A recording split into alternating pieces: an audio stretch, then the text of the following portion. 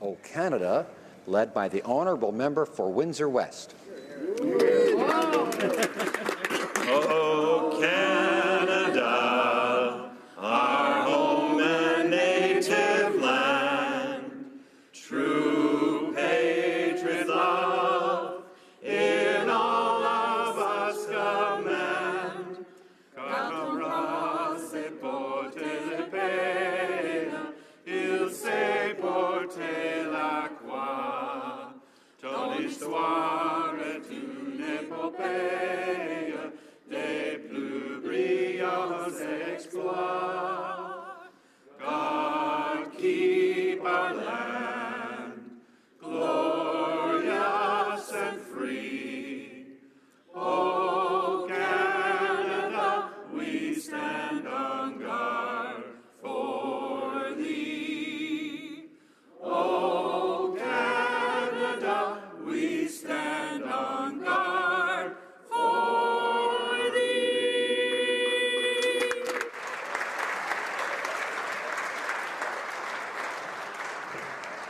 Such harmony. Que l'on ouvre les portes, let the doors be open. Statements by members. Alors.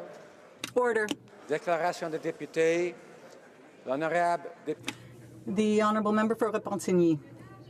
Mr. Speaker, a broad Quebec coalition reminded the minister and the media today of her main responsibility, that is, to protect culture. Cultural and business personalities like TVA, Bell Media, Télé-Québec, Cogeca, TV5, the SOCAN, CSN, the FTQ, and Evenco called on her directly. They are saying no to a Netflix privilege. No one wants to pay a new tax. But everyone wants those taxes that do apply to all. That's called tax fairness. Quebec culture is dynamic, and the creativity of our artists is the envy of the world.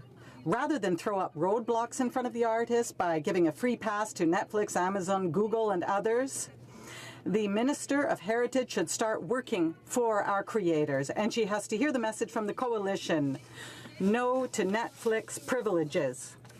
The Honourable Member for Vaudreuil-Soulanges. Mr. Speaker, today I had the pleasure to join several impressive young entrepreneurs at a reception in honour of Futurepreneur, a not-for-profit organization that has been nurturing the entrepreneurial passion of young Canadians for more than 20 years. Futurepreneur has provided financing and mentoring to nearly 10,000 young women and men, launching more than 8,000 new businesses and creating over 42,000 jobs from coast to coast to coast. Our government understands that small business is the backbone of our economy, our communities, and our future. And that's why, Mr. Speaker, I'm proud that our government invested an additional $14 million in Futurepreneur so they can continue to help aspiring young entrepreneurs bring their business ideas to life and to market. I invite all members of Parliament to join with me in welcoming these young Canadian entrepreneurs, the CEO of Futurepreneur, Julia Deans, and her whole team. Thank you, Mr. Speaker. Honourable Member for Foothills. I rise today in the House on a sad occasion to commemorate the life of an inspiring Albertan, Ed Nelson, who passed away. A pillar to his community who always fought for the underdog, Mr. Nelson was a legend in Canadian ranching and politics. After serving in the Royal Canadian Navy in World War II, Ed returned home and was determined to increase and grow Canada's cattle industry and preserve vital grazing land along the eastern slopes. He, along with several other World War II veterans, returned to their family farms and helped raise $1 million to form a grazing co-op and purchase what is now the world-renowned Waldron Ranch, comprised of precious native fescue grassland. Revered for his stubborn battles with the Canadian Wheat Board, Ed was a hero for Canadian farmers, and in 1987 was a founding member of the Reform Party, and certainly one of his proudest moments was seeing the end of the Canadian Wheat Board. But Mr. Nelson was an icon in his community, and his contributions will last for generations. Our hearts go out to his family, his friends, and his community.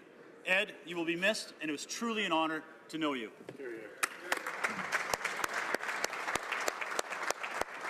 The Honourable Member for Don Valley West. Thank you, Mr. Speaker.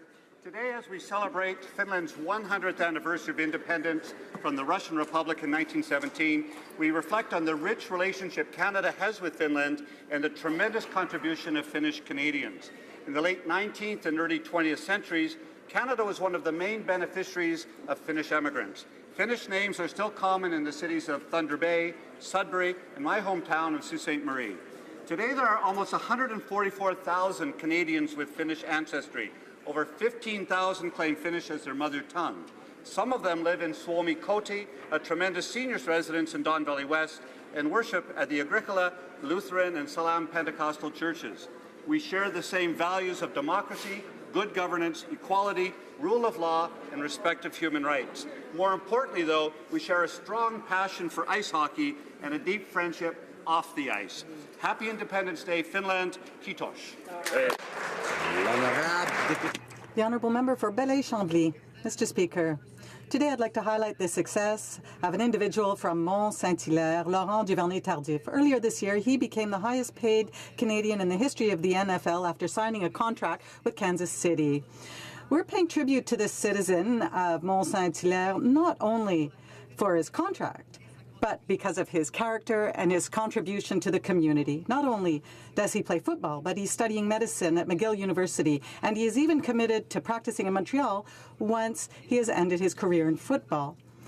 And finally, he started his own foundation to encourage healthy living and physical activities amongst young people.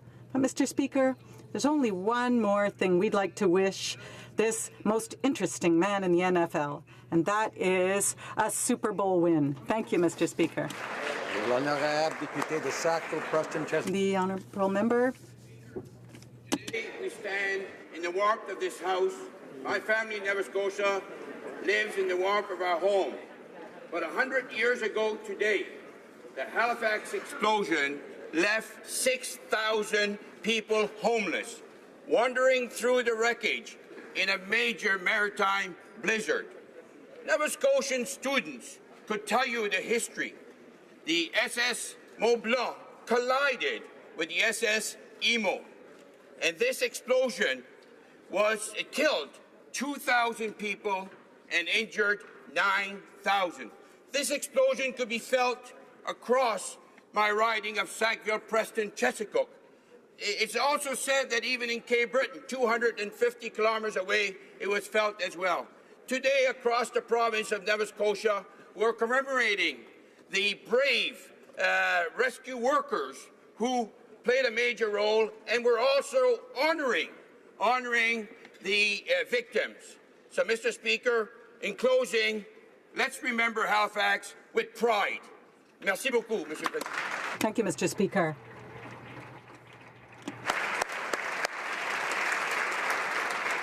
The Honourable Member for Brantford-Brant. Mr. Speaker, I rise today to pay tribute to Roger Davis, a Brant County businessman, a philanthropist, and a great Canadian. A rags to riches story began in 1957 with Roger's single-handed determination to succeed. 61 years later, Davis Fuels exemplifies a service-to-community philosophy modeled by its founder and family. With business success, a pay-it-forward attitude, and giving spirit, Roger donated generously and unselfishly, supporting many organizations and local initiatives. Even more importantly, he reached out to help many in need, quietly and without fanfare. Many community projects, sports teams, clubs, and causes would simply not have existed without the support of Roger and Davis Fuels. Roger passed away on November the 23rd. To his wife, Edith, and family, we're privileged to have known a man of such high character and virtue. His immense influence on our community will never be forgotten.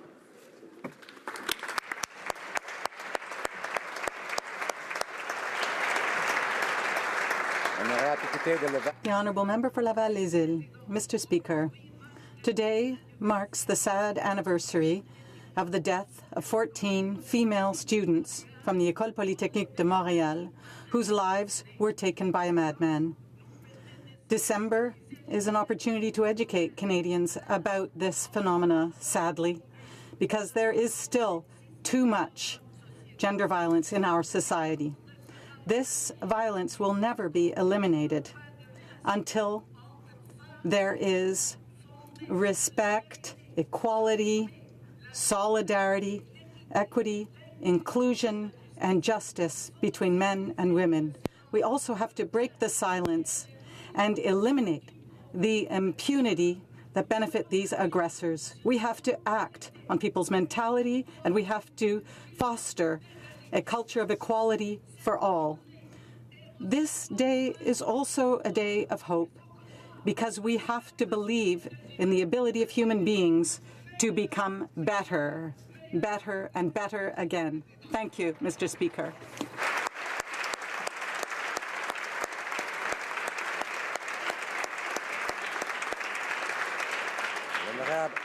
The Honourable Member for Laurentides-Labelle.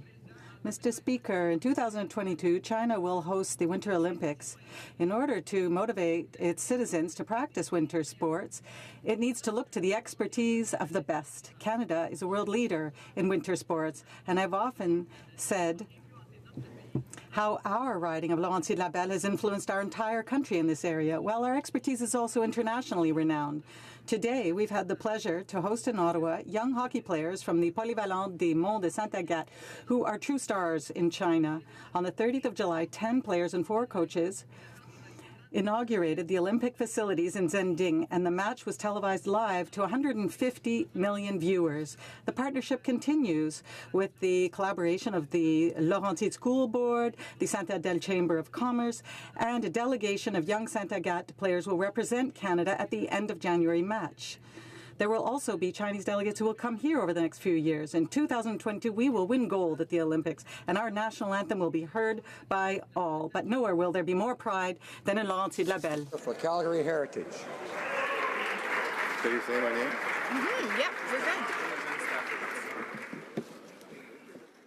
Mr. Speaker, brave Canadians at home and abroad accept the dangerous duty of protecting us, and their work does not end at Christmas. As we enjoy our holidays with family and friends, police officers and firefighters in our communities and our military abroad will be away from their own loved ones while they are working to protect ours and standing on guard for us. In 2017, the names added to the honor roll of police personnel killed in the line of duty expanded the tragic list to over 850 officers. The Canadian Fallen Firefighters Foundation ceremony this year sadly added 13 new names to the list of over 1,300 firefighters who have lost their lives since 1848.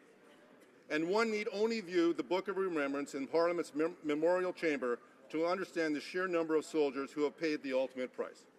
May all our wishes this Christmas be for the safe return home of these brave men and women who serve to protect us and keep us safe. The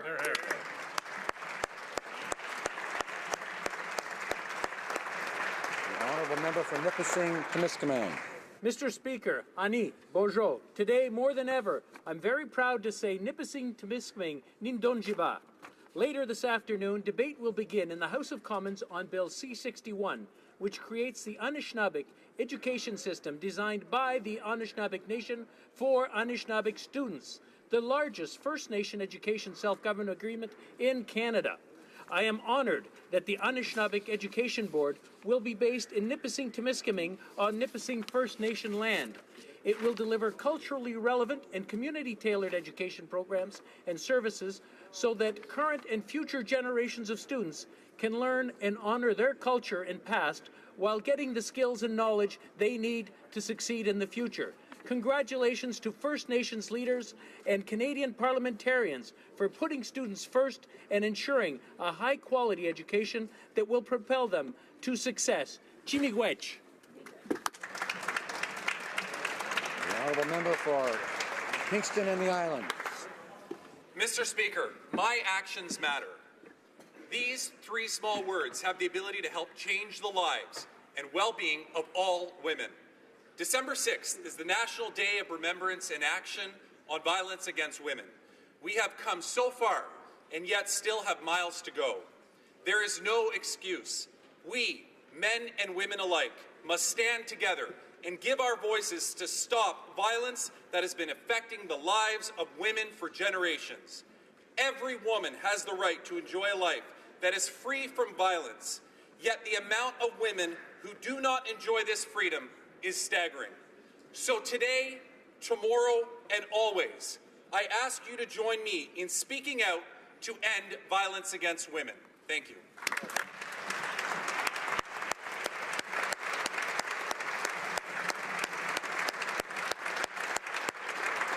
Honourable member for York Simcoe. 100 years ago, Halifax was a bustling wartime port city. It served as a primary base for the Royal Canadian Navy and facilitated the transportation of tens of thousands of troops and millions of tons of supplies destined to support the Canadian, American, and British troops fighting in the First World War. Tragedy struck on the morning of December 6, 1917, when the vessels Imo and Mont Blanc collided, setting off a dreadful, deafening explosion that destroyed everything in its path with its initial blast and ignited a raging fire that swept across the city.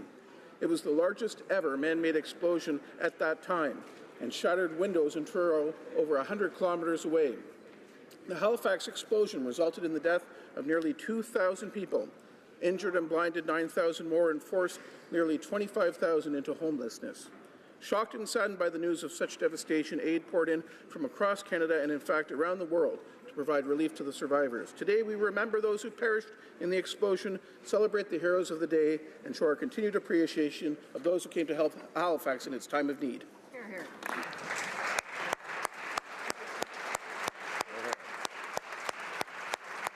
Honourable member for Thunder Bay, Rainy River.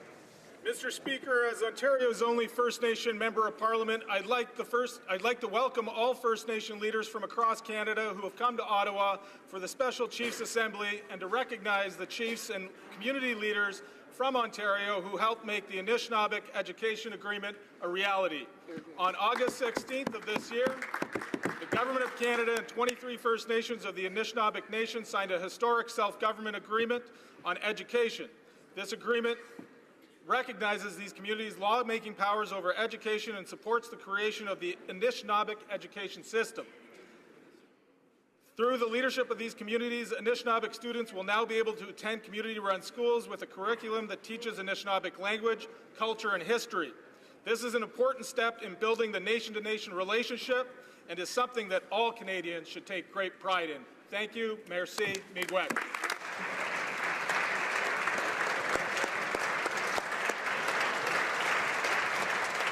The honourable member for Rimouski-Nejet-Témiscouata-les-Basques. Mr. Speaker, on the 6th of December 1989, 14 female engineering students from the École Polytechnique de Montréal were gunned down. Violence took their lives, and a whole generation is still grieving. 28 years ago, 14 young women were killed, 14 more were injured, simply because they were women. Every year, it is our duty to honour the memory of those who saw their future brutally cut short. Against persistent and disproportionate violence that men will never have to face. On this National Day of Remembrance and Action on Violence Against Women, let's stand up and commit to building a Canada where women and girls can live without the fear of violence. Ensemble, Together, Mr. Speaker, let us build a Canada where women and girls can freely walk without fear, work without fear, and study without fear.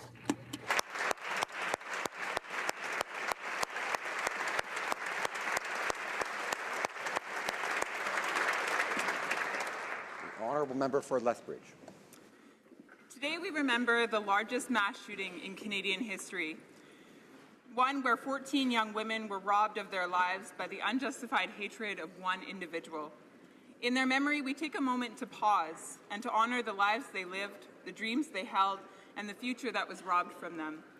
The 14 victims were chemical, mechanical, civil, and material engineers, a nursing student, and a future budget clerk. They were women pursuing their dreams. They were daughters, sisters, and friends. Sadly, violence against women and girls continues to take many forms, and the number of names added to public memory is ever growing. Today, let us resolve to do all that we can to strengthen the justice system and to positively impact societal values and cultural norms. As members in this House, let us choose to lead by example. Let us commit to doing all that we can to honour and empower women to be all that they can be.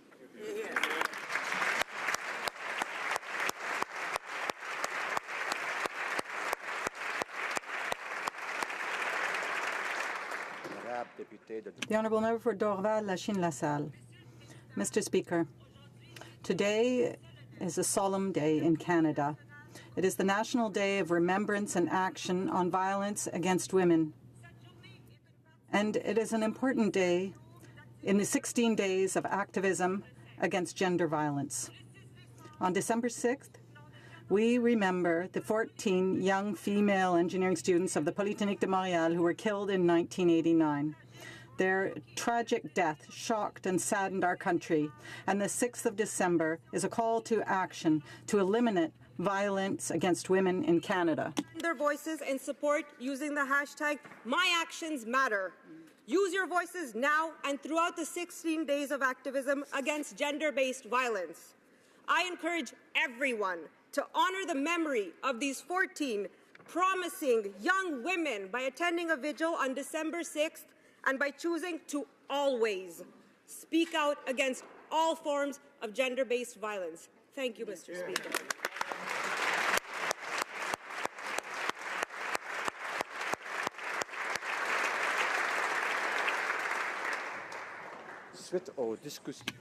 Following discussions among representatives of all parties in the House, I understand that there is an agreement to observe a moment of silence. I now invite the House to rise and observe a minute of silence in memory of the victims of the tragic event that happened 28 years ago at École Polytechnique in Montreal.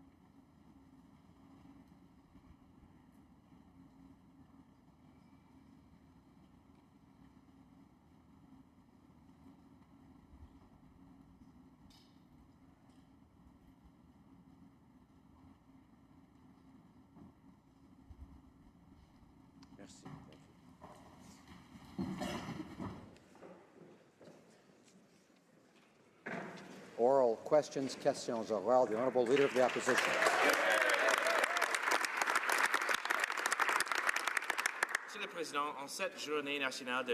Mr. Speaker, as we commemorate this Day of Action against violence against women, we think of those who have lost their life in an unimaginable example of horror. And there are other women who live in horror every day, live in fear every day. We know that I know that all members want that every girl, every woman should be able to live in safety. We want to make sure that we can ensure these women and girls a far more safe and secure future.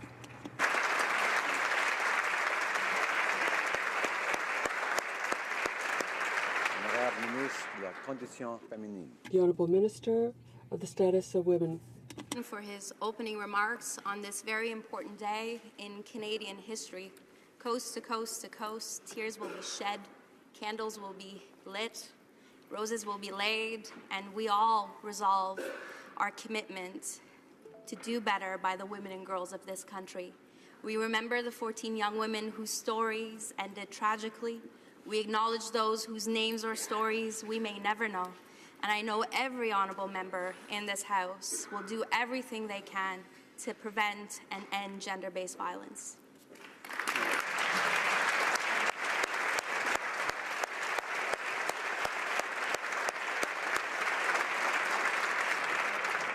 The Honourable Leader of the Opposition. Mr. Speaker, the Liberal attack on small businesses is getting worse. Yesterday, the government announced that the new changes will come into effect. The enforcement will come into effect on January 1st, but that the details of the new tax hikes won't be made public until the budget is tabled sometime in the spring. That's like asking a football team to play an entire game under a new set of rules, but then not telling them the new rules until halftime. So can the minister explain how he expects small businesses to operate under these conditions? Honourable Minister of Fisheries. Mr. Speaker, I thank the Leader of the Opposition for the question. As he knows, one of the important things that small business owners across the country know is that our government has lowered the small business tax, which will benefit thousands and thousands of corporations and create, we believe, hundreds of thousands of jobs for middle-class Canadians. That's something that we committed to in the last election campaign. That's something our government was proud to do. And with respect to the changes for private corporations, Mr. Speaker, the Leader of the Opposition knows very well that we said those details will be well known before the implementation date of January 1st, and I know he's enthusiastic to understand that good news as well. Honourable Leader of the Opposition. Mr. Speaker, the government had to get dragged kicking and screaming into fulfilling their campaign promise. It was only because of conservative pressure that they did that. And I can assure the honourable member, my valued colleague and friend, that no one in the small business community thinks that good news is coming on January 1st. Nobody believes that a 73% tax rate on small business investment will be a good thing for the economy. So what kind of good news can small business owners expect? Will the good news be that they're scrapping their tax hikes? Honourable Minister of Fisheries. Mr. Speaker, one thing we can tell the Leader of the Opposition is that not many small business owners that I've met believe that phony 73% figure that he keeps throwing around on the House of Commons as well. So one thing, Mr. Speaker, that Canadians know is our government is committed to supporting small businesses. We recognize the economic importance for Canadians all across the country. Small business owners, entrepreneurs are the economic engine of our country. We will be supporting them by lowering their taxes, and we will continue to support them as they create the jobs that middle-class Canadians are looking forward to. The Honourable Member for Richmond-Arthabasca. Mr. Speaker, the government announced tax reform measures over the summer holidays. That's about 140 days ago. So, this is a reform that will have negative repercussions for businesses, for workers, for people who create jobs all over Canada. This reform is to come into effect on January 1st. That's not many days from now, and business people still don't know the details. What is this government waiting for to give small business owners a clear answer? Mr. Speaker, I don't want to have to correct my colleague, but what we announced over this past summer was a consultation with Canadians. We listened, we met with people all over Canada, we met with business owners, small business owners. Mr. Speaker, we listened to these people and we are acting to reduce their taxes, and we're bringing greater fairness to our tax system. The details will be known very shortly and will be ready for January 1st. The Honourable Member for Richmond-Arthabasca. Mr. Speaker, no one in Canada believes that this government is truly consulting. What it really does is to impose its will. We were told in this House that there would be news about these new measures very shortly. The only problem is that very shortly these measures will come into effect. On January 1st, that's in a few days, Canadians are worried, business owners are worried, Canadian workers are worried. When will these business people get the facts that they need? The Honourable Minister of Fisheries. Mr. Speaker, my honourable colleague referred to Canadian workers, and they are a great concern for our government, and it's my pleasure to let him have a very good piece of news. Mr. Speaker, our government created more than or close to 600,000 jobs over the past 2 years, and most of these jobs are full-time jobs. And economic growth in Canada is another piece of good news. There are business people in Canada who want to see their taxes cut, And we're very happy to announce once again that we will be lowering taxes for small business owners, and we will continue to help them. The Honourable Member for Rimouski-Neigette-Témiscouata-les-Basques. Mr. Speaker, the Heritage Minister decided to not make internet giants subject to the same tax rules as Canadian companies. The result is that our media are losing advertising revenue, and our broadcasters and content creators are at a complete disadvantage. But worse, the Liberals are only thinking about their image. So why does the minister not understand that she needs to act? We need a free press, and we need to help them. The Honourable Minister.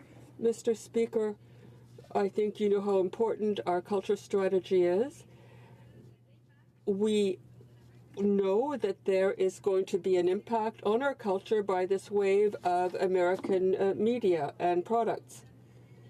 We know how important the written press is, and we will be working with actors, the various stakeholders, to help them in a general way, to help local journalism across Canada, because we know that journalism is a pillar of our democracy. The Honourable Member.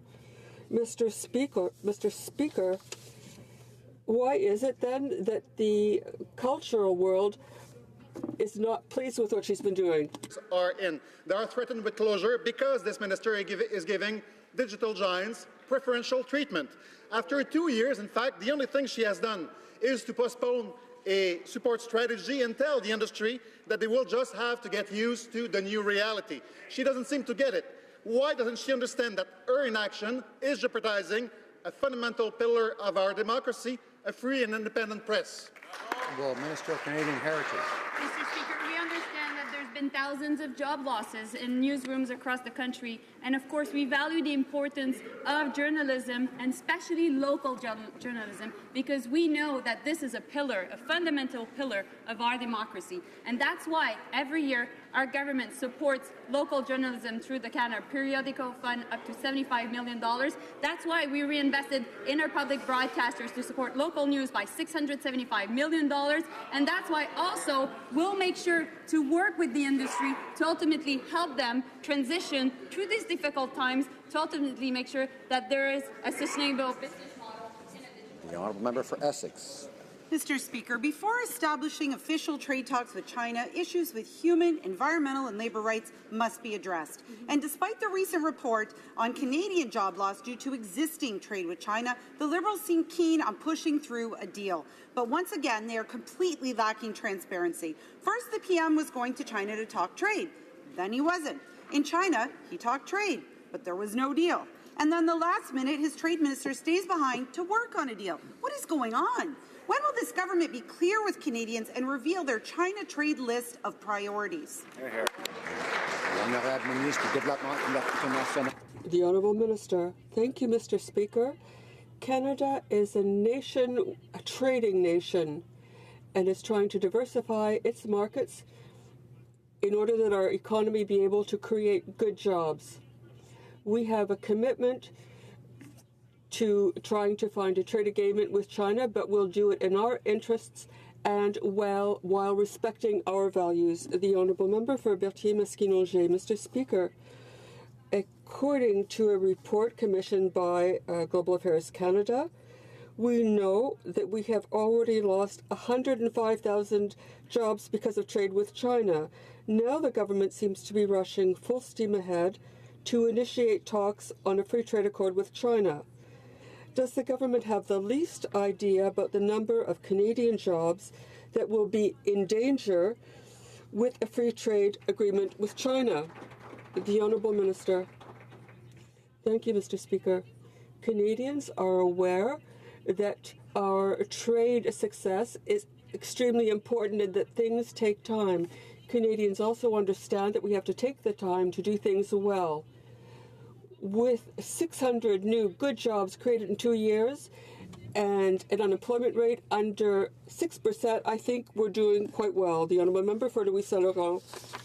Mr. Speaker, it's a sad memory, but the Canadians will remember that in July the government made a full frontal attack on small businesses and job creators.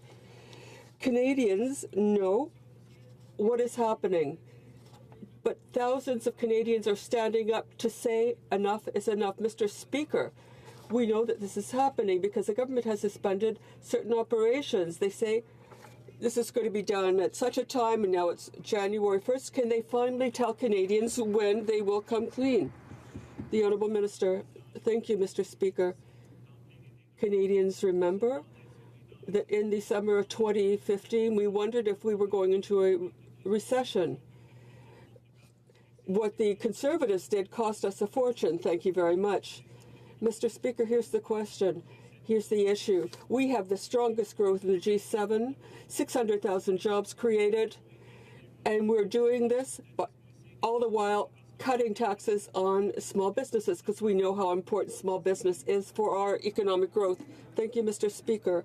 The Honourable Member for Louis Saint-Laurent. Mr. Speaker, here is a clear demonstration that this government will say just about anything. The question was a clear one. When will business people, when will the government tell them when they're going to bring in these tax measures? Or what is what?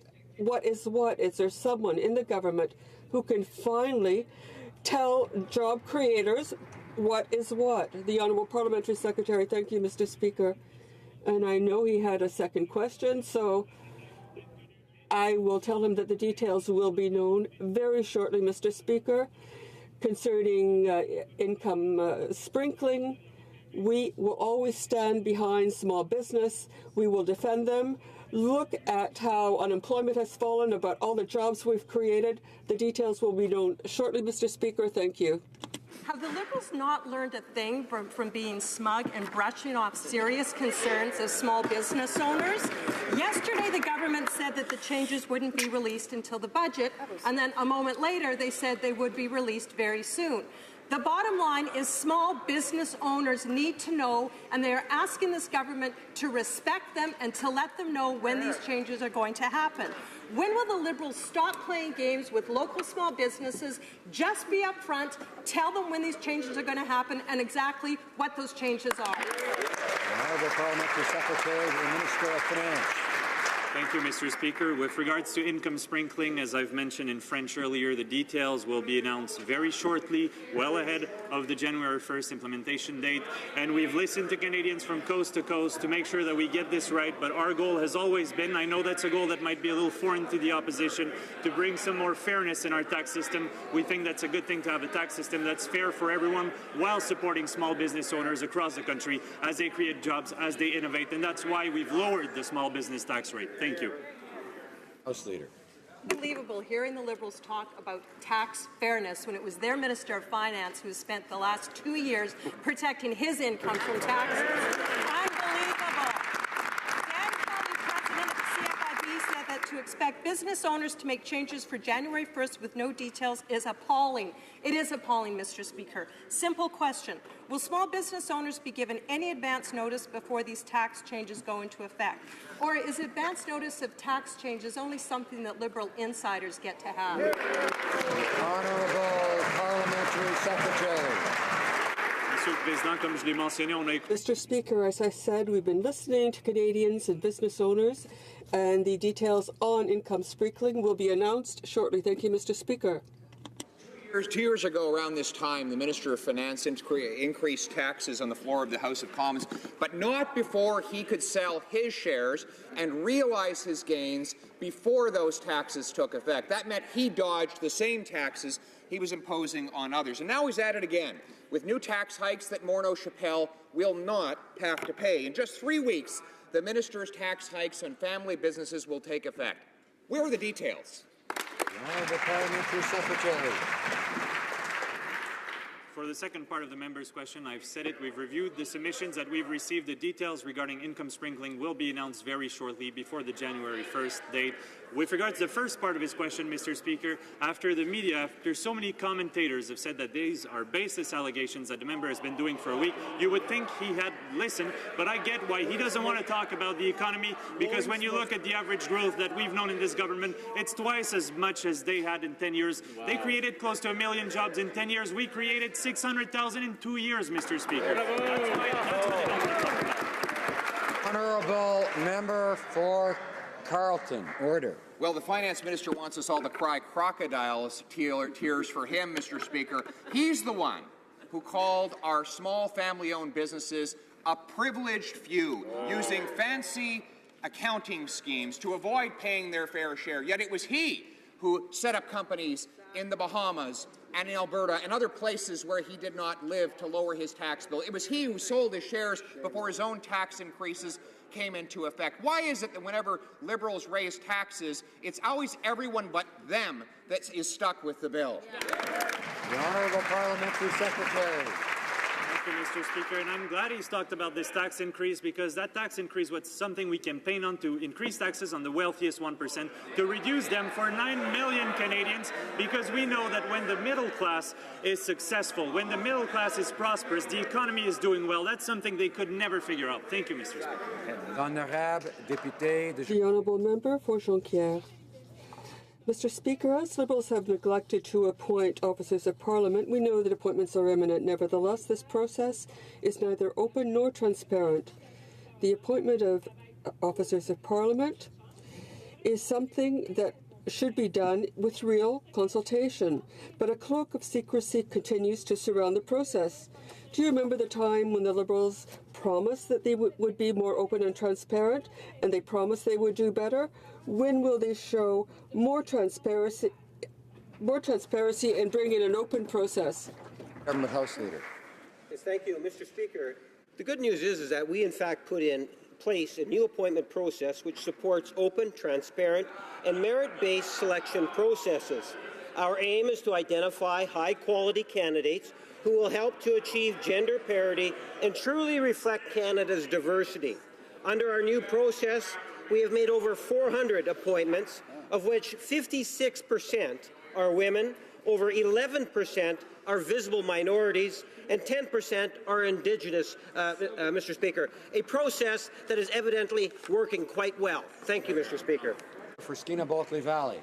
Officers of Parliament perform some of the most important roles in Canadian democracy.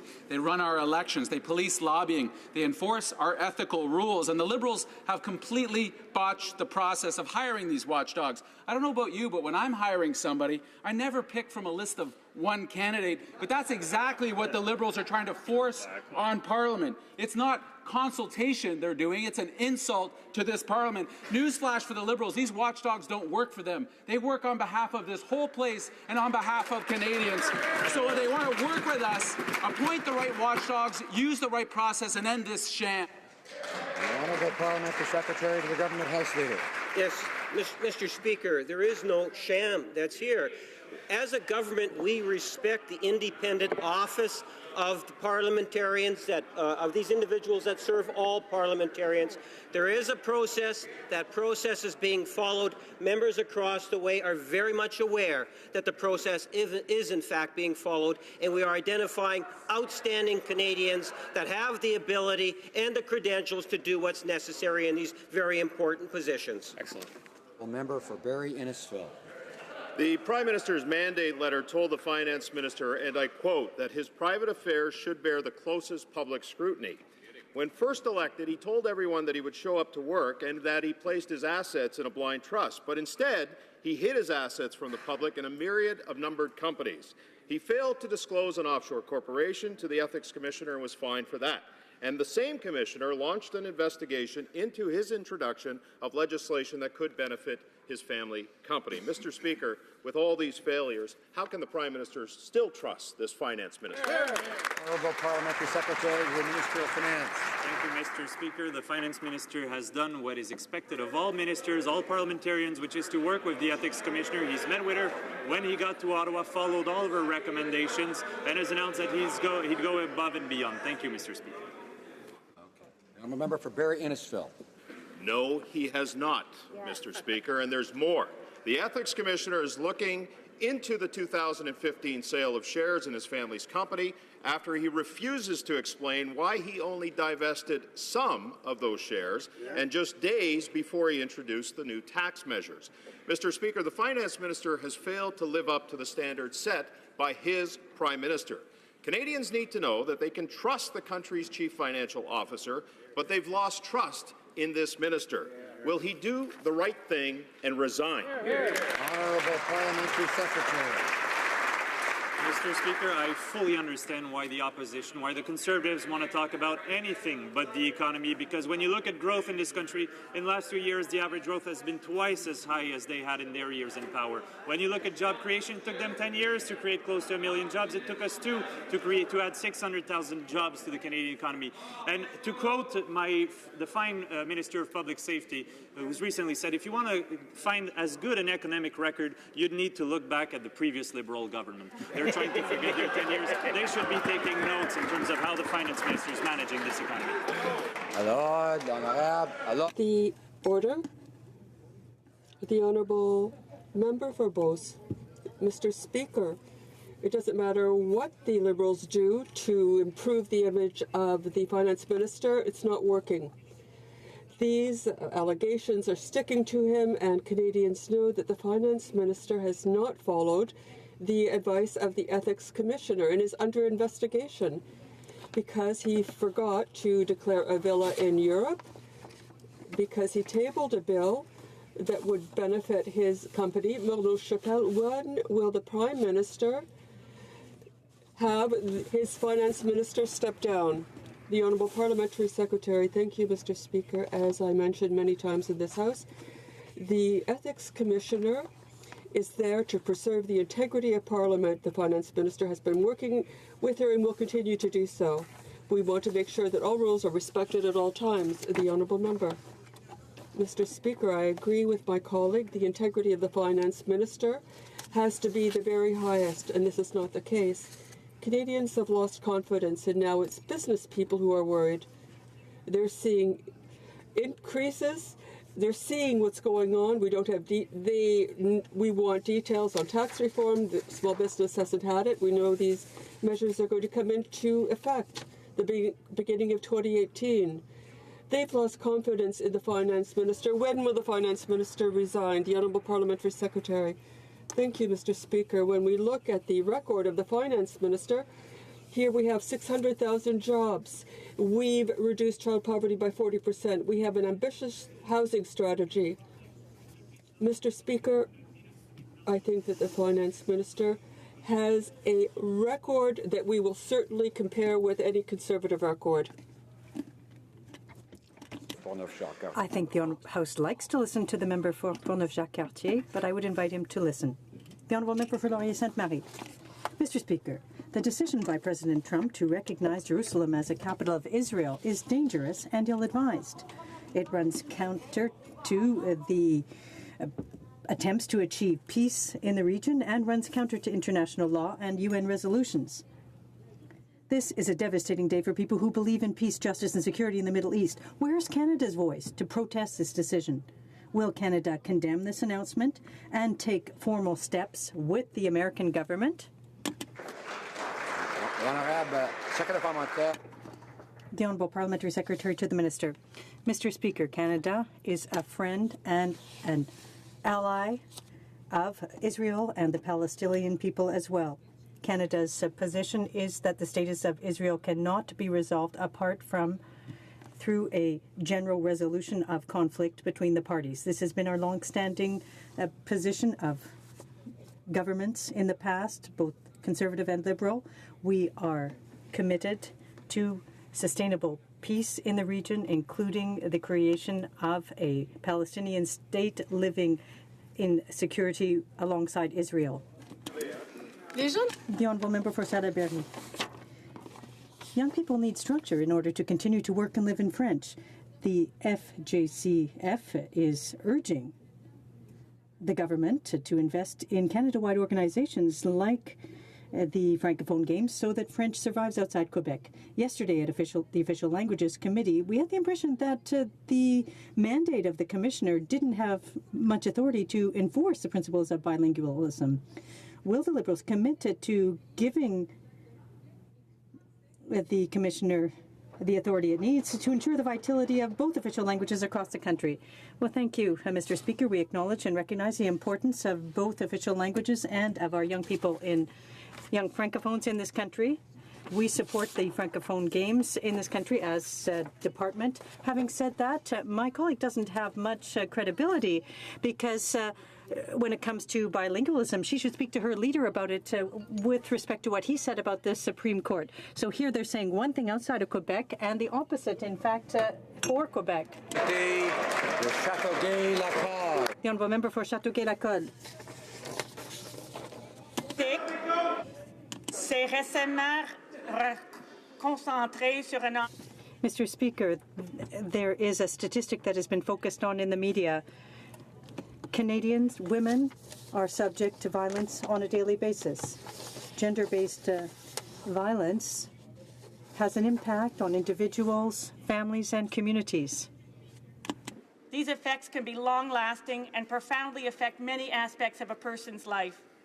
Can the Minister of Status of Women tell this House why it is important to commemorate the National Day of Remembrance and Action on Violence Against Women?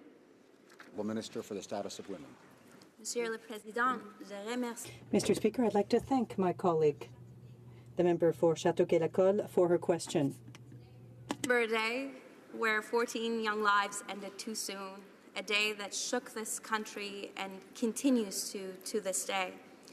Today, we recognize that gender-based violence continues, that we all have an opportunity to be part of a solution, that actions by individuals and institutions like this one matter. Today, during the 16 days of action to end gender-based violence, we renew our resolve to do more, not just today, but every day, to ensure that every woman and girl in this country lives free of hate, of misogyny, and sexism. Well said.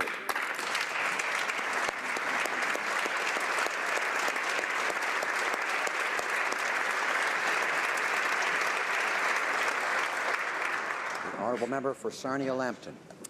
Mr. Speaker, before May of this year, 80% of people with type 1 diabetes were being approved for the disability tax credit. After May, 80% are being rejected. The minister changed the eligibility criteria. For months she denied it, but now we have the documents that prove it. Will the minister now do the right thing and finally admit the truth that she changed the criteria in May? The Honourable Minister. I want to reassure all Canadians who are receiving the credit for persons with disabilities that the eligibility criteria have not changed. Having said that, I am prepared to listen to the concerns of Canadians from all communities. That is why, November 23rd, I restored the Disability Advisory Committee for Persons with Disabilities. If changes need to be made to the processes at the agency, we will hold those discussions with the experts who participate on that committee. We will work together to ensure that all people eligible receive the credit. Mr. Speaker, on May 2nd, a memo was sent to all tax collectors who assess applications for the disability tax credit. The memo told them to reject all type 1 diabetics for the disability tax credit unless there are exceptional circumstances. So this was done despite the fact that there is no requirement in the Income Tax Act for Canadians with diabetes that they must have exceptional circumstances to meet the criteria. So a simple question. Did the minister approve this memo? Yes or no? The Honourable Minister of National Revenue. Mr. Speaker, as I mentioned earlier, I want to reassure all Canadians receiving the disability tax credit that the eligibility criteria have not changed, Mr. Speaker. The honourable member for Central Okanagan, Similkameen Nicola. Mr. Speaker, this minister has a lot to say, but is doing less than nothing for the people that are being denied the disability tax credit with people who have type 1 diabetes. And everyone knows it's true. This minister either has no idea what is going on in her own department or she's intentionally misleading Canadians. Right. Now, either way, people with type 1 diabetes deserve an apology from this minister. Will the minister do the right thing, apologize, and reverse this cold-hearted decision? The Honourable Minister of National Revenue. Mr. Speaker, I have always worked for vulnerable people as a social worker and administrator today. That is why we have put in place measures to make the credit more accessible.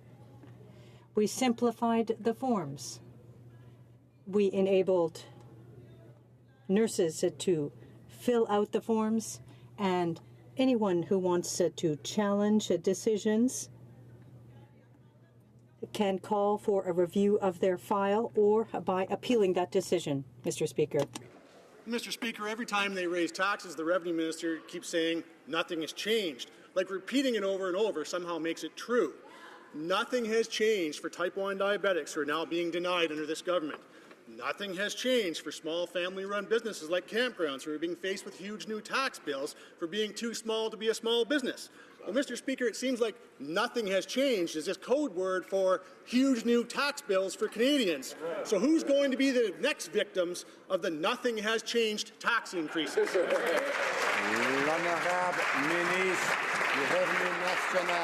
The Honourable Minister for National Revenue. Mr. Speaker, we acknowledge that any type of handicap can have a significant impact on patients, on their environment, on their families. So that is why the government invested more than $41 million into research on diabetes. That is why in Budget 2017 we invested $5 billion in mental health for young people, Mr. Speaker. That's also why on November 23rd I reestablished the Disability Advisory Committee. We continue to work for the most vulnerable Canadians. Mr. Speaker, last March I asked whether the government would reject the Calgary Olympic Bid Committee's request to allow Olympic Games at Lake Louise, which could cause irreparable harm to Banff National Park. The answer was that the government had not yet been approached. We since learned from the media that a formal approach was made to Parks Canada staff and that, and I quote, the federal agency did not shut down those talks. Will the government stop this plan before it goes any further? The Honourable Parliamentary Secretary to the Minister of Environment. Thank you, Mr. Speaker, and thank you to the Honourable Member. Our government is fully committed to protecting the ecological integrity of Canada's national parks. Parks Canada has actually not received a formal proposal, and thus no decisions have been made. Without understanding the implications and the requirements of such a proposal, we're not in the position to make any judgments about what would be involved. If and when we do receive a proposal, we will consider its implications based on a thorough review in the context of existing policy and legislation. The Honourable Member for Cowichan, Malahat, Langford. The Cowichan River in my riding is a designated heritage river with significant cultural and historical importance to the Cowichan people. Climate change is causing unprecedented dry springs and summers, and river water flows frequently reach critically low levels, endangering fish and fish habitat. The Liberals promise to protect our communities from climate change with investments in green infrastructure, and the salmon that depend on the Cowichan River need strong federal leadership. Will the Minister of Fisheries and Oceans commit in this House today to providing the federal funds for raising the Cowichan River? Honourable Minister. Mr. Speaker, I thank my honourable colleague for the question. We obviously share his concern about fish and fish habitat. The Cowichan River, he's absolutely right, is a critical piece of fish habitat in the country. Our government is committed to doing more to protect and preserve fish habitat. In fact, we committed in the election campaign to returning lost protections to the Fisheries Act. We announced habitat protection programs, including funding to ensure that we do everything necessary to protect these iconic wild fish species, and I look forward to working with my colleague in that regard. The Honourable Member for Charlebourg, Haute-Saint-Charles. Mr. Speaker, in February, the Minister of Defence stated that we would not be buying used aircraft for our Air Force. But today, we've learned that the Minister wants to help Australia get rid of its rusty old jets. Documents tabled in the House have confirmed that the Minister has no idea what the cost will be for these Australian jets, nor can he justify what gap he's seeking to fill. Will the Minister honour his commitment to not purchase used aircraft and to save Canada from more Liberal waste? Honourable Minister of National Defence. Mr. Speaker, our fighters should have been replaced a long time ago, but they weren't. Mr. Speaker, with our new defence policy, we're going to be making sure that our Canadian Armed Forces are well looked after. We're not going to be, we're going to have an open competition, Mr. Speaker, for replacing our fighter. Not 65 like the previous government, Mr. Speaker. It's going to be 88, and the intern gap will be filled. Thank you, Mr. Speaker. The member for Parry Sound, Muskoka. Mr. Speaker, that same minister in February said, and I quote, "We will not be buying used aircraft for our Air Force. But defying all expert advice and financial logic, the Liberals will be buying used, rusted-out aircraft from Australia that date back to the 1980s. The Liberals are far more concerned about politics than doing what's right for our Air Force and for our taxpayers. Will the government abandon this ill-advised purchase of a bucket of bolts and get to work now to permanently replace our CF-18? Honourable Minister of National Defence. Mr. Speaker, I appreciate the extreme passion of the honourable member in purchasing the right equipment for our Canadian Armed Forces. And this is the reason why maybe you should have been more passionate to actually purchase the equipment 10 years ago when they should have been replaced, Mr. Speaker. That's why with our the new defence policy, Mr. Speaker, we're going to make sure that we're going to be not purchasing 65 aircraft like the previous government, Mr. Speaker, but 88 through a proper and full transparent competition. Thank you. Honourable Member for Parry Sound, Muskoka. As promises, Mr. Speaker, the documents tabled in this House this week confirm that the Defence Minister does not have any clue how much used aircraft Australian jets will cost, when they will be available, and even how many will be available. When the Liberals entered into a blind agreement to purchase jets from Boeing, they embarrassed themselves, turned the procurement into a circus, and wasted 2 years of taxpayers' time and money. Exactly. Will the Defence Minister stick to his commitment, quote, not to buy used aircraft and save Canadians from yet another Liberal boondoggle? Honourable Minister of National Defence.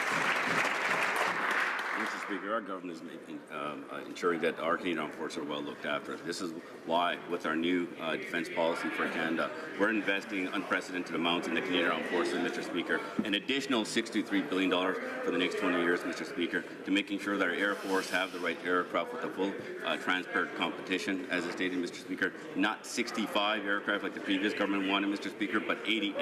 And we're going to make sure that our Canadian Armed Forces has the right equipment for the next 20 years. Thank you. Honorable député de Saint-Boniface. The Honourable Member for Saint-Boniface, Vidal. Thank you, Mr. Speaker. This year, an important meeting took place in Ottawa. First Nations leadership across this country are calling for a new fiscal relationship with the Government of Canada that allows them to plan for and invest in long-term growth and development for their communities. Can the Honourable Minister of Indigenous Services please update this House as to the government's commitment for a new fiscal relations with First Nations? Honourable Minister of Indigenous Services. Thank you, Mr. Speaker. I would like to thank the member from Saint-Boniface St. Vital for his question. National Chief Bellegarde and I received a report which lays out recommendations for a new fiscal relationship. We are working with First Nations on a number of proposals, including a permanent advisory committee to guide this new relationship, replacing the default prevention and management policy with a new proactive approach, and creating 10-year grants for at least 100 First Nations communities. These are steps toward a new fiscal relationship that is truly nation-to-nation, based on a recognition of rights and on mutual respect. Hear, hear. Member for Calgary-Nose Hill. The Liberals just posted a tender to outsource the creation of Questions for Canada's citizenship test. This contradicts the Liberals' claim that the Citizenship Study Guide is still being developed. On the National Day of Remembrance and Action Against Violence Against Women, we should be standing up for the 200 million women alive today who have undergone female genital mutilation. So has the Prime Minister finally decided to reverse his decision to remove FGM from Canada's Citizenship Guide? Honourable Minister of Immigration. Member for posing that question. Just to be clear, the Citizenship Guide has not been written yet. Unlike the previous government, we are actually consulting with Canadians and experts in order to find the right amount of diversity in there. Just to be also clear, we are the party that ended conditional permanent residency, which is a policy that party put vulnerable women in vulnerable situations of abuse, and we eliminated that. And on this day, I'm proud of the fact that we did that. Thank you, Mr. Speaker. All right. The Honourable Member for Rosemont, La Petite Patrie. Mr. Speaker, workers at the Davie Shipyard feel abandoned by the Liberal government. In the absence of a short-term contract, 113 people have already lost their jobs and 800 jobs are on the line. And we've got a Liberal government that, despite all the lovely promises, is asleep at the helm. Yet these needs and requirements are real and urgent. If the Liberals wait too long, these specialized workers are going to leave the country and will lose their expertise. When will the Liberals get their acts together support Davie workers and economic development in the Quebec City region. When will they do that? The Honourable Minister. Mr. Speaker, we are always very concerned by job losses and the impact on workers and their families. We acknowledge and recognize the work of these workers at Davie and acknowledge the work they have done on Asterix. Our government has been in contact with the shipyard. I had a meeting with the leadership there. The Minister of Defence and Transport met with the union. We are doing our utmost to help Davie.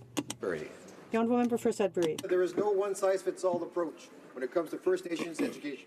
We also know that the best way to improve First Nations education outcomes is to support Indigenous-led initiatives and to respect First Nation control of their education. Can the Minister update this House on the government's progress towards supporting First Nations communities in assuming jurisdiction over their own education systems? I thank the member from Sudbury for his question. He's absolutely right. First Nations-led and First Nations-governed education systems achieve better results for students. This historic education self-government agreement we signed last summer with 23 participating nations of the Anishinaabe Nation will allow them to take control of delivering education in their own communities. C'est un temps de la première de ce genre.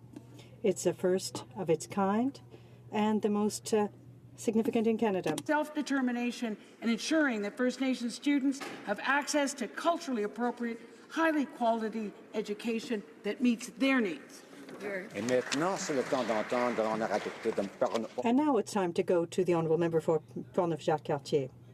Thank you, Mr. Speaker. The new Champlain Bridge is at risk and many of the parts being used are non-compliant. Can the Minister of Infrastructure ensure that henceforth his department will rigorously monitor this site? It must protect the security and safety of workers, control the quality of the products, and ensure that this bridge will last the next 100 years, Mr. Speaker. Will the Minister commit to delivering this bridge without cost overruns by honouring the time frame and not at the expense of safety? Minister of Infrastructure and Communities. Mr. Speaker, our government is delivering on our commitment to build a new toll-free Champlain Bridge. As we move forward with the acceleration measures to meet the ambitious construction timeline, the quality of construction is our top priority. On a project of this size, some technical challenges can inevitably arise. Every defective material is corrected before the pieces are assembled. We are committed to delivering a quality bridge that will last 125 years. Thank you, Mr. Speaker. Honourable Member for Saanich Gulf Islands. Thank you, Mr. Speaker. It's tricky to do this, but I can't ask my question until I express what I think is in all of our hearts. Best wishes to the Minister of Fisheries as he faces his new health challenges.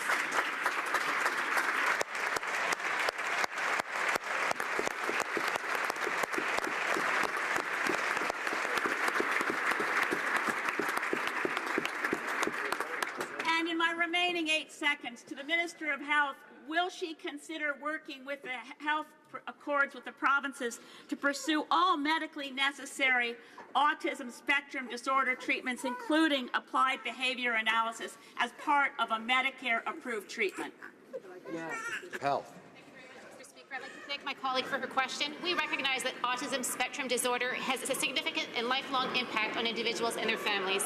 Federal investments in research, data improvement, surveillance, and training skills are supporting those with autism and their family. There are extraordinary stakeholders across the country raising awareness and providing services to families. Our government will certainly continue to provide support for them and for their efforts. Thank you. I would like to draw to the attention of honourable members presence in the gallery of Anishinaabe Nation Grand Council Chief Madabi, Deputy Grand Chief Hare, and a delegation of chiefs from Anishinaabe Nation First Nations, as well as community members, to witness the passage of Bill C-61, the Anishinaabe Nation Education Agreement.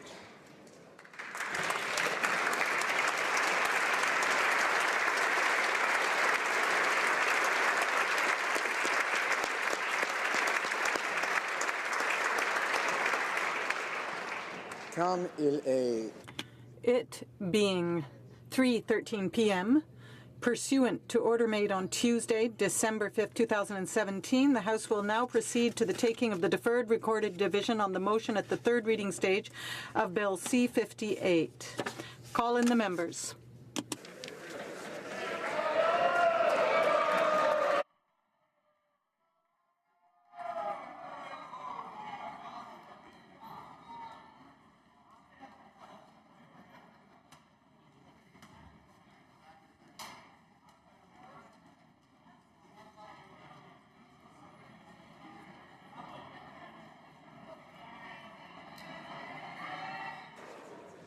Whips are getting faster all the time.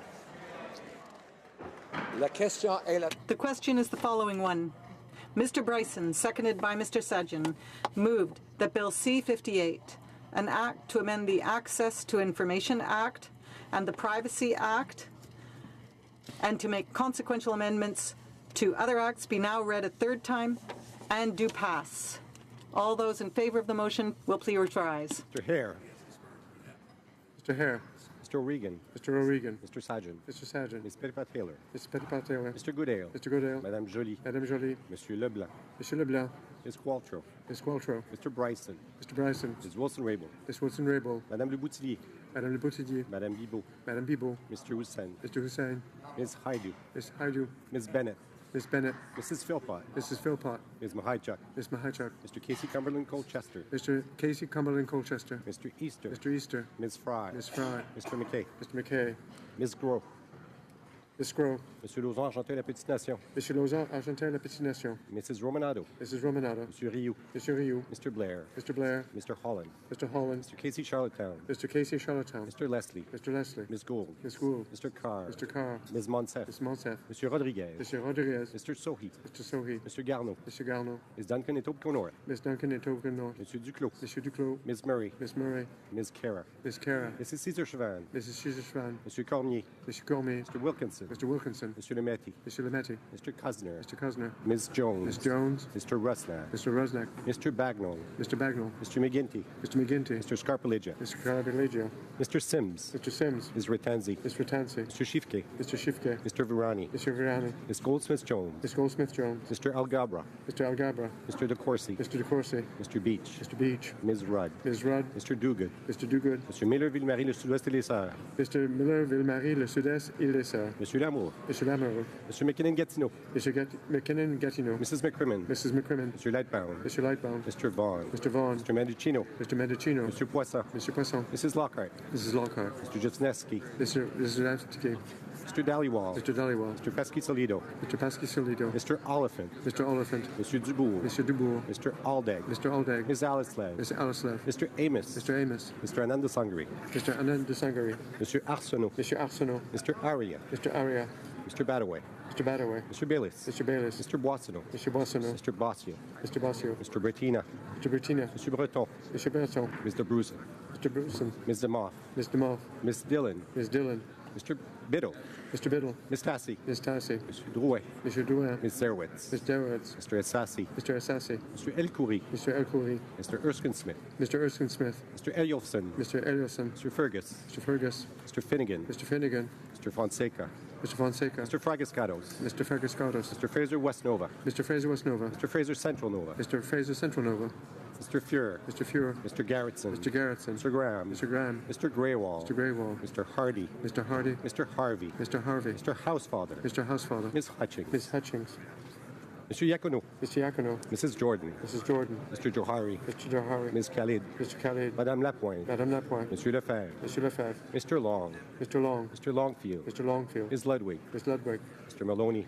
Mr. Maloney. Mr. Massé Avignon Métis, Matane Matapédia. Mr. Massé Avignon Métis, Matane Matapédia. Mr. May Cambridge. Mr. May Cambridge. Mr. McDonald. Mr. McDonald. Mr. McKinnon Coquitlam Port Coquitlam. Mr. McKinnon Coquitlam Port Coquitlam. Mr. McLeod Northwest Territories. Mr. McLeod Northwest Territories. Mr. Morrissey. Mr. Morrissey. Madame Nassif. Madame Nassif. Ms. O'Connell. Ms. O'Connell. Mr. Oliver. Mr. Oliver. Mr. Wallet. Mr. Wallet. Mr. Peterson. Mr. Peterson. Mr. Picard. Mr. Picard. Mr. Robillard. Mr. Robillard. Mr. Rumi. Mr. Rumi. Ms. Sahota. Ms. Sahota. Mr. Sanson. Mr. Sanson. Mr. Sanga. Mr. Sanga. Mr. Sarai. Mr. Sarai. Mrs. Schultz. Mr. Schultz. Mr. Seri. Mr. Seri. Madame Shanahan. Madame Shanahan. Mr. Sheehan. Mr. Sheehan. Ms. Sidhu Brampton South. Mrs. Sidhu, Brampton South. Mr. Secan. Mr. Secan. Mr. Sorbera. Mr. Sorbera. Mr. Spangaman. Mr. Spangaman. Mr. Tabera. Mr. Tabera. Mr. Tan. Mr. Tan. Mr. Vandal. Mr. Vandal. Ms. Vandenbelt. Ms. Vandenbelt. Mr. Whalen. Mr. Whalen. Mrs. Zaid. Mrs. Said. Madame Fortier. Madame Fortier. Mr. Rota. Mr. Rota. Mr. Hébert. Mr. Hébert. Mr. Tutu.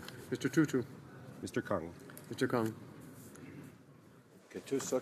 All those opposed to the motion will please rise. Mr. Scheer. Mr. Nicholson. Mr. Nicholson. Ms. Finley. Ms. Finley. Mr. Blaney Bellechasse, Les Etchemins-Lévis. Mr. Blaney Bellechasse, Les Etchemins-Lévis. Mr. Allison. Mr. Allison. Mr. Bazan. Mr. Bazan. Ms. Rampol. Ms. Rampol. Mr. Kent. Mr. Kent. Mr. Reyes. Mr. Reyes. Ms. Bergen. Ms. Bergen. Mr. Poiliev. Mr. Poliev. Mr. Fass. Mr. Fass. Mr. Bernier. Mr. Bernier. Mrs. McLeod, Kamloops, Thompson, Caribou. Mrs. McLeod, Kamloops, Thompson, Caribou. Mrs. Block. Mrs. Block. Mr. Clement. Mr. Clement. Mr. Van Loan. Mr. Van Loan. Mr. Albus. Mr. Albus. Mr. Doherty. Mr. Doherty. Mr. Paulus. Mr. Paulus. Mr. Barlow. Mr. Barlow. Mr. Berthold. Mr. Berthold. Mr. Deltel. Mr. Deltel. Mr. Chong. Mr. Chong. Mr. Reed. Mr. Reed. Mr. Warkington. Mr. Workington. Mr. Straw. Mr. Straw.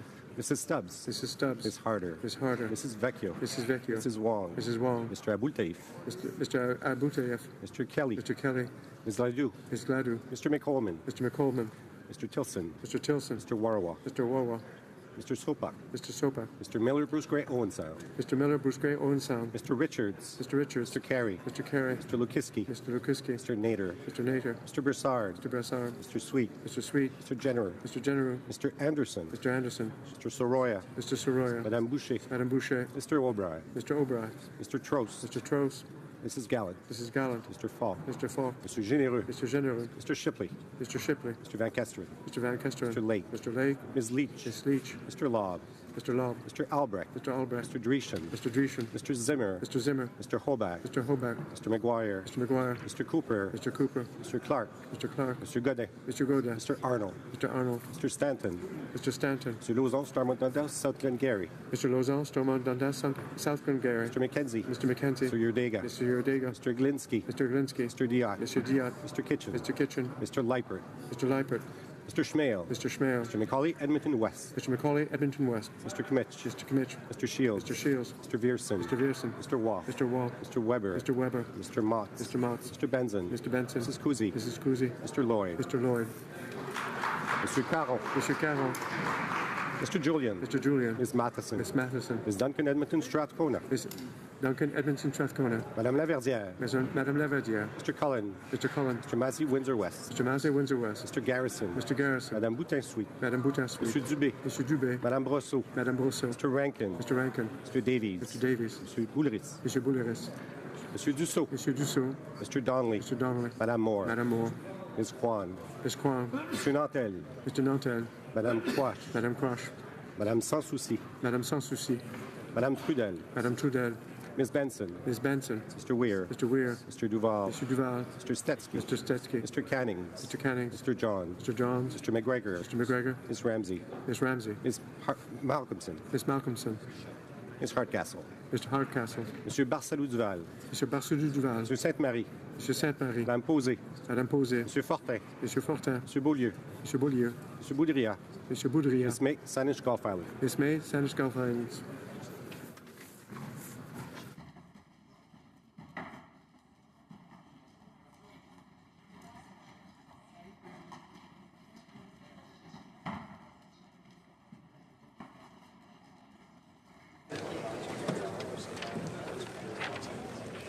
Yeas pour 157, 157.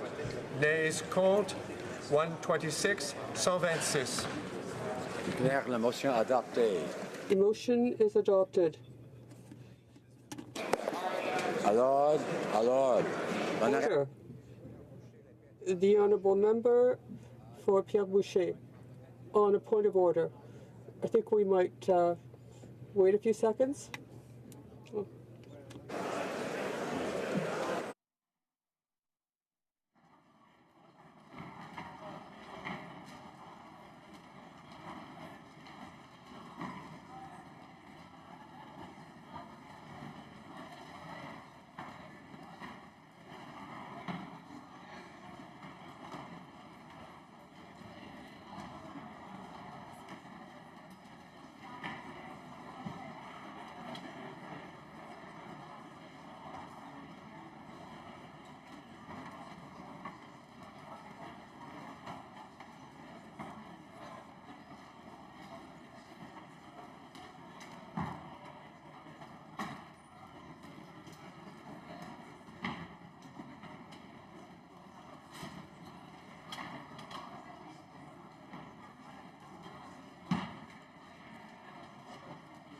2 minutes. Okay, very good. Allowed, I would ask members stations out in the hallway, out in the lobbies or elsewhere, and I'd ask colleagues to assist me by saying précisément. L'honorable député de...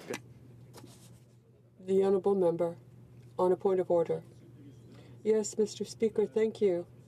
I think, Mr. Speaker, that you'll find there is unanimous consent to adopt the following motion. That in this House, the government will not allow digital giants to hurt this government. We have to correct this injustice which is punishing our cultural industries, our artists, and our workers. This government also has the duty to protect Quebec's cultural industry and Canada's. No. Is the House ready to adopt this motion? No, I'm sorry, there's no unanimous consent. I wish to inform the House, because of the deferred recorded division, government orders will be extended by 8 minutes. Tabling of documents. The Honourable Parliamentary Secretary to the Minister of Foreign Affairs. On behalf of the Minister of Foreign Affairs, I have the honour to table in both official languages a treaty entitled Accord on Air Transport, standing in the name of the Government of Canada. This on 9 May 2017. There are explanatory notes attached. The Honourable Parliamentary Secretary to the Minister of Crown Indigenous Relations and Northern Affairs? No? Okay. The Honourable Parliamentary Secretary to the Government House Leader. Thank you, Mr. Speaker. Pursuant to Standing Order 36(8), I have the honour to table in both official languages the government's response to 11 petitions. Okay. Introduction of government bills. Statements by ministers. The Honourable Minister for the Status of Women. Monsieur le Président. Mr. Speaker, it is a great privilege for me to stand here on this traditional Algonquin territory. In 1989, 13 students and an employee were murdered at the Polytechnique in Montreal for the sole reason that they were women. 13 young women and a female administrator at l'École Polytechnique de Montreal were tragically murdered simply because they were women. The shooter walked into the engineering school, walked into the classroom, separated the women from the men, not to spare the women, but because he was directly targeting them as feminists. 28 years later, Canadians continue to come together to remember and to mourn this tragic loss. Today, from coast to coast to coast, candles will be lit, roses will be laid, tears will be shed, as the names of these 14 young women remind us that gender-based violence is still a reality for far too many. The shocking impact of the Montreal massacre shook our country. It mobilized Canadians and it led Parliament to designate December 6th as a day to remember the potential we lost in these young women. This day annually falls during the 16 days of activism against gender-based violence. It starts with the International Day for the Elimination of Violence Against Women on November 25th and ends with the International Human Rights Day on December 10th. Today, the names of these 14 young women will be echoed across the country. Aujourd'hui, nous honorons. Today, we honor these 14 women who were taken away from us in cold blood and taken away from their loved ones. En 1904. In 1989. Geneviève Bergeron,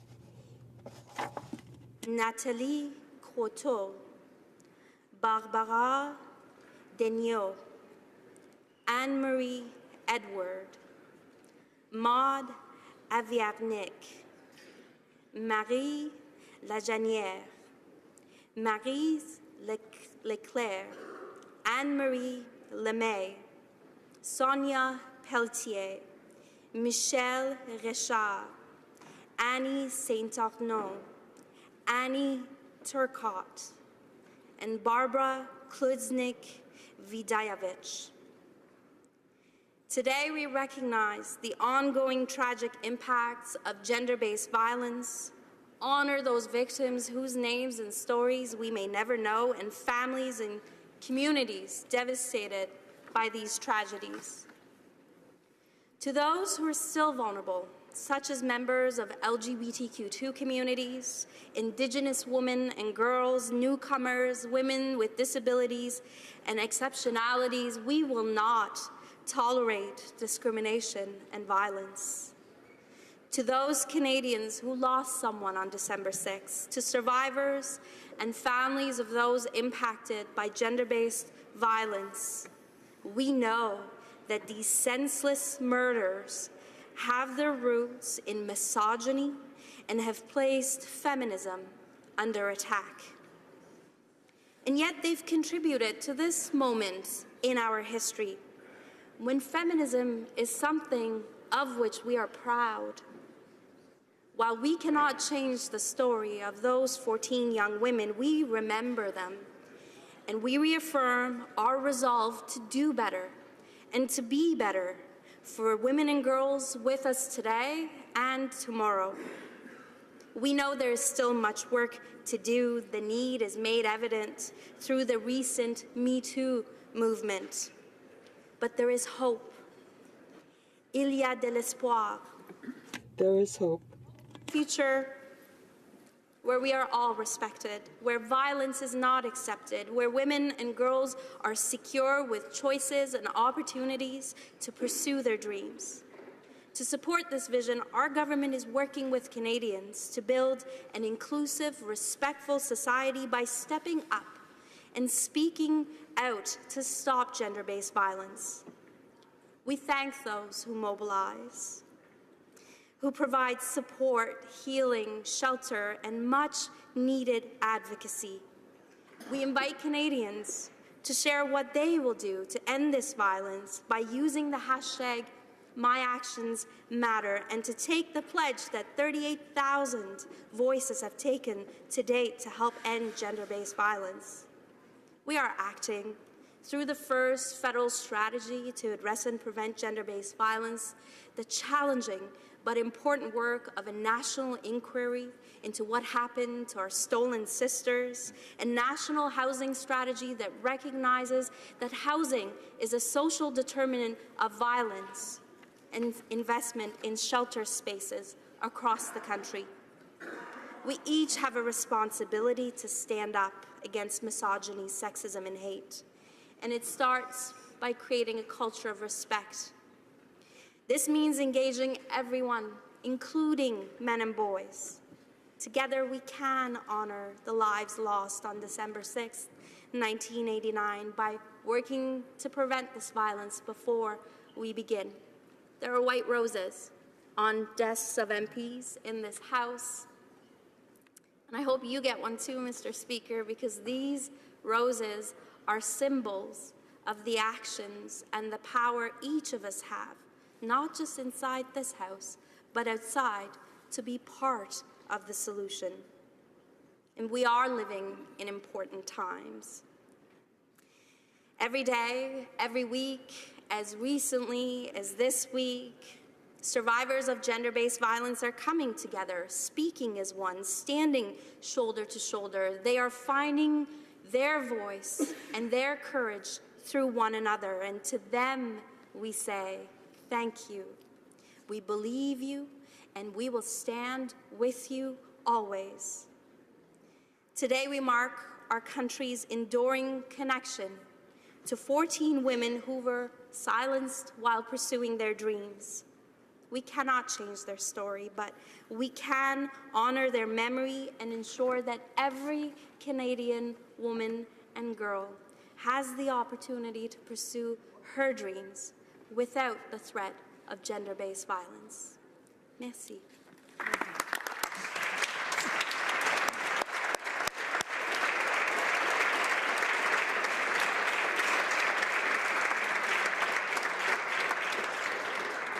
Apparently one just arrived. L'honorable député de Beauport. The honourable member for Beauport. Okay. Mr. Speaker, at the Polytechnique in Montreal on December 6, 1989, at the end of the afternoon, 14 young women lost their lives when they were cut down and 10 others were seriously wounded. This has marked Canadians and is etched on our collective memory forever. We'll never forget the day that these women were killed because they were women. This day, December 6, has been since 1991 become officially the National Day of commemorating activism against gender-based violence and violence against women. Before this tragedy, violence against women was already present in our society in various forms, and 28 years later, it still is, and in ways it has grown.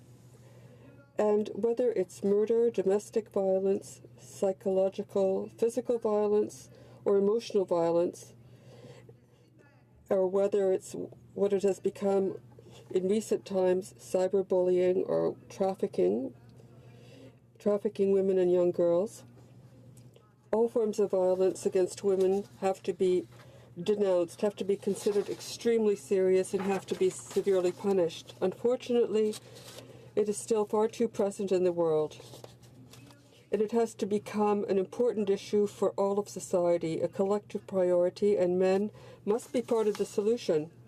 It's unimaginable that today in Canada, between 30 and 50 women are murdered every year. In Quebec, every year, the equivalent of a Polytechnique tragedy is done every year. And almost 15 women every year are killed by a partner or a former partner. But what have we done since December 6, 1989? What have we done as a society, as a government, as individuals? Very little when we see what remains to be done. It's sad to observe that women and girls who are victims of violence are younger and younger, and this means we haven't succeeded in countering this, nor the amazing speed with which this violence is continuing to ravage lives. The violence against women and girls has been too long something that we've been silent about.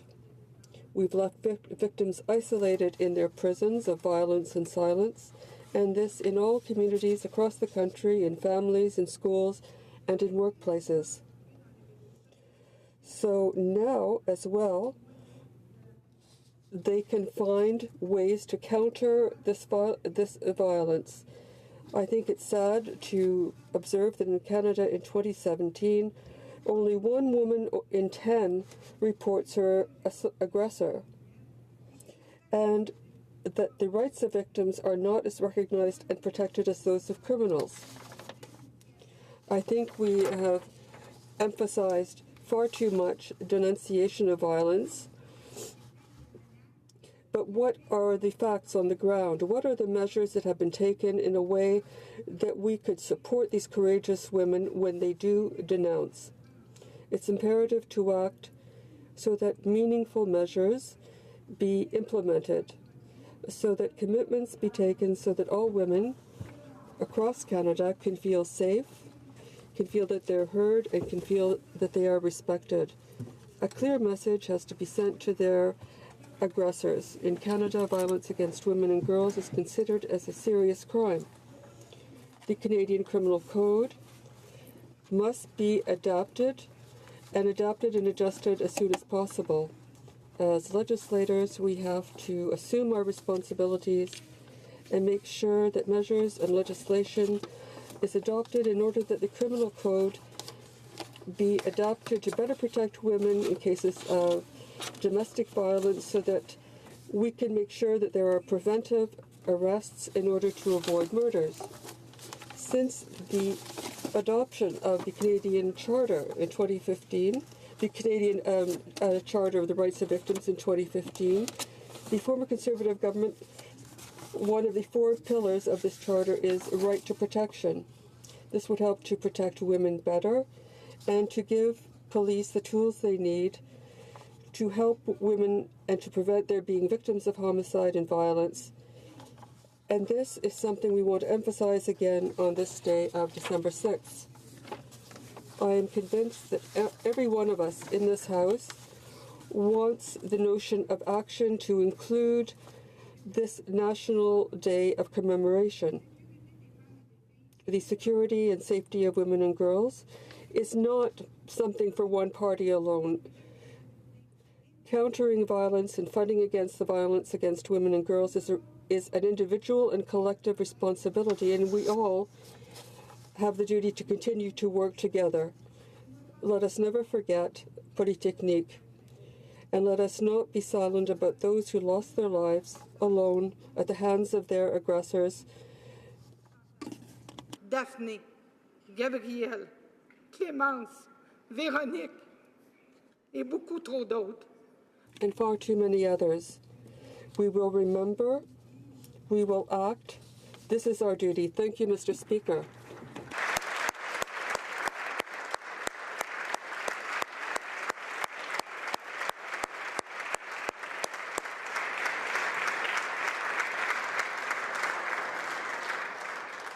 The honourable member for Nanaimo Ladysmith. 28 years ago, 14 women were killed in the École Polytechnique massacre. Engineering students were murdered because they were women and dared to aspire to a so-called man's job. It's a tragedy we will never forget. These women held such promise. Now, this is not just a terrible story from the last century. Despite all the struggles of the past decades, women and girls continue to face crisis levels of violence in Canada right now. Young women between age 15 to 35 are at the highest risk of violence. More than 500 women and children are turned away from domestic violence shelters daily. These are women who ask for help and are turned away. Indigenous women are 3 times more likely to be sexually assaulted than non-Indigenous women. Indigenous women are 7 times more likely to be murdered than non-Indigenous women. Women living with disability experience violence 2 to 3 times more often than other women. Domestic and sexual violence costs our country $12 billion a year. And rates of violence against women remain largely unchanged over the past 2 decades. It's a terrible legacy. Let's also be clear, poverty and economic injustice make women less safe. Without financial security, women are forced into unsafe work and precarious work. Without financial justice, some women stay in abusive relationships because they have no option. Violence against women puts women into poverty and denies women their voice, and that denies Canada the benefit of what these women have to offer. Our country is impoverished by the absence of women's voices from our national conversation and from our legislatures and our parliaments. That is a real cost of violence against women and sexism. We give deep thanks to the frontline, heroic, brave organizations that on a daily level across the country support victims of violence in our communities. Their actions matter. Canada should ensure that these organizations have permanent funding to operate domestic violence shelters. Canada should lead national coordination of police responses to violence against women so that women have equal access to justice no matter where in our country they live. Canada should do everything it can to help the murdered and missing Indigenous women and girls inquiries succeed and support families and survivors. Canada should legislate pay equity for work of equal value, should fix unemployment insurance, should fund universal affordable childcare, all these things because economic justice for women can help end violence against women. And today we all celebrate the silence breakers, ringing the alarm on sexual violence in the workplace, reporting it, and accelerating the fastest growing social movement that we have seen in decades. The best way to remember the 14 women murdered on this day and to mark the Polytechnique tragedy is to use the power we have as parliamentarians, the great privilege we have to act, to eliminate discrimination and violence against women. Our actions matter. Democrats stand with all Canadians to end violence and to ensure never again.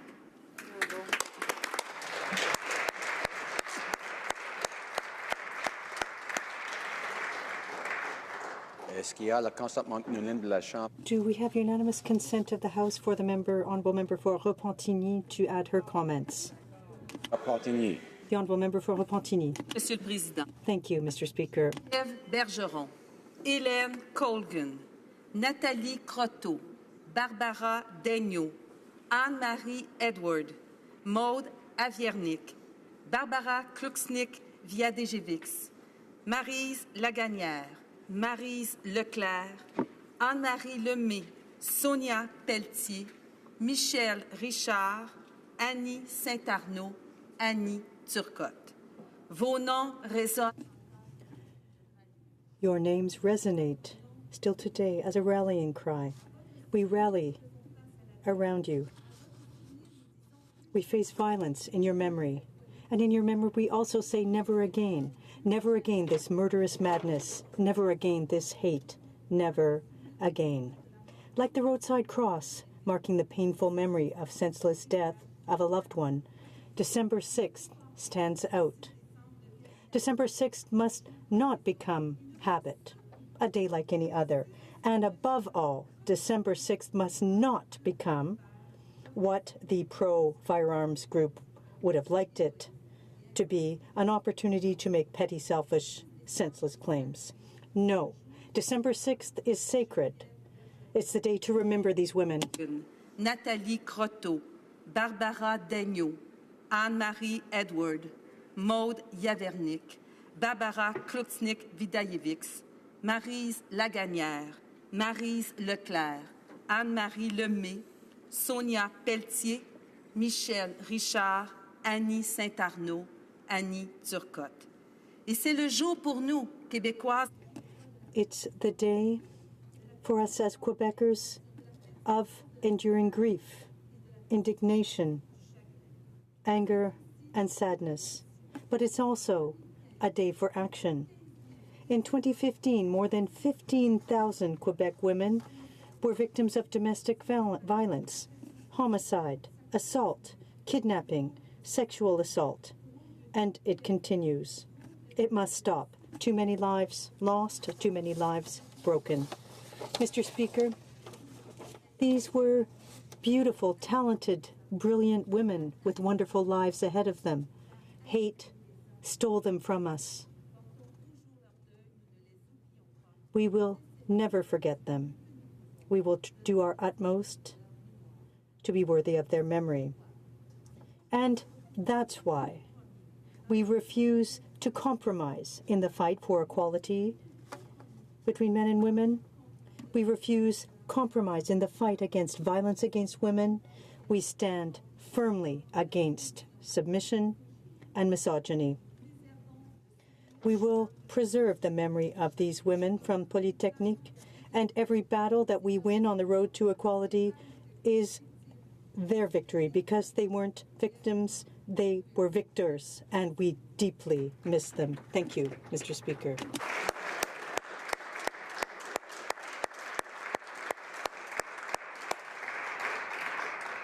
Is there unanimous consent for the honourable member for Saanich Gulf Islands to add her words? The honourable member for Saanich Gulf Islands. Merci tous mes collègues. Thank you, Mr. Speaker, and I thank my colleagues. On this day of tragedy and great sadness, this is an anniversary for our country. That it's been 28 years. I remember it so clearly, it still feels like it just happened because the shock of it was so great. That someone would enter a school where young women and young men were studying engineering and target and kill the women because they were feminists, because they were engineering students who were also women. I agree and share all the sentiments of the Minister for Status of Women, of our colleagues in the Conservative, New Democrat and Bloc Québécois. Nous sommes ici ensemble comme députés. We are here today as members. We stand together with the same desire to eliminate all violence against women. What can we do to counter violence against women? That is the question that we must all ask. We come up with programs. My friend from Nanaimo, Ladysmith, used many of the statistics I've had in mind. We know the numbers. My dear friend from Repentigny has put forward the deep pain of everyone in Québécois and Québécoises who remembers this day. And we know that this day is, as my friend from Repentigny said, sacred in the memory of those particular 14 women, but also stands for more, that all of us become watchful, take on the duty of being aware when we see misogyny, of wishing that we could put ourselves back in a time capsule and find that young man who put all his hatred and resentment against women students and acted out with a gun and killed 14 women. We wonder what we would have done if we'd been in that classroom. It's a horrific, horrific event that left its survivors scarred, and I want to think of them for a moment, the young men who were removed from the room and to this day wish they hadn't been. We stand together as Canadians against violence of all kinds. We stand against violence against women. We're keenly aware that more Indigenous sisters and mothers and aunties and daughters are at risk every day. And together, as a House of Commons, together, we say never again. Thank you.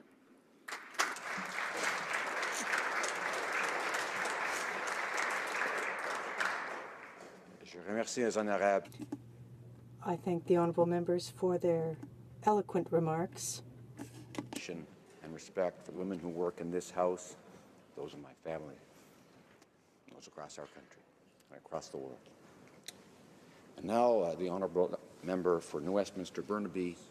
Oh, before that, excuse me, we're not quite done. We have to finish routine proceedings. Excuse me, I've gotten a little bit ahead of myself. Presenting petitions. Présentation de pétition, the honourable member. Oh, no, not quite yet. Excuse me. Reports from interparliamentary delegations. Presenting reports from committees. The honourable member for who's almost been bypassed. Sorry about that. For Humber River Black Creek. Thank you, Mr. Speaker, and I was determined you weren't going to do that as well, so thank you. Mr. Speaker, I have the honour to present in both official languages the 19th report of the Standing Committee on Transport, Infrastructure and Communities in relation to Bill C-344, an act to amend the Department of Public Works and Government Services Act, quasi-community benefits.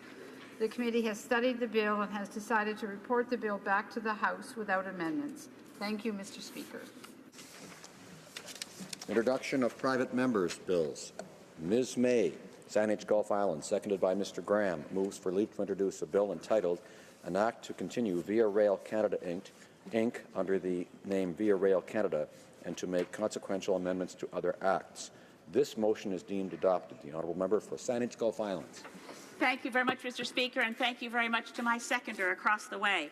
This bill I want to put up right at the top of my remarks is very similar to one introduced earlier this session by the honourable member for London Fanshawe. It carries some of the same characteristics, but it is different.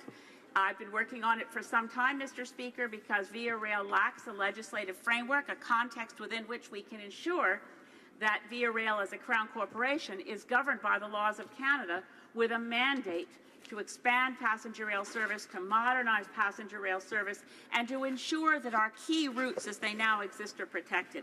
So while it shares much with the bill, which I also support, I must say I don't see this as competition in any way with the bill put forward, which is now numbered C-370, a private member's bill in the name of the Honourable Member for London Fanshawe, but that it does contain other elements. Ideally, one would love to see these two bills brought together as one and brought forward by the Honourable Minister for Transportation, so it would have a good chance of passage. But, Mr. Speaker, I commend this bill to the House. I urge that we consider it at its next opportunity for second reading and debate. Via Rail is a key part of our national identity. Passenger rail service is a key part of any national transportation plan. And modernizing that service, ensuring that we have service from coast to coast to coast, as we should have once the service to Hudson's Bay is repaired. We have had passenger rail service in this country since our first Prime Minister established the national dream. This private member's bill attempts to ensure that that national dream endures. Thank you, Mr. Speaker. Ms. May, Saanich Gulf Island, second by Mr. Graham, moves that the bill be now read a first time and be printed. This motion is deemed adopted. Première lecture de ce projet de loi. First reading of this bill. When shall the bill be read a second time? At the next sitting of the House.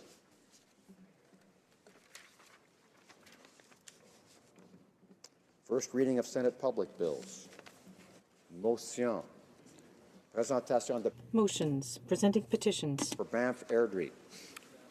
Mr. Speaker, the tragedy of infant loss grieves our nation and touches the lives of thousands of Canadian families each year. And in these times of great sorrow, organizations such as Hazel's Heroes, the Pregnancy and Infant Loss Network, Baby's Breath, Cuddle Cots for Canada, the October 5th campaign, and Hope Boxes have all come alongside parents and loved ones during their mourning and their healing. And I table this petition today, calling on Parliament to join that cause, to stand up and look for ways to better support parents who are dealing with pregnancy and infant loss. Thank you, Mr. Speaker. The Honourable Member for Courtenay Alberni. Mr. Speaker, it's my honour and pleasure today to table a petition on behalf of petitioners from Vancouver Island in support of my motion 151 to develop a national strategy to combat plastic pollution in aquatic environments. The petitioners call on the government to recognize plastic pollution in aquatic environments and that they pose a serious threat to the health and well-being of wildlife and sensitive ecosystems, communities, and the environment. And they call on the government to create a permanent, dedicated, and annual fund for community-led projects to clean up plastics and debris, and additionally to reduce industrial use of microplastics, plastic debris discharged from stormwater outfalls, and consumer and industrial use of single-use plastics. The Honourable Member for Saint-Hyacinthe-Bagotte. Thank you, Mr. Speaker. On this December 6th, it's an honour for me to table on behalf of hundreds of citizens, residents of Saint-Hyacinthe-Bagotte, and all of the Montérégie reading the following: that the House acknowledge that everyone is entitled to the freedom of the person. This, in 2014, in fact, the police services in Quebec registered 18,746 cases of offences for domestic violence. This is despite work that has been done to achieve equality between men and women. These issues continue to exist. So the petitioners therefore urge the Government of Canada to support the days of action from November 25th to December 6th and to take quick action to eliminate domestic violence. The Honourable Member for Sherbrooke. Thank you, Mr. Speaker. It's my honour to present a petition today. It's timely because there is a delegation of ministers in China as we speak. It's been signed by hundreds of people across the country who are urging the government and this House to take action to put an end to the communist regime in China's action at killing of Falun Gong practitioners and organ harvesting. They urge the government to change Canadian legislation to put an end to this illegal trafficking in human organs and to ensure there's better protection for Falun Gong practitioners. The petition questions on the order paper. The Honourable Parliamentary Secretary to the Government House Leader. Yes, thank you, Mr. Speaker. The following questions will be answered today. Question 1253, question 1256, and question 1258. Furthermore, Mr. Speaker, if the government's response is to question 1252, question 1254, question 1255, question 1257, and question 1259 could be made orders for return, these returns would be tabled immediately. The pleasure of the House, if the aforementioned questions be made orders for return, that they be tabled immediately. Agreed, and so ordered. The Honourable Parliamentary Secretary. And then finally, Mr. Speaker, I would ask that all remaining questions be allowed to stand at this time, please. Is it agreed? Agreed, and so ordered. Notices of motion for the production of papers. The Honourable Parliamentary Secretary to the Government House Leader. Yes, Mr. Speaker, I would ask that all notices of motions for the production of papers also be allowed to stand at this time, please. Is it agreed? Agreed, and so ordered.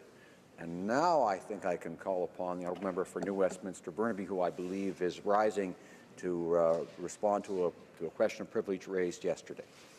Thank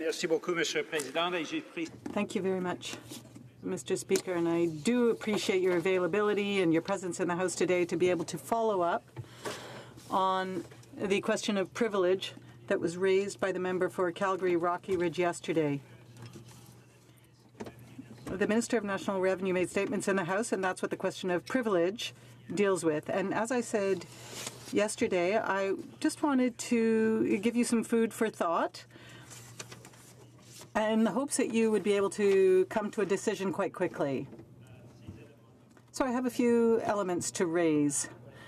One of the main reasons we have the benefit of being able to use a question of privilege is to ensure that decisions are informed by correct information. As Speaker of the House, Mr. Speaker, when a question of privilege is raised in the House, we give you the task of deciding whether or not this requires Parliament's time and whether it merits their attention and whether there has been a breach of privilege.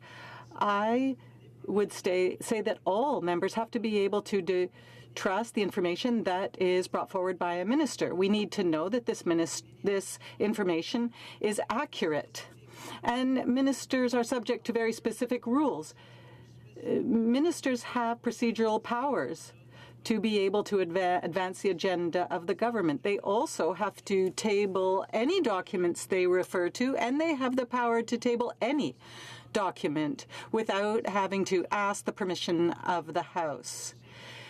Now, as a counterpart to those powers, the minister must also provide to the members honest, rigorous, and accurate information. The member from Calgary Rocky Ridge, it is clear there is a real difference between the facts and the statements that have been made in the House by the minister. What we know is that there are numerous reports in the media, including information received from the department and information released by the Diabetes Society, which indicates that the Canada Revenue Agency had changed their 2017 policy regarding the disability tax credit, so that Canadians on insulin therapy would no longer be considered eligible for that tax credit, as the therapy is no longer considered to meet the 14 hours per week threshold, even though 14 hours has always been considered the amount of time insulin therapy takes, and the therapy has always met the threshold. The minister has been adamant and persistent that there has been no change in the policy or practice of her department in this matter. It is possible that the minister has been told that there has been no change in the way the DTC is being administered, and she is passing along this assertion to us. I submit to you, Mr. Speaker, that this also would be a breach of privilege. We as a House and we as members of Parliament have to have confidence in the facts presented to us. Be it a minister deliberately misleading us or a minister being misled by officials, the delivery of false information is a breach of privilege that has a clear impact on our work, and we have a right to know how it happened. The procedure et les usages. The second edition of the House of Commons Procedures and Practice tells us that misleading a minister or a member is also considered as a form of obstruction and therefore a breach of a prima facie case of privilege. In 1978, there was a prima facie contempt of Parliament, and the Speaker, Jerome, ruled that by misleading a minister, a member of government had interfered with the work of government and therefore had interfered with the work of Parliament. So we have a similar case here. There is a high number of constituents throughout the country who have contacted us about their concerns on the admissibility criteria for the disability tax credit. The National Revenue Minister said over and over again that no changes had been made, but we are now realizing that that's not the case. We therefore consider that the House has the right to know the truth. Is it the minister who has misled us, or was the minister misled herself, as was the case in Speaker Jerome's ruling in 1978?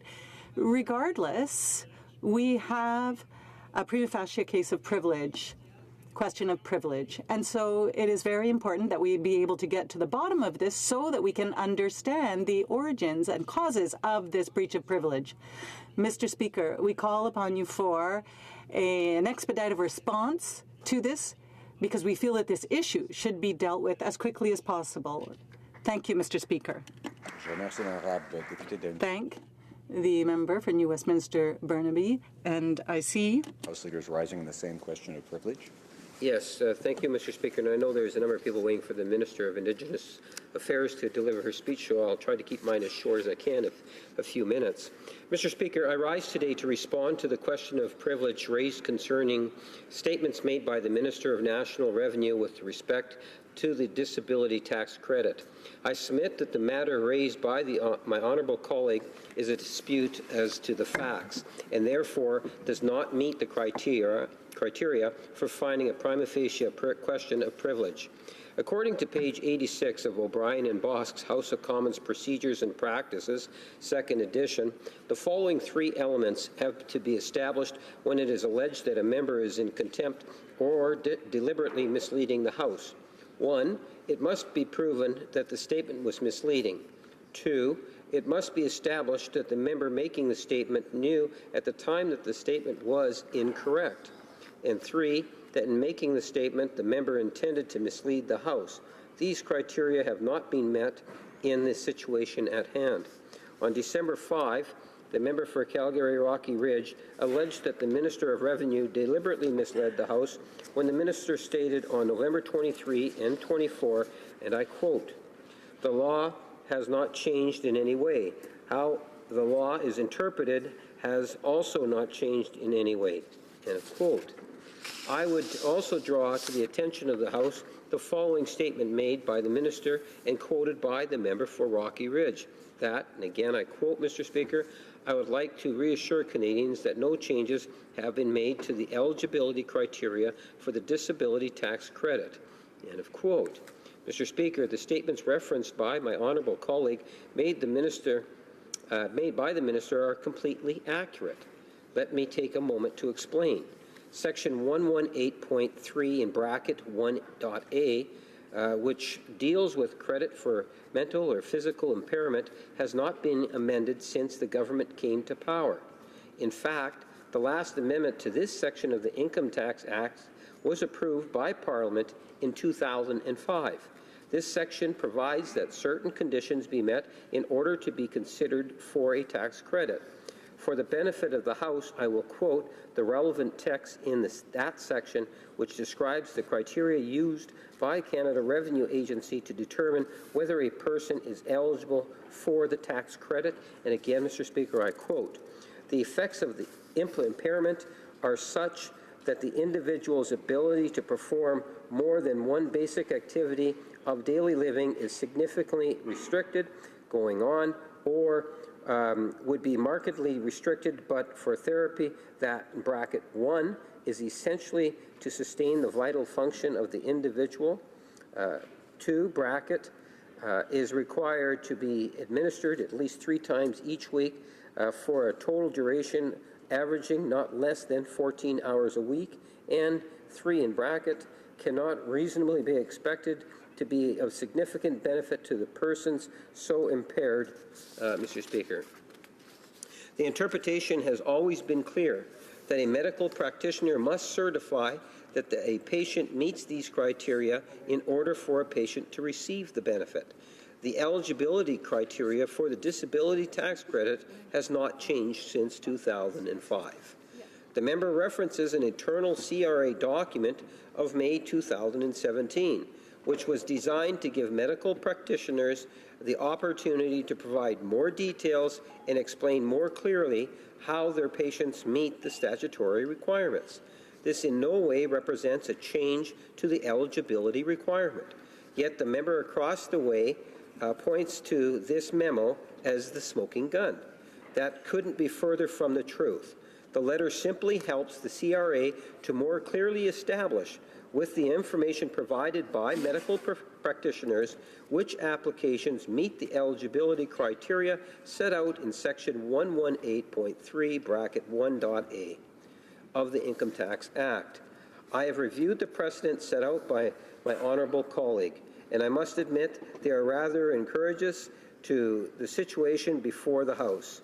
Let me review the applicability of the precedents cited by my colleague across the way. With respect to December 6, 1978 ruling respecting mail tampering, there were 2 statements that were at odds. The then minister stated categorically that the RCMP did not intercept the private mail of anyone. Around the same time, a former commissioner of the RCMP stated before the MacDonald Commission that the RCMP did indeed intercept private mail in certain circumstances. In the case before the House, there is no one saying the government has changed the criteria for the eligibility of the tax credit. At the risk of repeating myself, the criteria has not been changed in over 10 years. In 2002, precedent respecting the then Minister of National Defence knowledge of the involvement of the Canadian troops in taking prisoners to Afghanistan, again, that ruling has no bearing on the matter before the House. At no time did the Minister of National Revenue make completely contradictory statements about changing the eligibility criteria for the disability tax credit. Mr. Speaker, we have a long tradition in this House of taking members at their word. Allegations of breach of privilege are often dismissed as disputes as to the facts. Page 510 in House of Commons Procedure and Practice, 2nd edition states, and again, Mr. Speaker, I would quote, "The Speaker, however, is not responsible for the quality or the content of replies to questions. In most instances, when a point of order or a question of privilege has been raised in regard to a response to an oral question, the Speaker has ruled that the matter is a disagreement among members over the facts surrounding the issue. As such, these matters are more a question of debate and do not constitute a breach of the rules or of privilege." End of quote. On May the 7th, the Speaker ruled, and again I would quote, "Accordingly, bound as I am by the very narrow perimeters that apply in these situations and without any evidence that the House was deliberately misled, I cannot arrive at a finding of prima facie privilege in this case." Mr. Speaker, in this decision, the Speaker referenced 2 rulings of Speaker Milliken. The first, from January 31st, 2008, is found on pages 2434 and 2435 of debates. In it, he stated, and I quote, Mr. Speaker, "Any dispute regarding accuracy or appropriateness of a minister's response to an oral question is a matter of debate. It is not a matter for the Speaker to judge. The same holds true with respect to the breadth of a minister's answer to a question in the House. This is not for the Speaker to determine." End of quote. Second, on February 26, 2004, at page 1076 of debates, Speaker Milliken confirmed, and I quote, As honourable members know, it is not the Speaker's role to adjudicate on matters of fact. This is something on which the House itself can form an opinion during debate, end of quote. I submit that this is a situation with the matter currently before the House. In conclusion, Mr. Speaker, the matter raised by my honourable colleague is a dispute as to the facts, and therefore does not meet the conditions for a prima facie question of privilege. Thank you, Mr. Speaker.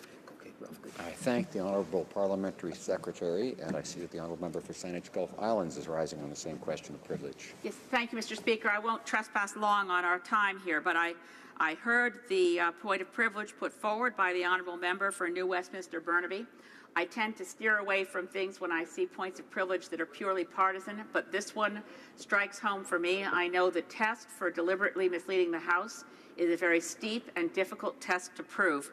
But, Mr. Speaker, I hope I don't trespass too long on your thinking on this matter, just to say that when the Minister says the rules haven't changed, the Minister says the interpretation hasn't changed, but I'm hearing from constituents all the time, as members are throughout this place, that people who were receiving the disability tax credit, where their doctors say they're disabled, are now no longer receiving it. So, Mr. Speaker, in your judging this particular point of privilege, it may require evolving the rules under O'Brien and Bosk in this way: res ipsa loquitur. The thing speaks for itself. Something has changed here, and whether the Minister is deliberately misleading this House or misleading this House by inadvertence, people who deserve help, who are suffering with their kids with juvenile diabetes, them with diabetes, they're no longer getting their disability tax credit. And on that basis, I rise to support the member from Burnaby, New Westminster. Thank the Honourable Member for Saanich Gulf Islands. And it may surprise her that there are a few Latin phrases that I do recall from our time together at law school. A few years ago, orders of the day. And pardon me, I will come back to the House, of course, with a ruling in due course. Orders of the day. Government orders, government bills, commons. Débat en deuxième lecture du projet de loi. C61, the Minister of Crown Indigenous Relations and Northern Affairs and Anishinaabe Nation Education. I wish to inform the House that because of the ministerial statement, government orders will be further extended by 25 minutes. Ms. Bennett, seconded by Mr. Goodale, moves that Bill C-61, an act to give effect to the Anishinaabe Nation Education Agreement and to make consequential amendments to other acts, be now read a second time and referred to the Standing Committee on Indigenous and Northern Affairs. Debate. The Honourable Member for Crown, the Honourable Minister for Crown Indigenous Relations. Thank you, Mr. Speaker. I rise today to speak to Bill C-61 and do so here on the traditional territory of the Algonquin people. This bill will implement an agreement which creates the Anishinaabe education system designed by Anishinaabe First Nations for Anishinaabe students. I would like to note that Grand Council Chief Madabi and a large delegation of chiefs and community members from participating Anishinaabe communities are here on Parliament Hill to witness the passage of this historic legislation. This summer, I had the great honour of traveling to the Chippewas of Rama First Nation to sign the momentous agreement which led to this bill. C'était une belle cérémonie. It was a beautiful ceremony. Chiefs and youth reps in their regalia. The proudly looking on were the education directors, and beautifully carved signing trays were circulated around the circle. We signed this agreement in the circle. The day had begun with a sunrise ceremony. The sacred fire by the water, watching the beautiful sunrise from the east, and the elder speaking in his language, and Anishinaabe Moan. As we came out of the darkness into the light, I spotted two Anishinaabe youth on the opposite side of the circle wearing black sweatshirts with a medicine wheel and the words, "Proud to be Anishinaabe." On one arm it said, "Stand strong." On the other arm, "Walk tall." It was so poignant. Only one generation ago, young people were made to feel ashamed in speaking their own language at school, ashamed to be Indigenous. C'est tout à fait inacceptable. That is unacceptable. And it was harmful. Young people have a secure personal cultural identity. They have better health, education, and economic outcomes. For these young people to be proud to be Anishinaabeg is the most powerful antidote that we have to racism and ignorance in this country. Everything that we are speaking about today is ultimately about the young people, their education, their opportunities, their future, but also our future. It's about righting the wrongs of the past, ensuring that children can once again learn in a culturally safe way with First Nations-led educators in First Nations-led schools and in First Nations-led education systems. I would like to take a moment today to thank all of those who have brought us to this point today. It's especially fitting to acknowledge the late Pearl Megabagabo, who led this important negotiation for many years. Merle has gone to the spirit world, and as with the other Anishinaabe ancestors, we know is here with us, guiding our work. I also want to acknowledge the Kanumadziwin education body and acknowledge the hard work of the negotiating teams for Canada and the Anishinaabe Nation. This negotiated agreement is the first of its kind in Ontario and the largest education agreement and the largest self-government agreement in Canada. Of course, it's also an agreement that can and will expand as other communities opt in if and when they so choose to do. L'entente sur l'éducation de la... For a long time, Anishinaabe education, it's a way to self-determination. Based on the recognition of rights, respect, cooperation, and partnership. Today, we get to demonstrate what a true partnership looks like. This is the path forward for Canada, Ontario, as well as First Nation governments. The agreement supports the participating First Nations vision of a quality Anishinaabe education system that will promote Anishinaabe culture and language and improve educational outcomes for Anishinaabe students. Most importantly, decision-making power on the education will rest exactly where it belongs, in the hands of First Nations. Mr. Speaker, it was 20 years ago that the Mi'kmaq in Nova Scotia decided to take over their education system. Eskasoni Chief Leroy Denny has said it was that day that he decided to become a teacher. Then, the secondary school graduation rate there was at 30%.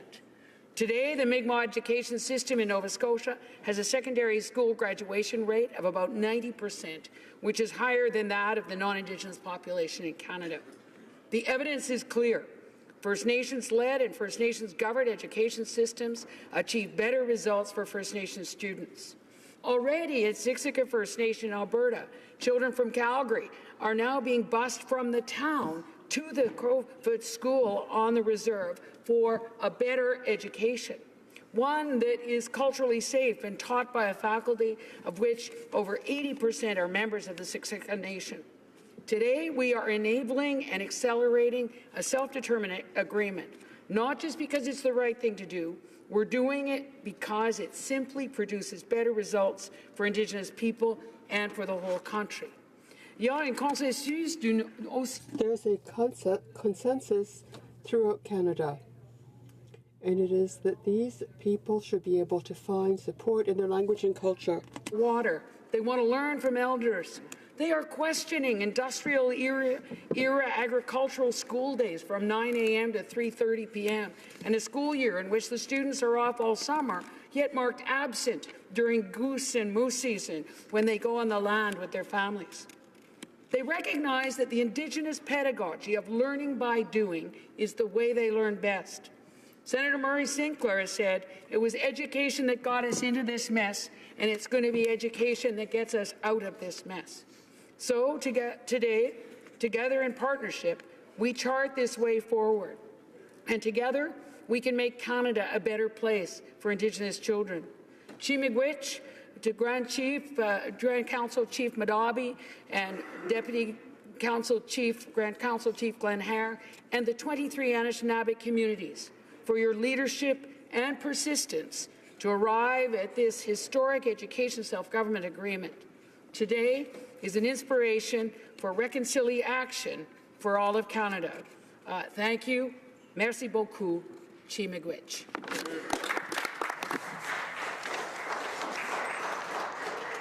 Miigwech. Questions and comments? Questions et commentaires. The honourable member for Kamloops, Thompson Caribou. Thank you, Mr. Speaker, and I too will be speaking in terms of supporting this particular agreement. And I did go through the many components of it, the master agreement, the fiscal transfer relationship.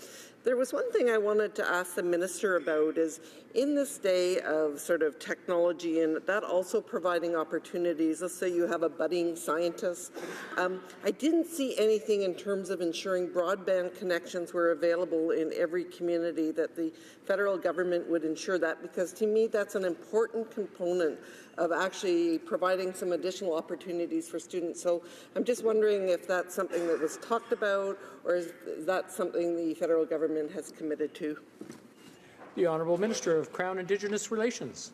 I thank the member for the question, and that it's hugely important and more important in other regions, but there are still, unfortunately, parts of Ontario where the broadband is not sufficient. This agreement, although it doesn't have include the infrastructure investment, it comes with a commitment from our government that between Dr. Philpott and the need for infrastructure and building new schools, and Minister Baines and Minister of Infrastructure and the real commitment of this government on broadband connectivity, that it really does speak to, as the member said so correctly, that having brilliant students who need to be connected with scientists and the kind of thing that inexperienced teachers can be backed up by experienced teachers and knowledge keepers around the country, that the use of internet is going to be hugely important as we go forward in a modern education system. Questions et commentaires. L'honorable député. Questions and comments. The honourable member for Abitibi-Témiscamingue. Thank you, Mr. Speaker.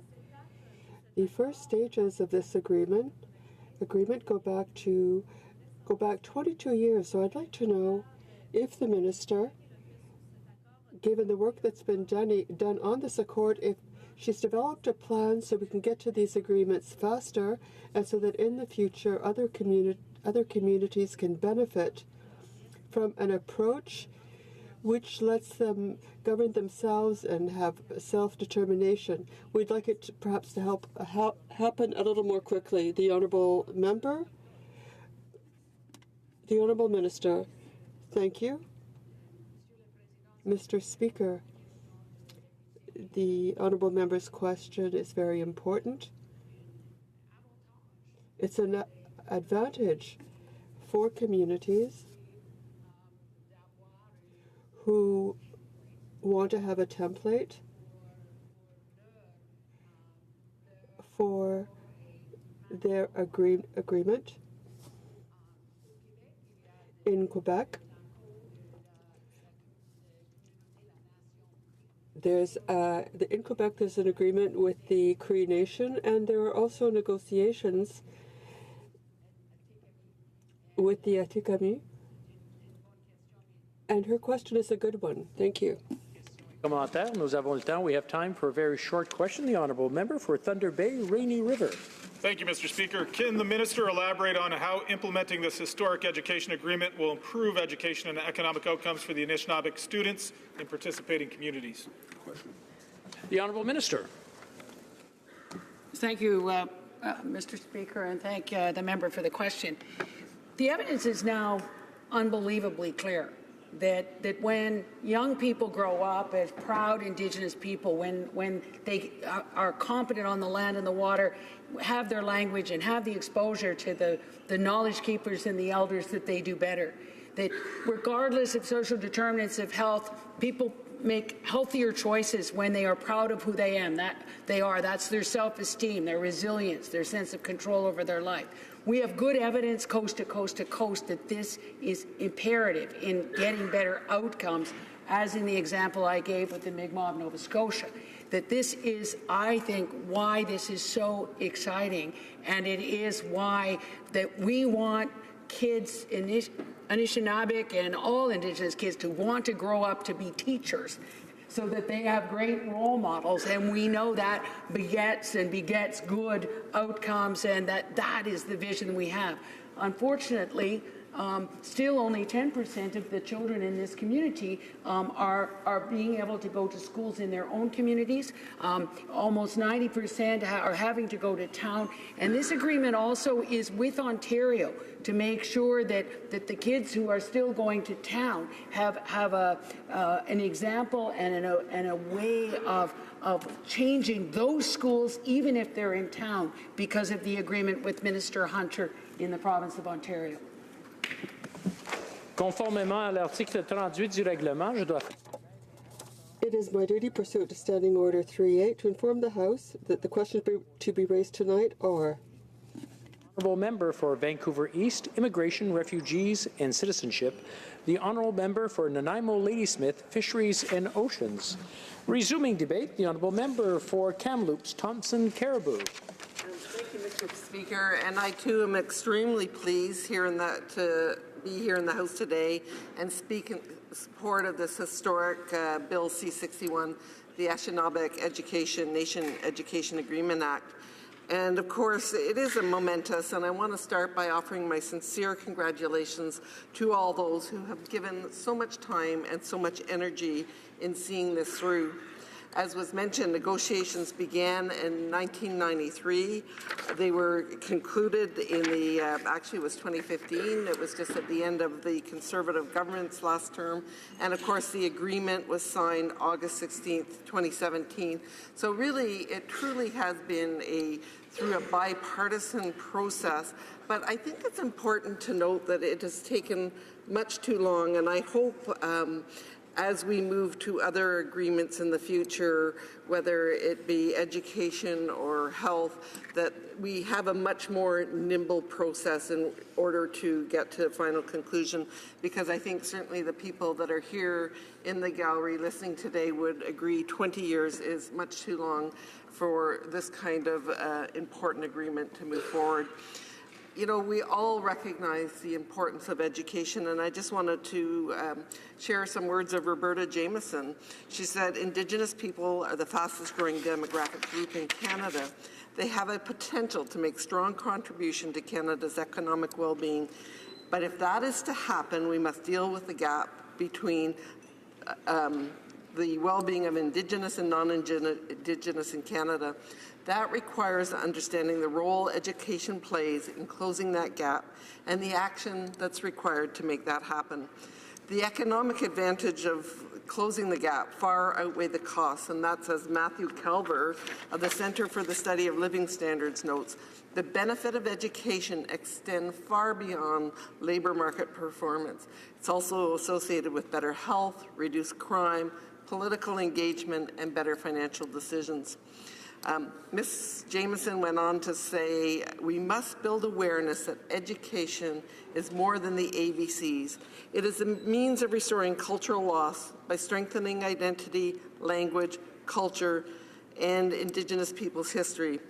Our children require an education that recognizes and respects our values and our science, and is intended to contribute to the rebuilding of the nations. When our youth realize that they have reasons for strong, affirming sense of identity, when they believe they are persons of value, knowing they are part of a positive change being woven into the history of Canada, they will respond by realizing they have talent, potential, intelligence, and something special to offer the world. And I think, you know, as the minister described the signing agreement and seeing the two youth with the sweatshirts, I think that just speaks to those words so clearly. So hopefully this agreement is going to do all that for these communities. As has been mentioned, there was 23 of the 39 that have signed on. And of course, the remaining communities have an option if they do want to sign on in the future. So it recognizes the control over education on reserve from junior kindergarten to grade 12 in the 23 participating First Nations. So there's approximately, it's an enormous agreement. It's over 25,000, of which approximately 2,000 currently attend band-operated schools. The 39 First Nations in Anishinaabeg Nation are spread across much of Ontario, from Thunder Bay to Pembroke to Sarnia. For those of us that come from different provinces, I think it's important to really understand the sort of scope of the massive area that this is going to include. And of course, has been mentioned, the first self-government agreement in Ontario. So the corresponding, it actually comes with a number of pieces. It's got an education fiscal transfer agreement, which is going to be updated and renewed every 5 fiscal years. The first, of course, was signed, we signed back in July 8, 2015. And it provides stable, predictable, flexible funding to ensure that the school board can deliver quality education to the same standards as the province of Ontario. I think it's important to note we're moving in the right direction. We still have a long way to go. The 2016 census revealed some positive steps forward in terms of completion rates. So I think we still have not caught up to where we need to be, but there was a movement very importantly in the right direction. And I think agreements such as this is going to further close the gap. I think it wouldn't be me standing up to speak, and I think the minister wouldn't be surprised that I'm really pleased to hear that there's clear language around the financial transparency with each First Nation, and the school board it will be fully accountable to their band members for the spending to ensure the money is going to go where it's needed most. And I think having that financial transparency and accountability to their communities is going to be a very important measurement. Which it also is going to include the audited statements to make them available for their memberships. Madam Speaker, you know, I think if I was looking at the one thing, and I did ask the minister in my question, and my children were raised in a rural community, a small high school, and at the time the rural broadband was not available. And I can remember sort of looking at the options for them in terms of, they just weren't available. But now, with broadband being widely available, the ability for, as I say, our budding doctors to maybe want to take physics, or someone that wants to be an engineer to take calculus, those typically are opportunities that are not available in both small rural communities and in some of our First Nations communities. So I think hopefully in the future, when we have agreements that are signed, they're going to include a component where we commit to bring into these communities fast-speed broadband that will allow even greater opportunity for the students to have flexibility and an expanded scope. She also talked about how, you know, many of the students couldn't stay in their communities. They did have to go on in terms of perhaps high school. This again will allow greater flexibility in terms of the choice where students ultimately can spend more time in their home communities and get a fully robust education. So I think that's something that I personally, in the future, I think if we're looking at agreements, that should be something that has a pretty significant discussion that goes on. So again, Mr. Speaker, in closing, this is a monumental achievement. My sincerest congratulations to the people, again, that have worked so hard. Their jurisdiction over their primary, elementary, and secondary education are going to be very, very important. The ability to deliver culturally relevant curriculum every day. And, you know, ultimately, I think what we're going to find is as these schools learn by doing and succeed in many ways, that perhaps we're going to have lessons that we can learn in some of our more traditional schools in our larger centers.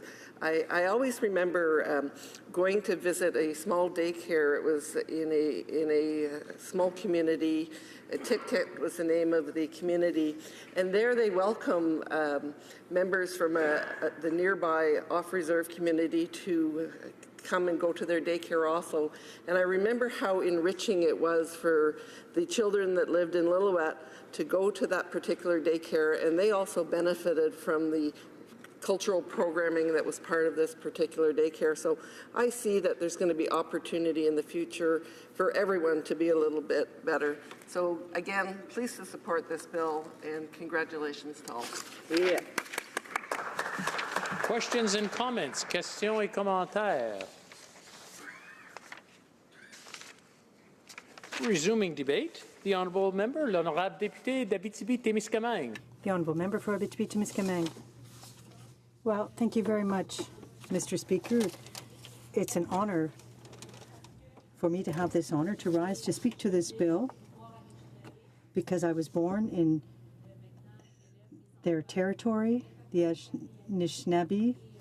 I'm raising my children there, and all too often we forget that Aboriginal lands go beyond the borders that have been established. Their territory was established based on waterways, for example, and ways of getting around, communicating. There are very many nations sharing ancestral lands, and it's often established and often, in fact, straddles provincial boundaries. So that's why I think it's so important to recognize the history of this region. Of us, it was a long time before the work began. We have to know that in 1995, the Anishinaabe Nation Chief in Assembly mandated the restoration of jurisdiction department at the Union of Ontario Indians to lead the self-government negotiation with Canada to restore jurisdiction over education. So now it's more than 20 years that people working on that issue, that Anishinaabe working days after day to get the control on their own education. It means that there was involvement of many members of the community since the negotiation have started. It was supported by many elders, and many of those elders are not there to see the agreement that will be put in place. This agreement reflects the vision of number of Anishinaabe members that have pushed forward to get back the control of the education for their young children and young teenagers. And I think what is really important to remember on that issue also is what the bill is designated for. And I will quote, if you don't mind, the chief singing turtle of the Whitefish River First Nation, because I think it's explained well what the bill is about. So the RS is designated by Anishinaabe for Anishinaabe, and strive to ensure a quality of life based on the highest standard of Anishinaabe intellectual and holistic knowledge that support the preservation and ongoing development of the Anishinaabe. The IRS will make possible advance in the development of culturally relevant curriculum and educational programs that support the Anishinaabe students' success and well-being. The Anishinaabe Nation Education Agreement is a concrete step on the path to self-determination and self-governance. Our hope is that your government will continue making foundational change to law, policy, and operational practice based on the recognition of rights to advance self-determination and self-government. The IRS set the stage for participating First Nation to develop culturally relevant and community-tailored education programs for the benefit of the Anishinaabe students today, tomorrow, and for generations to come. We need to set the stage and realize our vision of the IRS. And why I find this so important is sometimes we don't realize how education is broad. We often think about language as the first thing they will be able to implement, because if they are not going in Anishinaabe school, it's sure Anishinaabe language is not taught. And we have to realize that this language is threatened every day of disappearing, and there is number of people in Anishinaabe community that fighting every day to keep that language alive, and also to give the education of their young kids for them to know their own language. And yes, this is an important part of education. Le langage est tellement quelque chose d'important. Language is so important. It makes communities vibrant. And this agreement will make it possible to pass language on. But when we talk about education, the issue is much broader. It affects a number of other subject matters. Think about art, the arts. These young people will have an opportunity to learn about traditional arts, to learn Anishinaabe art. So the school boards in the past were not in charge. Also to learn music, to learn the drums and the traditional music of Anishinaabe Nation. So instead of just teaching music as usual in normal school, they will be able to really show to their kids what music means for this nation. And I think it's really great. We will be able also to teach geography in a different way. The kid will be able to learn which nation was on which land, instead of just learning the geography that we learn after like the colonization. So there's number of things that just giving back the power to Anishinaabe of their own education that will be improved in our school. And just the way of thinking school will be much different. I had the chance to went to an opening of a school in my riding of an Anishinaabe First Nation, that is Long Point First Nation, and just the way the school was built is totally different than what we have seen before. And it's that way because we give back the power to those communities to think what they want and what they want to see. In terms of education, there's a number of other stuff that could be different. There's a number of other notions that I think Anishinaabe kids want to learn. They want to learn what is the traditional plant when we are talking about ecology, what they can eat, what the nature can give to them. There's number of knowledge that is traditional that elders have, and they will be able to pass on those little kids.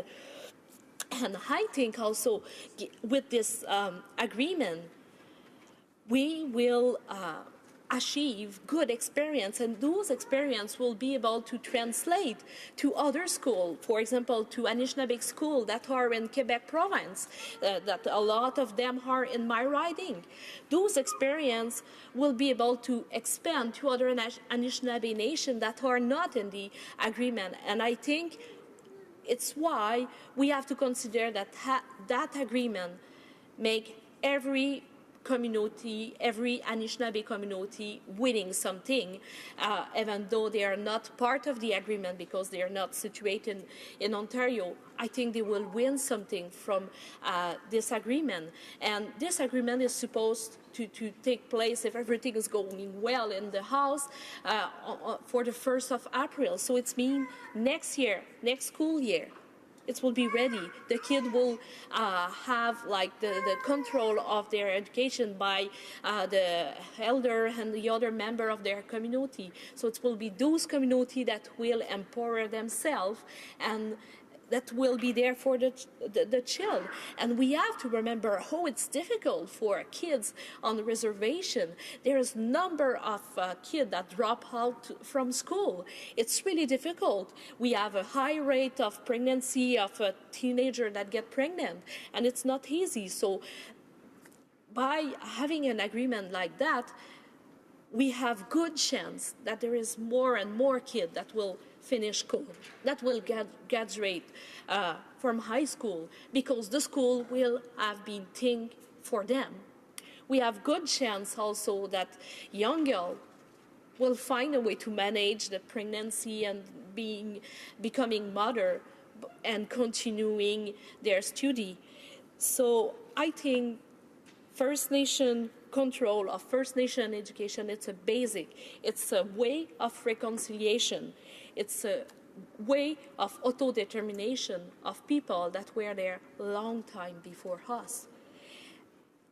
And to this path of reconciliation, I hope that every kid will be able to learn what is his past, how Anishinaabe Nation have evaluated on time. They will be able to learn what was sad in their history, but what also make them a great nation, a strong nation that have resisted from a number of threats from many years. They will learn that they can be proud of them. It was a pleasure, Mr. Speaker. Questions et commentaires? Comments? Reprise du débat, l'honorable député. Resuming debate, the honourable member for Manicouagan. Thank you, Mr. Speaker. I'm happy to have this opportunity to rise on behalf of the Bloc Québécois to speak to Bill C-61 because we strongly support this type of initiative. With Bill C-61, we will have an opportunity to participate in the implementation of an agreement with the Anishinaabe Nation to create and control their education system in partnership with the Government of Canada and the Government of Ontario. After more than 20 years of negotiations, 23 communities will come together under their own system modeled on their own culture and priorities. So these First Nations in Ontario will have an opportunity to develop programs that focus on their language and the transmission of their history. It's also an opportunity to develop the school and learning environments that give an opportunity to children to adapt easily to school and to feel at home. The Bloc Québécois recognizes Aboriginal peoples as distinct people entitled to their rights, culture, language, customs and traditions, and to guide the development of their own identity. It goes without saying that a nation-to-nation relationship requires recognition of the different nations and their right to self-determination. So we encourage the conclusion and signing of this type of agreements. This is an initiative that is perfectly consistent with the Truth and Reconciliation Commission. It is of the utmost importance for First Nations to have control over the education of their children. Now, in a context where Aboriginal languages are often threatened with extinction, in a context where success at school for young people is very difficult in the current education system, where it doesn't reflect their culture, it's important for them to take charge over education. Quebec has in the past signed agreements with First Nations following this type of orientation, such as the James Bay and Northern Quebec Agreement or the Pays des Braves Agreement. We will never go back. We are convinced that the Anishinaabe will not regret this decision either, but the federal government will have to fully assume its financial responsibilities. Ottawa has shown perpetual laxism when it comes to funding education for First Nations. A year ago, day for day, the PBO denounced underfunding by the Canadian government for Aboriginal schools. He noted that Ottawa invests only half the amount for these children as compared to what the provinces are investing. What these figures show is that for the federal government, Aboriginal children are worth 50% less. The former Prime Minister of Canada, Paul Martin, also criticized this inequity many times following the end of his political career. Funding is deficient, but we also see that federal expenditures for education on reserves grow more slowly than the population of Indigenous people. These young people, these populations rather, are young and growing. The Parliamentary Budget Officer also deplored the rigidity of the funding model used by the federal government, which takes into place a geographic location, the size of schools, language and culture, percentage of children studying languages that are neither French nor English, and special needs children. The PBO said he had the impression of déjà vu because in 2009 his predecessor arrived at the same sad conclusion. Ottawa underestimated real requirements in school infrastructure. The National Assembly of Quebec identified a difference in 2007 between the education systems and the work being done by the federal government. Members of the National Assembly Committee stated that And I quote, "There are significant differences between banned schools and others. At first sight, banned schools seem to be underfunded by the federal department." In conclusion, or in the conclusion to this report, the committee urged the federal government to free up the necessary funding in order to enable Aboriginal communities in Quebec to offer educational services comparable to those being offered by the Quebec government. End of quote. The committee, too, criticized the lack of flexibility in the funding model used by Ottawa. Each time there are adjustments or changes to programs or services offered by schools in Quebec, the federal government's funding doesn't follow suit.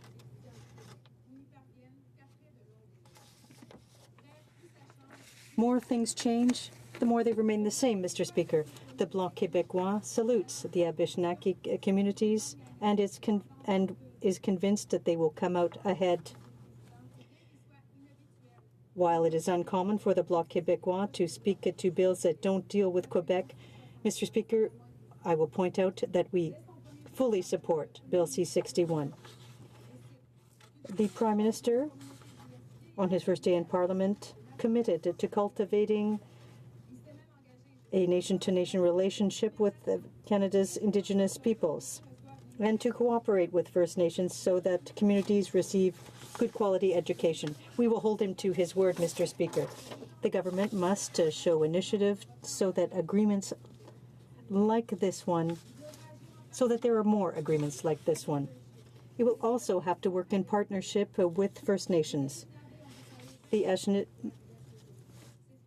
Anishinaabe have had to work 20 years to achieve this type of agreement, and that is far too long. An entire generation did not have access to an educational system tailored to their needs based on their culture. Don't be fooled. There are many challenges facing First Nations when it comes to success in school. But one thing is true. Their future depends on autonomy and a nation-to-nation relationship. Their future does not involve government orders being imposed on them regarding their priorities. In the case of education, the farther the federal government is from the decisions, the better everyone will be. Thank you. Questions et commentaires. Questions and comments. The Honourable Parliamentary Secretary to the Government House Leader. Yes, thank you. Mr. Speaker, I just wanted to take this opportunity to make two statements. First and foremost, just to recognize the fine work that has been done from all the different stakeholders, the individuals involved in working with the minister, and a very important part of society as a whole is to recognize the great value in education. The second thing is just to reflect. Even in Winnipeg North, we have the Children of the Earth high school, Mr. Speaker, and it is very touching when you attend the graduation ceremonies, when you see Indigenous leadership that ultimately provides that spiritual and academic leadership where we see just huge success stories. So I'm more so just wanting to stand and recognize and acknowledge all the fine work that so many individuals that have made today possible, and just to recognize how important it is to Indigenous people and Canada that we continue to move forward. And my colleague from across the way can just provide comment on what I just said, or conclude any other thoughts that she might have. The Honourable Member from Manicouagan. Mr. Speaker, as I said earlier, we are proud to support Bill C-61 in the Bloc Québécois. So if I were to continue along the same lines, my colleague opposite pointed out the importance of these measures for the international community, for the recognition for these rights, and that includes their education. I come from Manicouagan, where 12% of the population is Innu and Napiskasi, and young people feel more in touch with what they learn thanks to the education system. I am myself a teacher where I taught literature in the past, and I saw this through the Innu texts from a language, and I saw how beneficial this was for young people to learn this way.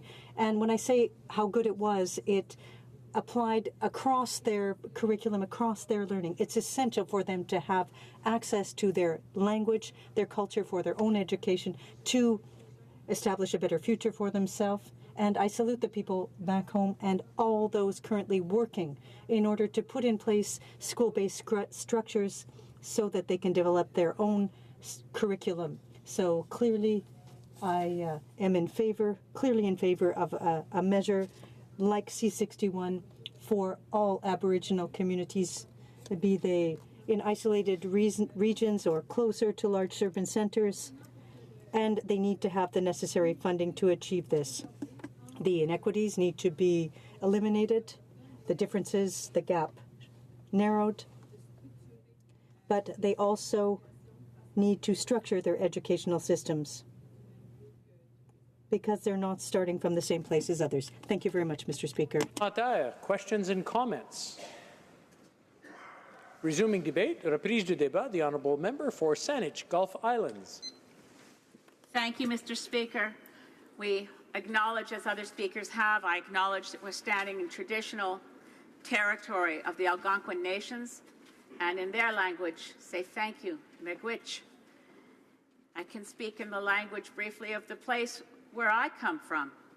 The Speaker recognizes me as the member for Saanich, Gulf Islands. Saanich is an anglicized Senchothan word, and it is Osaanich Nation, and it is the nation of Indigenous peoples that straddles both sides of the artificial border that separates the Coast Salish people, the territory of the Salish Sea, that not observed by our southern resident killer whale population or a division noticed by the wild salmon that inhabit our territories, but in the language of the people that I'm honored to live on their territory, I raise my hands to this place in the gesture of honor and respect and greeting and gratitude, and say, Haishka, Haishka Siam. As we look at this bill, it is a moment for gratitude. It's a moment to acknowledge hard work. As all the other members who've risen in this place today have noted, I was particularly touched by the personal reflections of the minister as she described the scene on that day when the agreement was signed. The signing of the agreement by the Honourable Minister on August 16th of this year is an historic occasion. Having a bill like Bill C-61 universally supported in this House to recognize the rights of self-determination as they relate to education of Indigenous children is an important step. Certainly, Grand Chief Patrick Madabi has said very clearly, quote, these 23 communities will be in the driver's seat in creating a great future for their children. The impacts of colonialism, in particular around the world with Indigenous people, they kept us uneducated and in poverty. And I think education is the key to our future, where we build capacity and we take over and run our own lives. These sentiments were also reiterated in a letter that was sent to all of us as members of Parliament, urging us to pass this legislation from Chief Shining Turtle of the Whitefish River First Nation, in which he told us that the Honourable Minister had joined with his community for the historic signing, which he describes the Anishinaabe Nation Education Agreement, a self-government agreement that recognizes Anishinaabe lawmaking powers and authority of education for approximately 8,000 children from junior kindergarten to grade 12 on and off reserve. This is an important step for the Anishinaabe Nation, but it's an important step for Canada. Other members have already noted, as did the Minister, that perhaps this is a template, that the next set of agreements for self-education, self-government over education, need not take decades to arrive at an agreement, to arrive at transparent financing, to arrive at the rules by which we'll, at long last, say, Indigenous children, hang on to your language. Be proud. Be very proud of who you are. When you look back at the recommendations of the Truth and Reconciliation Commission and I want to quote briefly from the report of the Truth and Reconciliation Commission in discussing cultural genocide, in which the TRC report says, cultural genocide is the destruction of those structures and practices that allow the group to continue as a group. States that engage in cultural genocide set out to destroy the political and social institutions of the targeted group. Land is seized, populations are forcibly transferred, and their movement is restricted. Languages are banned. Spiritual leaders are persecuted, spiritual practices are forbidden, objects of spiritual value are confiscated and destroyed. Essential life services such as education, housing, clean water, medical care are restricted and substandard. In dealing with Indigenous people, Canada did all these things. As we turn, that's a close quote from the Truth and Reconciliation Commission, Mr. Speaker, as we look at this agreement, it's a very significant step on the path of reconciliation. We know we have a burden as settler culture people. The burden of reconciliation is mostly on us. Yesterday, I had the honor of putting questions to the soon-to-be, we hope, new Supreme Court Justice, Madam Justice Sheila Martin.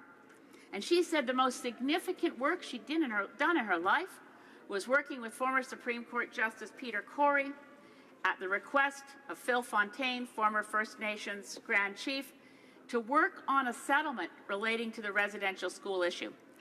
She felt that every survivor of residential schools was deserving of a payment regardless of what they could prove they suffered or not. The system itself was one of imposed, state-enforced bureaucratic cruelty and was an instrument of cultural genocide. But she said this, and I'm as close as possible, Mr. Speaker, I want to quote her. She said, first we need to find the truth, then reconciliation. So for settler culture Canadians, we need to know the truth of residential schools, the truth of more than a century of efforts to eradicate everything that makes Indigenous people truly Indigenous to their own culture, spiritual values, identity, and nothing is closer to identity than the language you dream in, the language you think in, the language you speak with your children. And this concrete step in Bill C-61 is an important step on that journey to real reconciliation. And as we take more steps, I'm conscious all the time of how do we ensure that the will of Canadians from coast to coast to coast stays consistent with the difficult job we have to do in reconciliation with First Nations, Métis, and Inuit peoples, that we spread this work of education and rights to self-government on education. I spoke earlier in some of the only words in Senchothan that I know, but it certainly is inspiring to me that on the Sartlip Reserve near Brentwood Bay in my riding is a tribal school in the name of what we call an anglicized, it's Mount Newton, and I will not pronounce it properly in Senchothan, but it means the place of refuge. And this tribal school, the Sartlip Nation Tribal School, which is available for the children of the First Nations communities on the Saanich Peninsula, has immersion in Senchothan. So children are now playing again, speaking their own language. And what's really important is that the kids who are learning Senchothan are proud and they know they're cool. They play in Senchothan, they sing in Senchothan, and as each year in this school progresses, and they base this on educational programs for immersion in Indigenous language that was picked up from Hawaii. Each year that they go forward in the school system, another grade is added. So more and more children in this area, on the territory where I live, which is a Senchothan word, a Saanich, which means the people rising, in that territory, more people who are non-Indigenous know more Saanich words, more Senchothan words. And it changes, as one of my colleagues said earlier, it changes our own sense of where we live in our own geography. Because we're not living in a place, there is no such, the Green Party has officially repealed as a matter of policy the doctrine of discovery. We did not come to an empty place and claim it as our own. We came as a colonial occupying power and took land from others in a culture that pre-existed us by thousands of years in every corner of our great country. This happened. So we need the truth, and then we need to move to reconciliation. And my great hope is that with Bill C-61 and other measures like it, which I thank the Minister from the bottom of my heart for her hard work, and for the hard work of the Anishinaabe nations that took this to a referendum and passed it, community by community, nation by nation, that we're taking concrete steps to really understand. And in that understanding, we are not, and not that it's a small thing, achieving justice with Indigenous peoples, but more than that, we're enriching our society. We allow us to know in my territory, Saanich Gulf Islands, that those Gulf Islands were created when a creator reached down and picked up several smooth, dark rocks, scattered them out to the waters, and told the people gathered, those islands, created by scattering the rocks, those islands are your relatives. In Senchofin, there's the human people is the translation, whales are the whale people, salmon are the salmon people, and they are our relatives. Our worldview will be vastly improved and inspired on the path of reconciliation, and First Nations languages for First Nations children is an essential first step. Thank you, Mr. Speaker. Haishka Siem. Questions and comments? Pursuant to order made Thursday, November 30th, 2017, Bill C-61, an act to give effect to the Anishinaabe Nation Education Agreement and to make consequential amendments to other acts, is deemed read a second time, deemed referred to Committee of the Whole, deemed reported without amendment, deemed concurred in a report stage, and deemed read a third time and passed.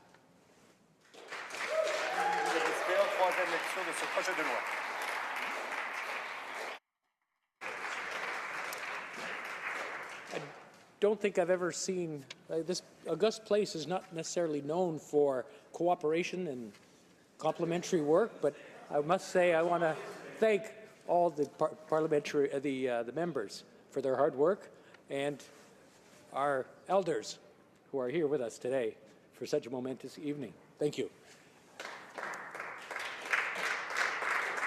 The Honourable Parliamentary Secretary to the Government House Leader. Yes, Mr. Speaker, I suspect if you were to canvass the House, you'd find it the will to call it 6:03, which would enable us to begin a private member's hour. Is it agreed? Right, this is going very well. We've set a trend. Everybody's agreeing. It being 5:30. Yeah, it being 6:02, the House will now proceed to the consideration of private members' business as listed on today's order paper. Private members' business. Debate at second reading on Bill C-352, an act to amend the Canada Shipping Act 2001 and to provide for the development of a national strategy, abandonment of vessels, in the name of Ms. Malcolmson. Ms. Malcolmson, Nanaimo Ladysmith, seconded by Mr. Johns, moves that Bill C-352, an act to amend the Canada Shipping Act 2001 and to provide for development of a national strategy, abandonment of vessels, be now read a second time and referred to the Standing Committee on Justice and Human Rights. Debate.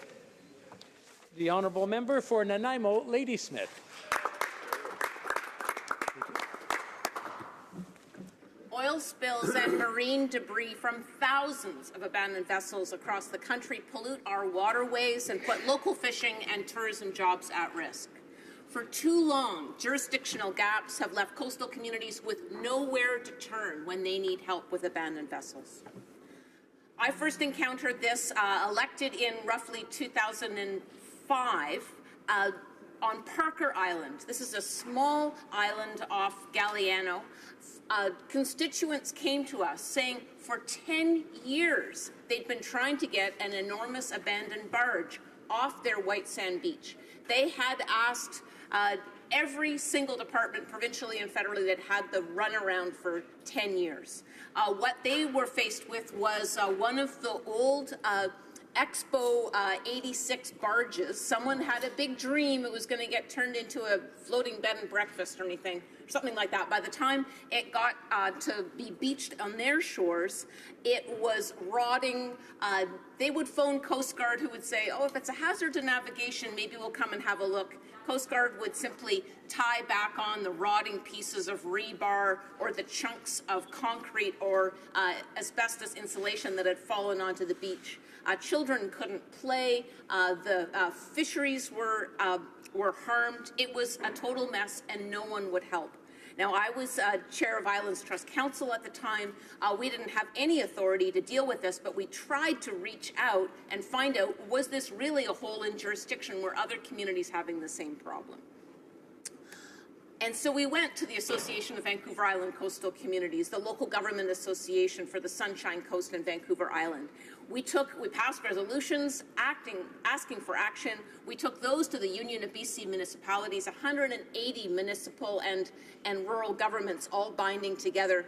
One time I led a delegation of 19 different local governments to meet with our BC Liberal Minister of Forest, Land and Natural Resource Operations, 19 different local governments all in one room saying, please help us, fix it yourselves, or implore Ottawa to take their responsibility. This is a marine issue. It's about the oceans. It's about vessel registration. You should be acting. Other countries act. Canada failed to. For 10 years, we were completely ignored. And that's one of the reasons that I wanted to be elected as a member of Parliament, to bring those solutions here and once and for all fix this hole. Hear, hear. During the course of the election campaign, the Vicky Lynn 2 came into prominence in the riding that I was hoping to represent. Ladysmith Harbour, 4 years earlier, had Transport Canada find adrift a beautiful old 100-foot fishing trawler, the Vicky Lynn 2. She'd been built in 1961. She'd met a bad end. Transport Canada towed her into Ladysmith Harbour, which was viewed as a safe harbour, and there she sat for 4 years at anchor. Ladysmith had put an awful lot of effort into waterfront beautification, tourism promotion, and they had this horrible rusting hulk that Coast Guard, in a marine survey in year 1, had said it may be only the rust of the hull that is holding this vessel together, and on board are 125,000 litres of contaminants. Ladysmith has got jobs invested in aquaculture, in tourism, and fisheries. All of those were threatened if the worst case scenario happened to Vicky Lynn 2, and still we could not get action. We had a huge rally during the election campaign that was organized by Take 5, one of the great local newspapers. Jean Crowder, as our former MP, have been very active trying to bring solutions here. The mayor of Ladysmith, Rob Hutchins, and then his successor, Aaron Stone, mayor of Ladysmith. He had a very strong alliance with Seminas First Nation, and I raised my hands to Chief John Elliott, who was a very strong partner, he and his council. Repeatedly, they would write letters to the federal government asking for help. The Ladysmith Maritime Society, a community-owned marina, pushing as hard as they could for solutions. Finally, having been loud about this in question period, some of you might remember, the former fisheries minister, now the member for Nunavut, agreed that he would find a way to fund the removal of the Vicky Lynn 2. And a little bit more than a year ago, we had a huge community celebration when 5 years after first asking, then Vicky Lynn 2 was finally towed away. The Ladysmith Chronicle was a great local newspaper that really helped us keep the pressure on and tell the story. But after the Vicky Lynn 2 was towed away, every person that had been involved in her removal recommitted to a coast-wide comprehensive solution, these one-off, dealing on a boat-by-boat basis, dealing not until it becomes an emergency, was not tenable. And they said, all of them, no community should have to work as hard as Ladysmith did to get that one boat gone. And so I brought to this House legislation based on all of the years of advice from coastal communities to fix vessel registration, to pilot a vessel turn-in program, to create good green jobs by working with local salvage companies and innovating with recycling. Maybe we can find some markets for fiberglass, which just hasn't been done yet. And then finally, to end the jurisdictional runaround by making Coast Guard the first point of contact.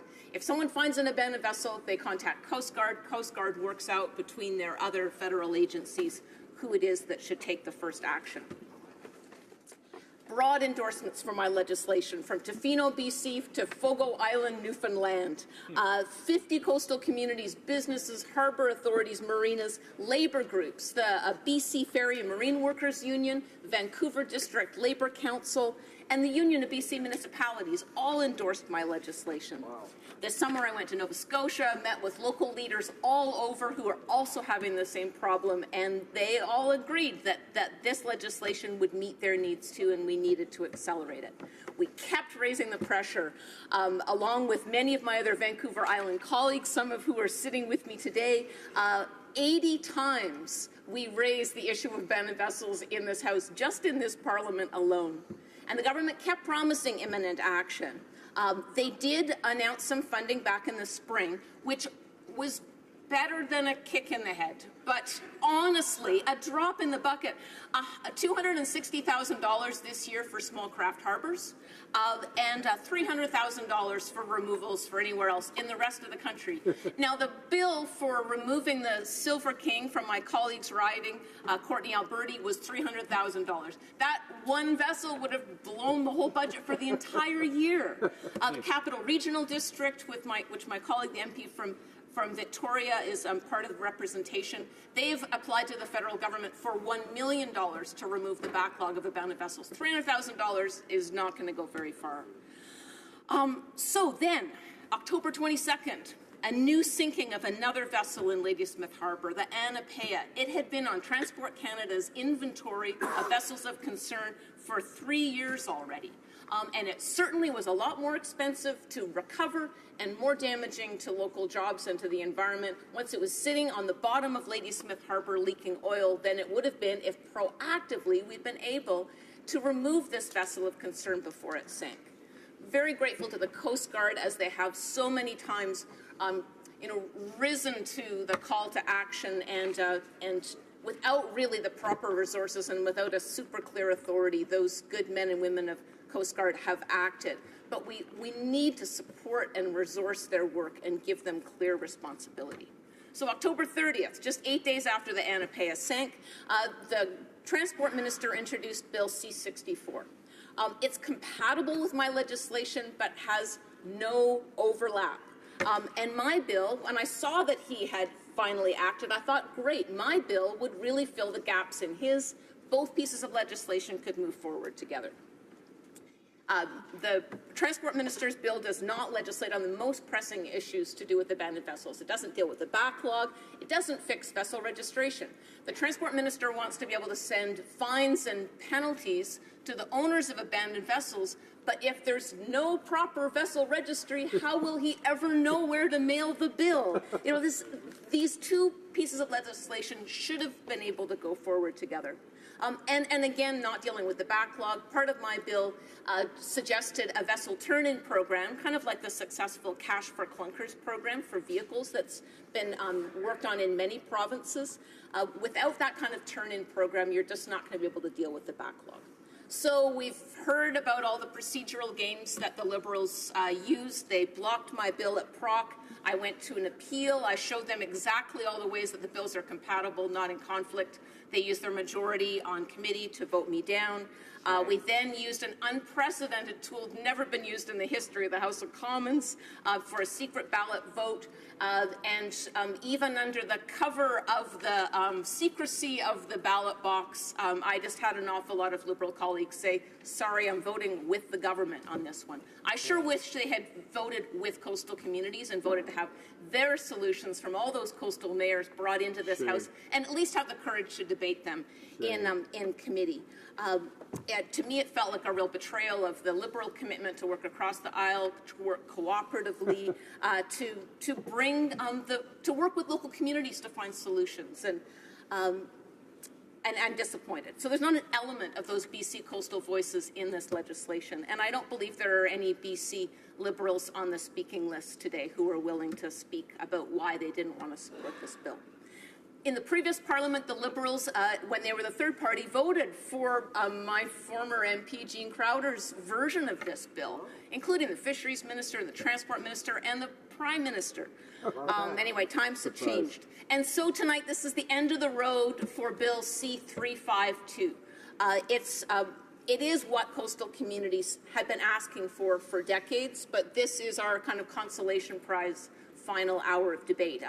Because of the Liberal push, this is not going to go to committee, it's not going to go to a vote, which almost never happens. But here we are making history again.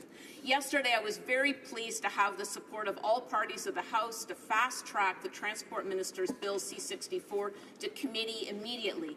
Our communities are so hungry for solutions. I'm really glad we got agreement to move that quickly. The minister's bill will go to committee, and I'll do my best, along with my colleagues, to insert as many of those coastal solutions that remain from my bill that has been blocked, to try to transport the elements of them into the minister's bill. I'll finish by saying I continue to be awed by the power and the innovation of coastal communities. These are people who take matters into their own hands. They find fixes. They use the system to advocate for them. They shouldn't have to work this hard. Honestly, this should have been something that, as every other maritime country pretty much has done, they solved this maybe in many cases 15 years ago. And I won't forget that the Liberal government tried to stifle coastal voices. But my resolve continues to insert the innovation and the problem-solving nature of coastal community leaderships into the government's bill to finally solve the abandoned vessel problem and get this problem off the backs of coastal communities. For ecology, for economy, for local jobs, let's respect that coastal wisdom. Let's honor the advice of these elected local leaders and bring their abandoned vessel solutions into this House, into Canada's legislation. Thank you very much.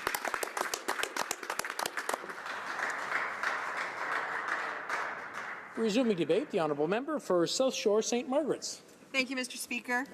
Mr. Speaker, I'm happy to rise today to speak to Bill C-352.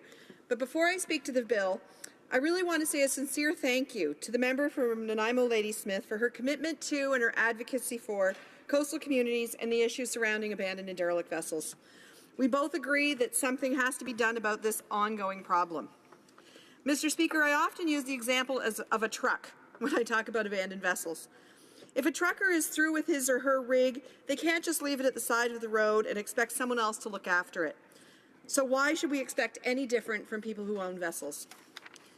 During the election in 2015, I heard over and over again about the problem of abandoned and wrecked vessels and the problems they cause in our coastal communities. Living in Nova Scotia and representing a large coastal riding, this is not an issue that was uncommon to me. That was why I was happy to bring forward a motion, M40, to the House in February of 2016. My private member's motion helped put the issue of abandoned and wrecked vessels on the government's radar and set the wheels in motion leading up to this fall when the Minister of Transport introduced the government's Bill C-64. This is comprehensive legislation that will deal with the ongoing problem of abandoned and wrecked vessels. We need to be proactive, not reactive. I'm proud of the fact that this legislation was based on a motion that I put forward and was unanimously adopted in this House. Coastal communities have had a problem with these vessels and they've been punted between federal governments, provincial, municipal, because nobody wanted to deal with the issue. I'm happy that we have taken the initiative and are moving to provide long-term solutions to deal with this problem. Bill C-64 is a comprehensive plan that addresses the problem of abandoned vessels and puts the onus squarely on the owners, where the liability belongs. Mr. Speaker, Bill C-64 has many objectives, which will be met to ensure a long-term solution to this issue. This bill aims to strengthen owner liability, including the cost of cleanup. It addresses irresponsible vessel management, including prohibiting vessels' abandonment. It enhances the federal powers to take proactive action on problem vessels. It introduces a compliance and enforcement regime with offences and penalties, and it will clarify the roles and responsibilities between Transport Canada and Fisheries and Oceans and the Coast Guard. In short, Mr. Speaker, we are making it illegal to abandon a vessel and closing loopholes that made abandonment possible without recourse. A key difference between Bills C-64 and C-352 would be the involvement of the Coast Guard as the receiver of all wrecks. Mr. Speaker, on this difference, I believe that myself and the member from Nanaimo Ladysmith have very differing opinions. In my opinion, our Coast Guard is there to serve our coastal communities with search and rescue operations and conducting vital scientific research. To designate them as a salvage organization would be inappropriate for these men and women and the role they provide to our coastal communities. Currently, lobster fishers in my riding are braving the Atlantic Ocean at times that are trying and weather that can turn on a dime. I would hate to think that at a time that they may be needed off our coast in an emergency situation, resources for the Coast Guard might be tied up dealing with an abandoned vessel that someone has dumped. Mr. Speaker, I believe that the responsibility of vessels belongs squarely with the people who own them, not with the Coast Guard, and ultimately the taxpayers of Canada. A significantly stronger regulatory regime making sure we can identify who owns vessels and has the proper way of disposal is more comprehensive and is a better way of dealing with this issue. There are times when the government has to step in to help with the removal, as was the case this summer with the removal of the Farley Mowat in my riding. The town of Shelburne had done everything possible to have the Farley removed, but unfortunately they were met with resistance at every turn. The federal government recognizes that the town could no longer face the impending environmental disaster that this ship posed and stepped in to have it removed. The people of the town of Shelburne were ecstatic to get rid of that rusting hulk of garbage after 3 years of trying everything. But we need to deal with these vessels before they become the kinds of problems that the Farley Mowat did, and Bill C-64 will accomplish just that. In closing, Mr. Speaker, I again want to thank the member from Nanaimo Ladysmith for her advocacy and her support of C-64. I know that there are some differences between the bills C-352 and C-364, but I know we all want the best solution to address this long-standing issue, and I look forward to working together to make sure we get this right. Like her, I want us to be able to deal with the issue of abandoned and derelict vessels so that our coastal communities don't have to. Thank you, Mr. Speaker. Resuming debate, the honourable member for Caribou, Prince George. Thank you, Mr. Speaker, and it is indeed an honour to stand before the House to talk to our colleague from Nanaimo Ladysmith's Private Members Bill 352. It's unfortunate that we are speaking on at a time when really the government has pretty much scuttled her bill, and yes, as we get jeers across the way, and really did everything in their power to at every step of the way for this member of Parliament and her advocacy for this issue, Mr. Speaker. And I want to, we can't have a debate or a speech on abandoned vessels without first giving due to our honourable colleague, our former colleague, John Weston, who also brought forth a bill very similar to this in I believe it was in 2015, June 2015, the 41st Parliament. Conservative MP John Weston introduced Bill 695, which would have dealt with very similar issues or similar points that C-64 as well as 352 have. One of the things that we do, I will agree with our colleague across the way from South Shore St. Margaret's about the responsibility always must be, whether it is somebody that's polluting or somebody that is abandoning a vessel. Conservatives also agree that there has to be some onus and responsibility on that person, the owner of that vessel, or the person that is, or organization that is doing the polluting. One of the things that I will take a little bit of difference to in terms of our honourable colleague that just spoke before us from South Shore St. Margaret's, who I respect greatly, is the fact that M40, her motion M40 was really precipitated this bill, C-64. And I would offer that it probably helped along the way bring the awareness to the government, but I would also then say that those that walked before us, including our honourable colleague from Nanaimo, Ladysmith, and our honourable colleague, Mr. John West, and the work that they did previously and he did in the previous Parliament, that really set the ground for where we are today. Mr. Speaker, or Madam Speaker, we've heard of examples, and I believe our honourable colleague from Nanaimo, Ladysmith, while she didn't name the Expo 86 barge, it was affectionately known on the Pacific Coast as the Mick barge. I believe that's the one that she's referring to, which was a floating McDonald's during Expo 86, and it had been towed out to Ladysmith. Some entrepreneur had some grand ideas as to what they were going to do with it, but then quickly, as many of our small businesses, all of the whims and whimsies and plan to fail the plan to fail, it sat there and it collected rust. Madam Speaker, in doing research for this speech today, I looked just real quickly in the news articles, and just recently, in the beginning of November, Ladysmith, the town of Ladysmith, applied for federal funding to remove 9 derelict vessels. 9. And that's unacceptable. Whether it is a small municipality, whether it is on the Pacific Coast or on the West or on the Atlantic Coast, this is unacceptable, Madam Speaker. And that's what the challenge has been in terms of abandoned vessels. Whose responsibility is it? There's a lot of finger pointing when there is a abandoned and derelict vessel. Well, whose is it? Whose responsibility is it? Who's going to take control of the situation and mitigate the situation? And what I felt that was compelling in our honourable colleague's bill, Private Member's Bill 352, was that, and I wasn't aware of this, Madam Speaker. I have to say that when I was tasked to talk to this, I actually reached out to our honourable colleague and wanted to find out a little bit more about the issue. I'm from British Columbia. I can read the headlines and know that there are challenges, there are issues that are there. But, Madam Speaker, I confess I'm in a landlocked area.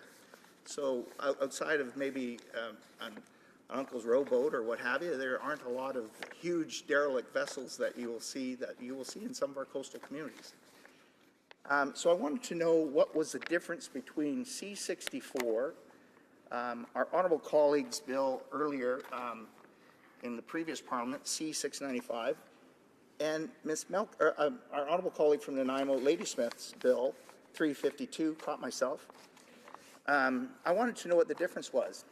She said, the fundamental difference is this, is that it assigns responsibility to the Coast Guard. And I'll touch on that real quickly when I get a chance.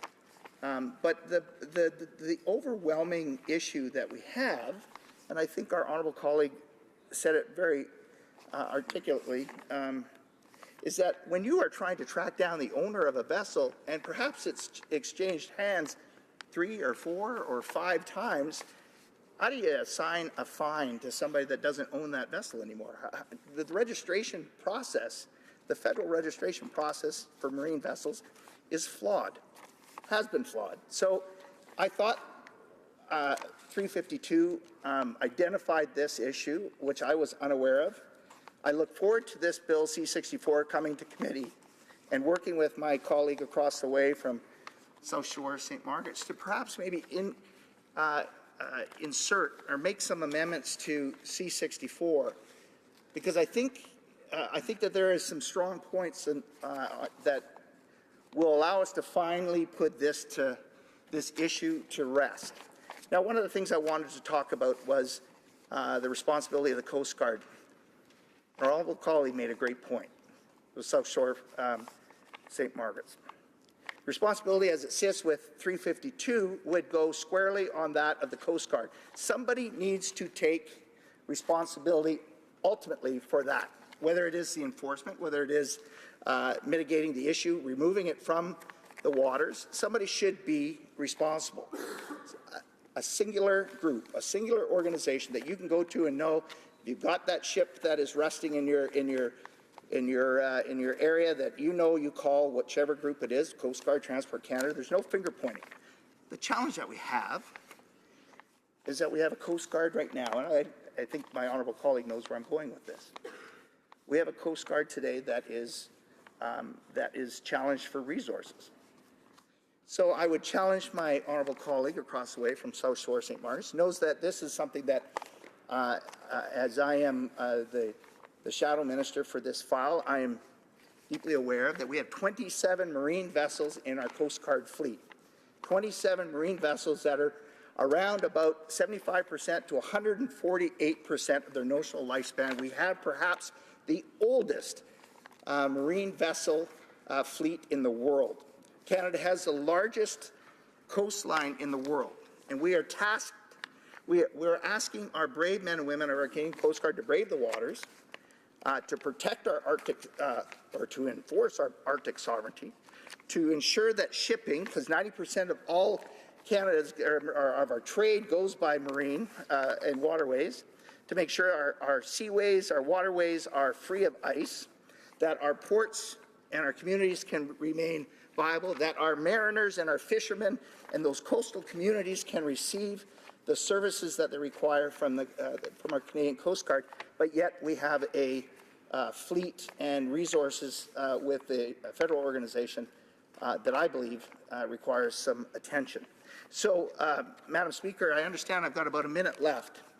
I don't know if there's much more that needs to be said. I congratulate our honourable colleague for her tireless efforts in seeing this through, working with our former colleague, Mr. Weston, in supporting his bill, also C695. I know Mr. Weston supports 352. I look forward to having perhaps our honourable colleague at committee and working with our colleague from across the way, South Shore St. Margaret's, and perhaps we can come out with and do some great work, as we usually do at the Fisheries Committee, and come up with a piece of legislation that will protect our harbours, protect our coastal communities, and make sure that those that require the resources are getting it, like our Canadian Coast Guard. Thank you so much.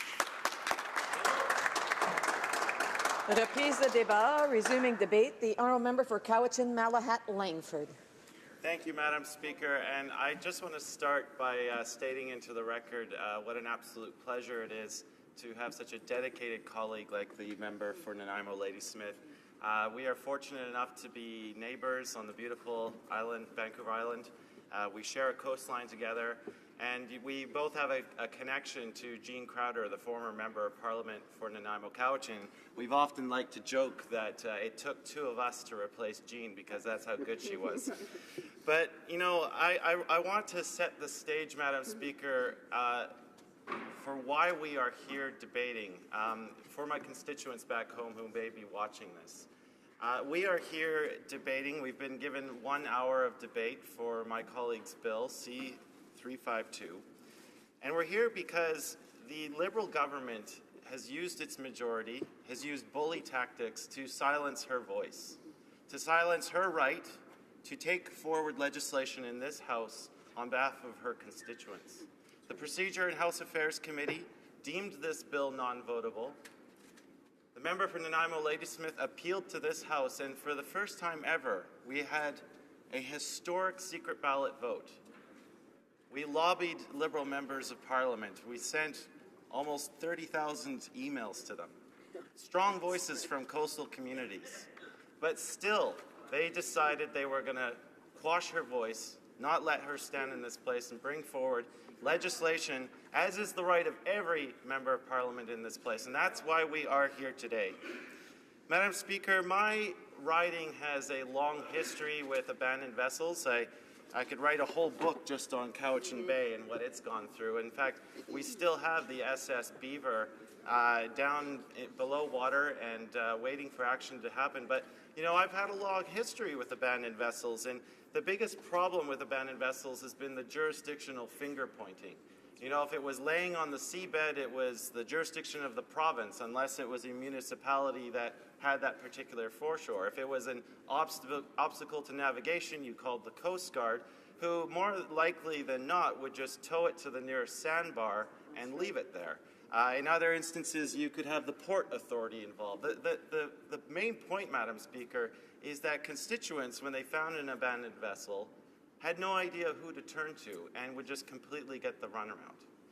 And, I appreciate the government's efforts on Bill C-64, and I'm very glad that this House gave unanimous consent to move that important piece of legislation to committee. But the argument that my colleague from Nanaimo, Ladysmith, has made is that her bill fills in some important gaps, and the two bills complement each other. And it comes down to, Coastal Voices, we have worked so long on this legislation. For many years, we've had the backing of the Union of BC Municipalities and many different organizations who are involved in protecting our coast. And for the Liberals to use their majority just to silence us, to not even bring forward this bill for a vote, it shows an extreme lack of courage on their part. Because I would have loved to have seen coastal British Columbian members of Parliament. A point of order here, the Honourable Government House Parliament Secretary to the Government House Leader. Yes, Madam Speaker, just on a point of order, the member has said this on a couple of occasions, and I don't think it's appropriate in the sense that we had actually a secret ballot. So it's unfair for the member to say that the Liberals actually voted in one way or another when, in fact, there could have been others that would have voted. No, it's not. Well, member wishes to participate in debate. He may want to see about asking to be put on the list. The honourable member for Malahat Langford, Cowichan Malahat Langford. Thank you, Madam Speaker. And, to the point of order, that is definitely a point of debate. I know my constituents know exactly how Liberals voted. We just have to take direction from the Procedure and House Affairs Committee. But that's beside the point, Madam Speaker. The point is that this House, with its Liberal majority, decided that Coastal Voices were not going to get their turn. They denied my colleague her chance to bring forward legislation in this House and have it debated. It shows bully tactics, an extreme lack of courage, and I think it's absolutely shameful behavior on the part of a government who came in with a mandate to give more respect to Parliament and to parliamentarians. In fact, I remember the speech by the Prime Minister when I was at the orientation session for new members of Parliament, and he kept on going on about how important our role as private members was in this place, our ability to bring forward legislation, to bring forward those ideas, put them in a bill, and to have it debated and voted on so we could actually have recorded votes on where individual members of Parliament stand. And we'll never get to know that now with C-352. We won't know where BC Liberal MPs stand on that bill because they decided to make it non-votable. Those are the facts, Madam Speaker. I could go on and on, but I just want to end with this, that no matter what their tactics, it will not stop us from speaking up strongly. And I again want to salute my colleague from Nanaimo, Ladysmith, for the incredible work that she's done on this file. And even with the criticisms I've just leveled at the Liberal government, I can assure them that when it comes to C-64, we will do our due diligence on that bill. We've given agreement in principle, but I believe there are some important amendments, and I look forward to the honourable member from Nanaimo, Ladysmith, working on that bill and making sure that it actually is the right fit for our important coastal communities. Thank you, Madam Speaker. Resuming debate, reprise de débat, the honourable member for Courtenay Alberni. Thank you, Madam Speaker. First, Madam Speaker, it's a huge honour today to rise on behalf of Bill C-352 on abandoned vessels, and I'd like to thank the Member of Parliament for Nanaimo Ladysmith for tabling this very important bill and for proving that not only is she a strong steward and champion for our environment here in the House of Commons, but also it follows her community work that she had been doing in our communities, in our coastal communities for decades as chair of the Islands Trust and in her many roles in our communities. And I'd also like to thank former New Democrat Member of Parliament, Nanaimo Cowichan MP Jean Crowder for her work in Parliament for more than a decade on this issue, Madam Speaker. There's no doubt that The NDP and our coastal community MPs have led the charge for healthy oceans and for federal leadership in addressing abandoned and derelict vessels. Madam Speaker, Bill C-352 is important for the environment, important to the economy, for coastal communities, for several reasons, Madam Speaker. It would end the runaround and finger-pointing by designating the Coast Guard as the agency responsible for directing the removal and recycling of abandoned vessels. And this is fundamental, Madam Speaker, when dealing with abandoned and derelict vessels. It would get taxpayers off the hook by fixing vessel registration and creating a fee to help cover the cost of vessel disposal, like in Washington State. It would prevent vessels from becoming hazards by piloting a turn-in program at safe recycling facilities, Madam Speaker. It'd be great for the economy. It'd be great for green jobs by supporting the local marine salvage businesses. And perhaps most importantly, it would build a coast-wide strategy in cooperation with local and provincial governments in service of our constituents as coastal people.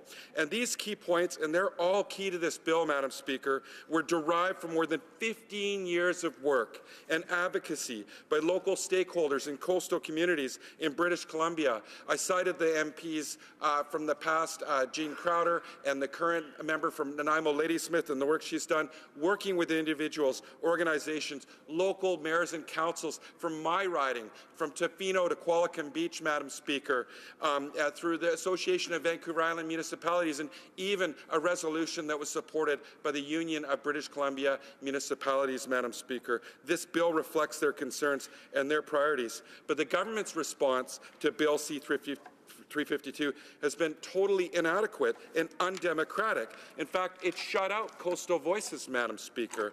Instead of thoughtfully examining Bill C-352 and offering amendments and allowing a free vote, this government has chosen another path. They decided to table Bill C-64, which it's a significantly different bill that does not take the advice of local, regional, and stakeholders who've been engaged on this issue for 15 years.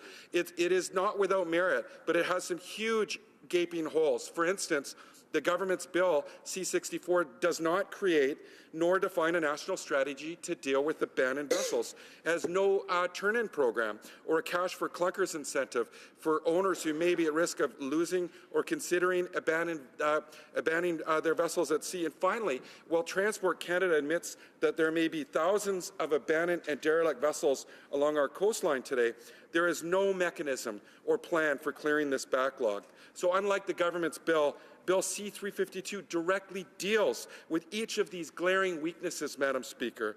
And yet, in despite of all of these differences, this government made an effort to defeat this bill before it could even be debated.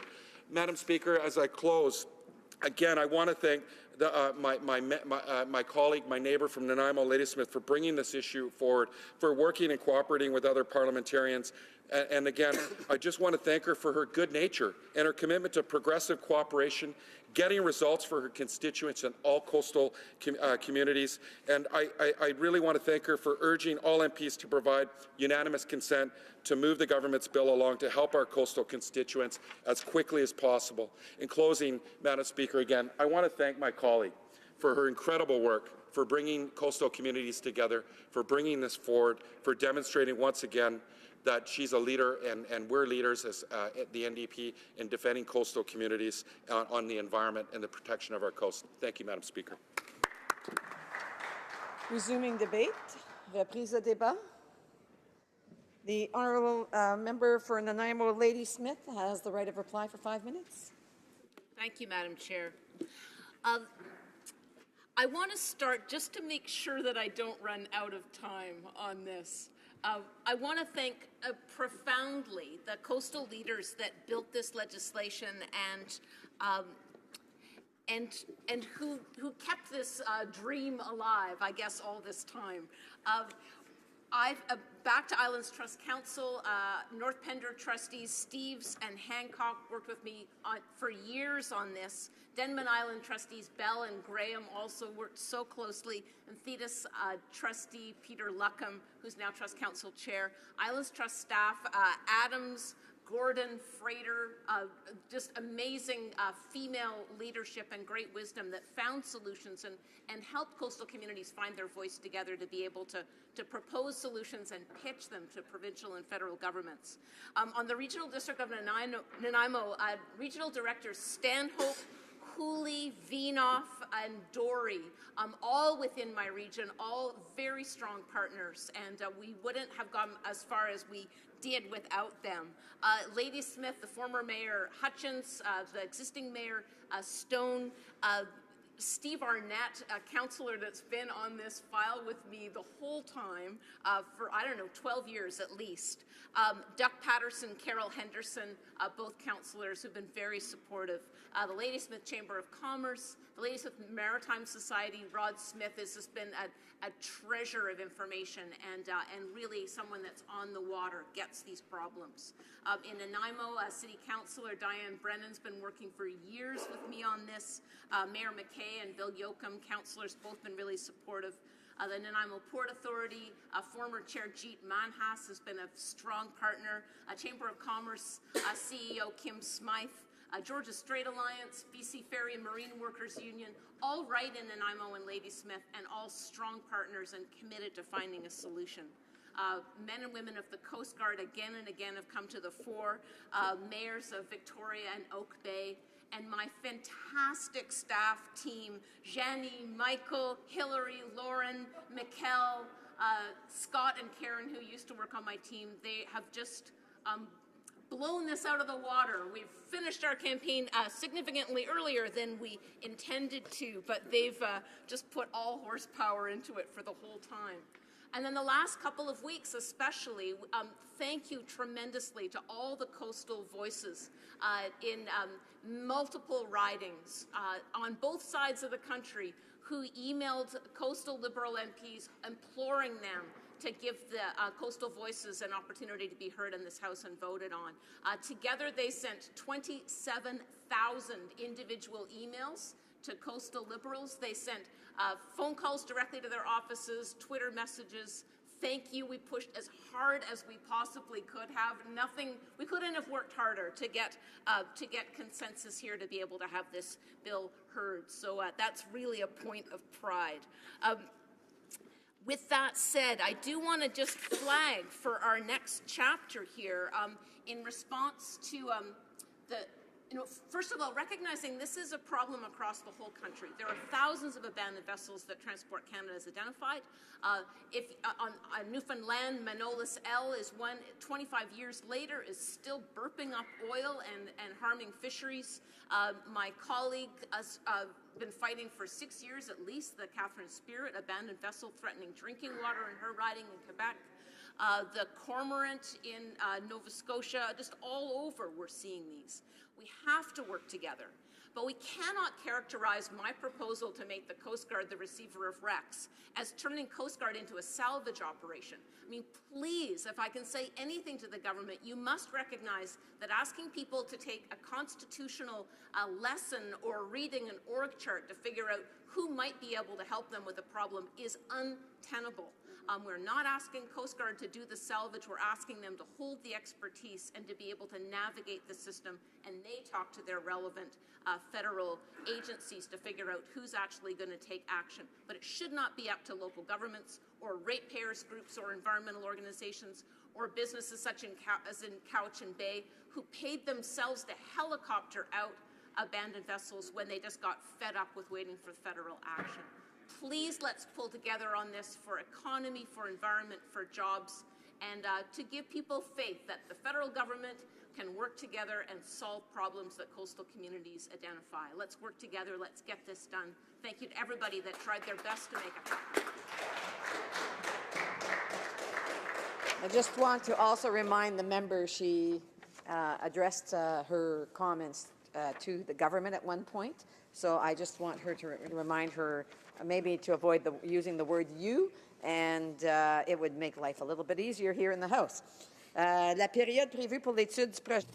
The time for the bill has now expired, and because the motion has been deemed non-votable, it is removed from the order paper. It being 5:56, it is pursuant to Standing Order 30 sub 7, the House will now proceed to the consideration of Bill C-377 under private members' business. Orders of the day, ordre du jour. Affaires émanant des députés. Débat. Private members' business.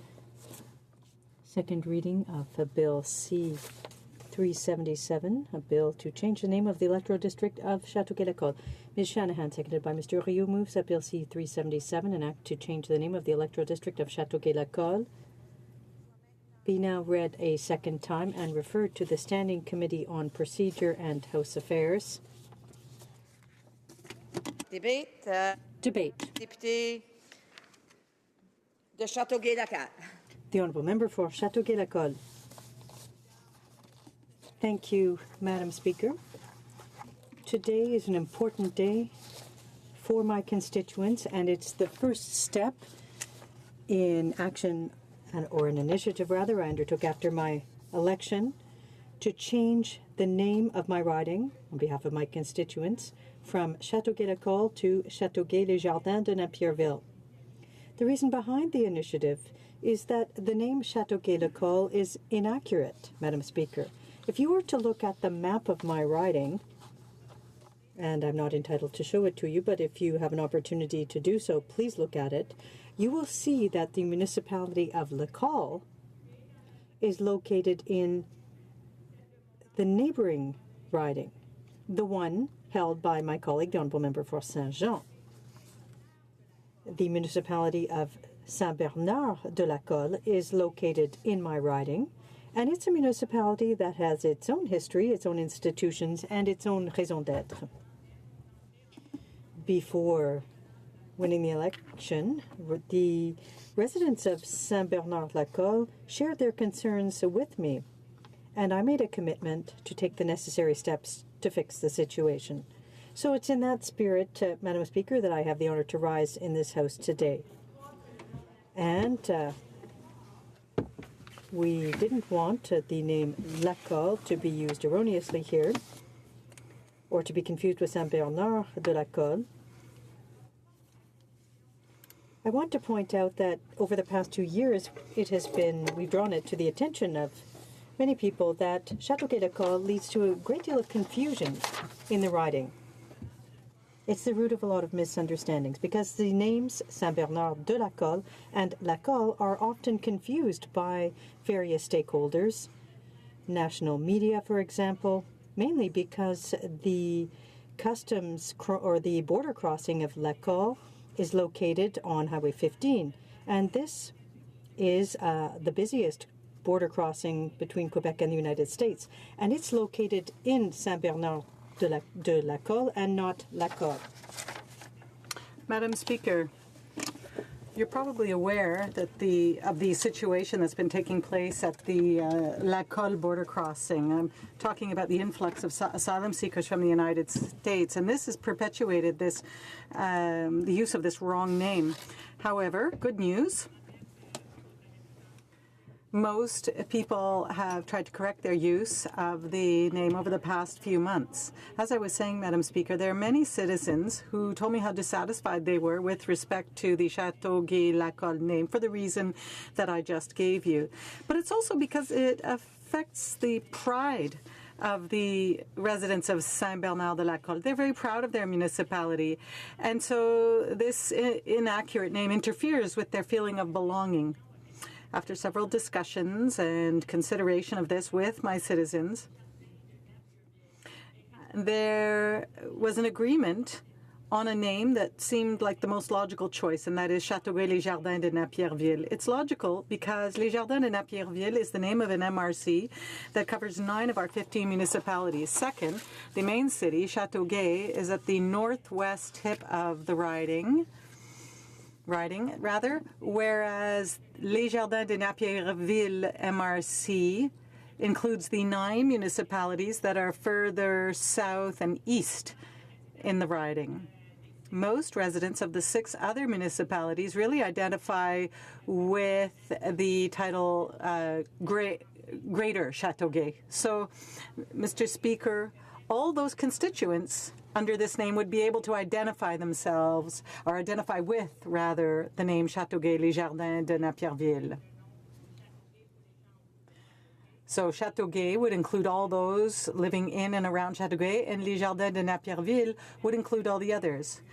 The MRC of Jardins de Napierville is absolutely beautiful, and that is symbolized by the word Les Jardins, and it's also an area that is known in Quebec for its vegetable production. Finally, the name Châteauguay-les-Jardins de Napierville truly represents the semi-urban, semi-rural character of our riding. Mr. Speaker, I'd also like to talk about one individual in particular who contributed to the choice of the name Châteauguay-les-Jardins de Napierville. This is the deceased mayor of Napierville, Jacques Delisle. If my memory serves me well, he is the first one who suggested this name. This dedicated man left a remarkable legacy in his municipality, and perhaps he'll also have the opportunity to leave his mark on the whole of the riding through this name. Madam Speaker, I would just like to recall that remind this House that I am sponsoring this bill on behalf of my constituents.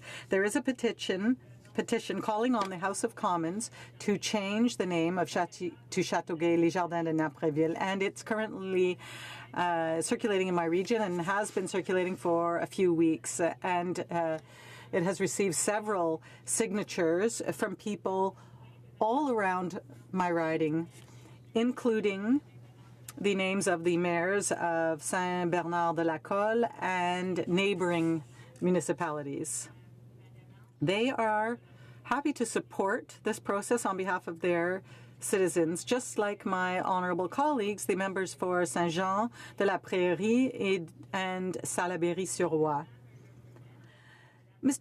Madam Speaker, I'd like to give you a little history lesson, and a little history lesson for all those listening to us, given that I have the time.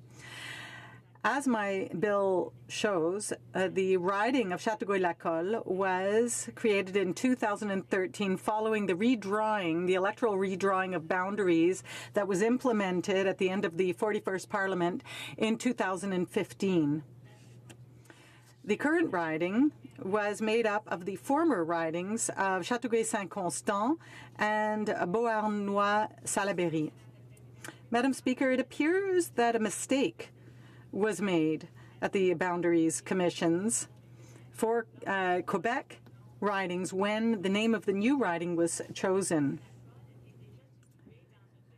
The fact that La Colle was already located in the riding of Saint-Jean when the boundaries were redrawn was probably actually never noticed. We don't know what happened, but one can only imagine. After having done some research and after having had a discussion with the mayor of Saint-Bernard-de-la-Colle, I think I can explain why there's so much confusion between Saint-Bernard-de-la-Colle and La Colle. I'll just take a sip of water, Madam Speaker. Merci beaucoup. Thank you. Saint-Bernard-de-la-Colle is a municipality that was founded in 1855 in honor of Bernard Claude Panet, the 12th Archbishop of Quebec. Now, in terms of La Colle, the name comes from the name of the former seigneurie that was on that territory. Today, there are about 1,500 inhabitants in Saint-Bernard-de-la-Colle. La Colle, however, was a municipality established in 1920, and it became an official municipality in 2001. It has now 2,800 inhabitants. Saint-Bernard-de-la-Colle, therefore, was founded well before La Colle. But over the past few decades, it has developed quite slowly.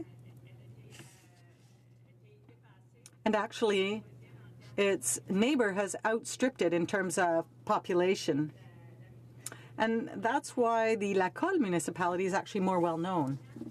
For understanding of the history of our region, Madam Speaker, please allow me to outline how name changes come about and the criteria that any proposed name change, including that proposed by my bill C-377, must meet.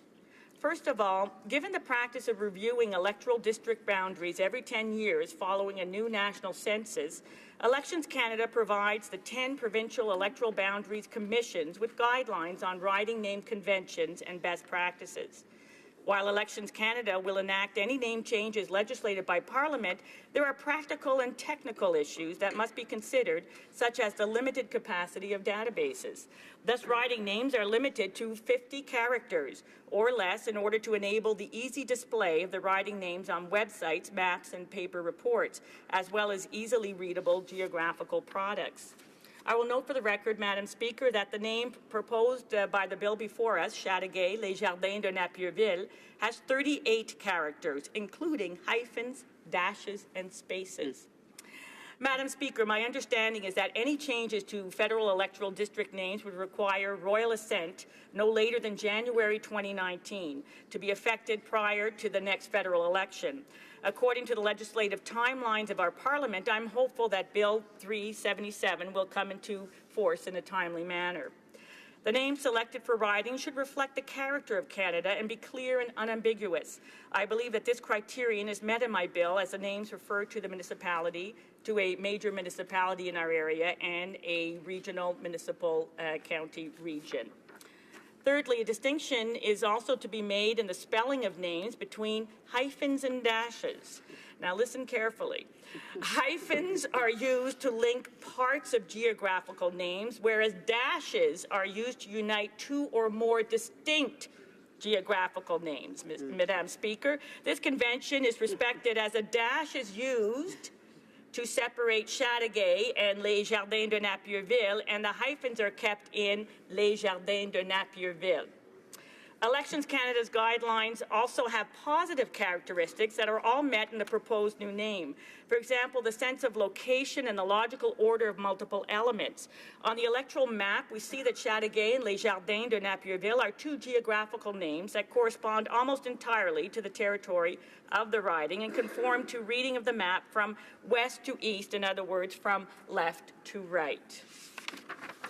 The name of an electoral district must be unique, Madam Speaker, meaning the components of each federal electoral district name should be used only once, which is indeed the case for the elements Chateauguay and Les Jardins de Napierville.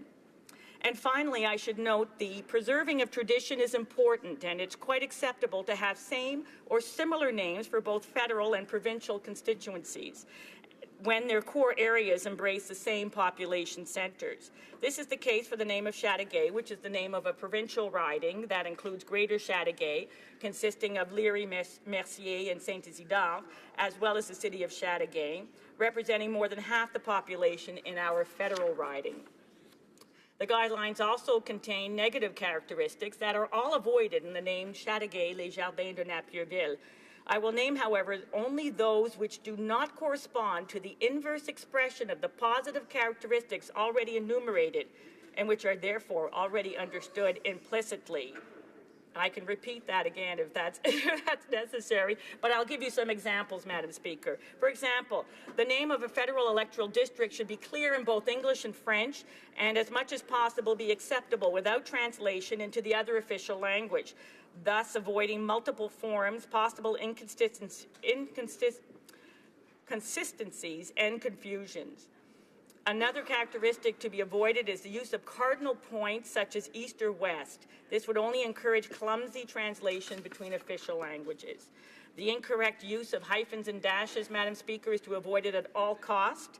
Bill C-377 correctly uses a dash to designate the city of Chateauguay within the name, while the individual words of the region, Les Jardins de Napierville, are correctly separated by hyphens. And lastly, let us say for the record that the use of actual names of provinces, personal names, and names that are imprecise or contrived from non-geographical sources are also to be avoided. I believe, Madam Speaker, that I have raised all the arguments that should satisfy my honourable colleagues here in the House that the name proposed by Bill C-377, Chateauguay, Les Jardins de Napierville, thusly respects all the pertinent guidelines of Elections Canada. Permettez-moi. Madam Speaker, now allow me to use some of my speaking time to paint a picture for you of my magnificent riding which includes a splendid environment, rich soil, a dynamic economy, and by lovely people. My riding is located in the province of Quebec on the south shore of Montreal in the area of Montérégie West. It is made up of 15 municipalities, including Saint-Bernard-de-la-Colle. I also represent a semi-urban, semi-rural riding, and the city of Châteauguay has 48,000 inhabitants, including 15,000 Anglophones and Allophones. It also has a very important industrial sector. On the other hand, the main part of the area in my riding is rural. The main industries there are, of course, agriculture and agri-food production. Madam Speaker, I look forward to questions from my colleague. I'm happy to go into much greater depth on my riding. And comments. So the honourable member for Lethbridge. Thank you, Madam Speaker. Madam Speaker, my question is simple. The Honourable House Leader has put a process in place by which we are able to change the names of our ridings. And it's been a streamlined process, and various members have submitted their changes to the Honourable House Leader, and those changes are proceeding. They're going forward, and it's quite simple. The Honourable Member opposite has chosen to use her private member's bill opportunity to bring this forward in terms of changing her riding name. I understand her desire to change her name, but what I don't understand is why use such a rare opportunity to bring forward a private member's bill to do this when there's already a process that's been put in place by the government House Leader. I'm a little bit confused as to why that private member's bill opportunity wouldn't be used for a piece of legislation that perhaps her constituents are interested in. The Honourable Member for Châteauguay-Lacolle. Thank you, Madam Speaker. And I'd like to thank my colleague for her question. Well, here we have the privilege as members of Parliament to bring forward bills that are important to our constituents in our ridings. And it has to do with identity.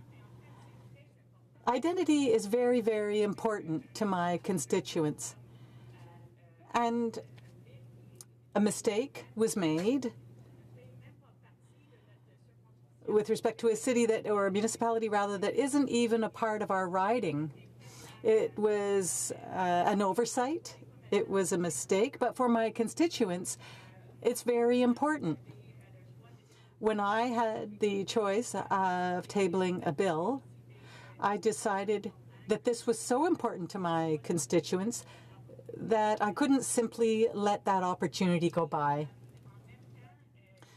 As well, when I did my research, I saw that during the former Parliament, there was a 12-month period during which members had an opportunity to make corrections to the names of their ridings, but it didn't happen.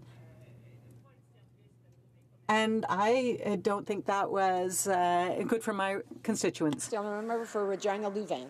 Thank you, Madam Speaker. I've had a great experience working with my colleague from Châteauguay-Lacolle on the Government Operations Committee.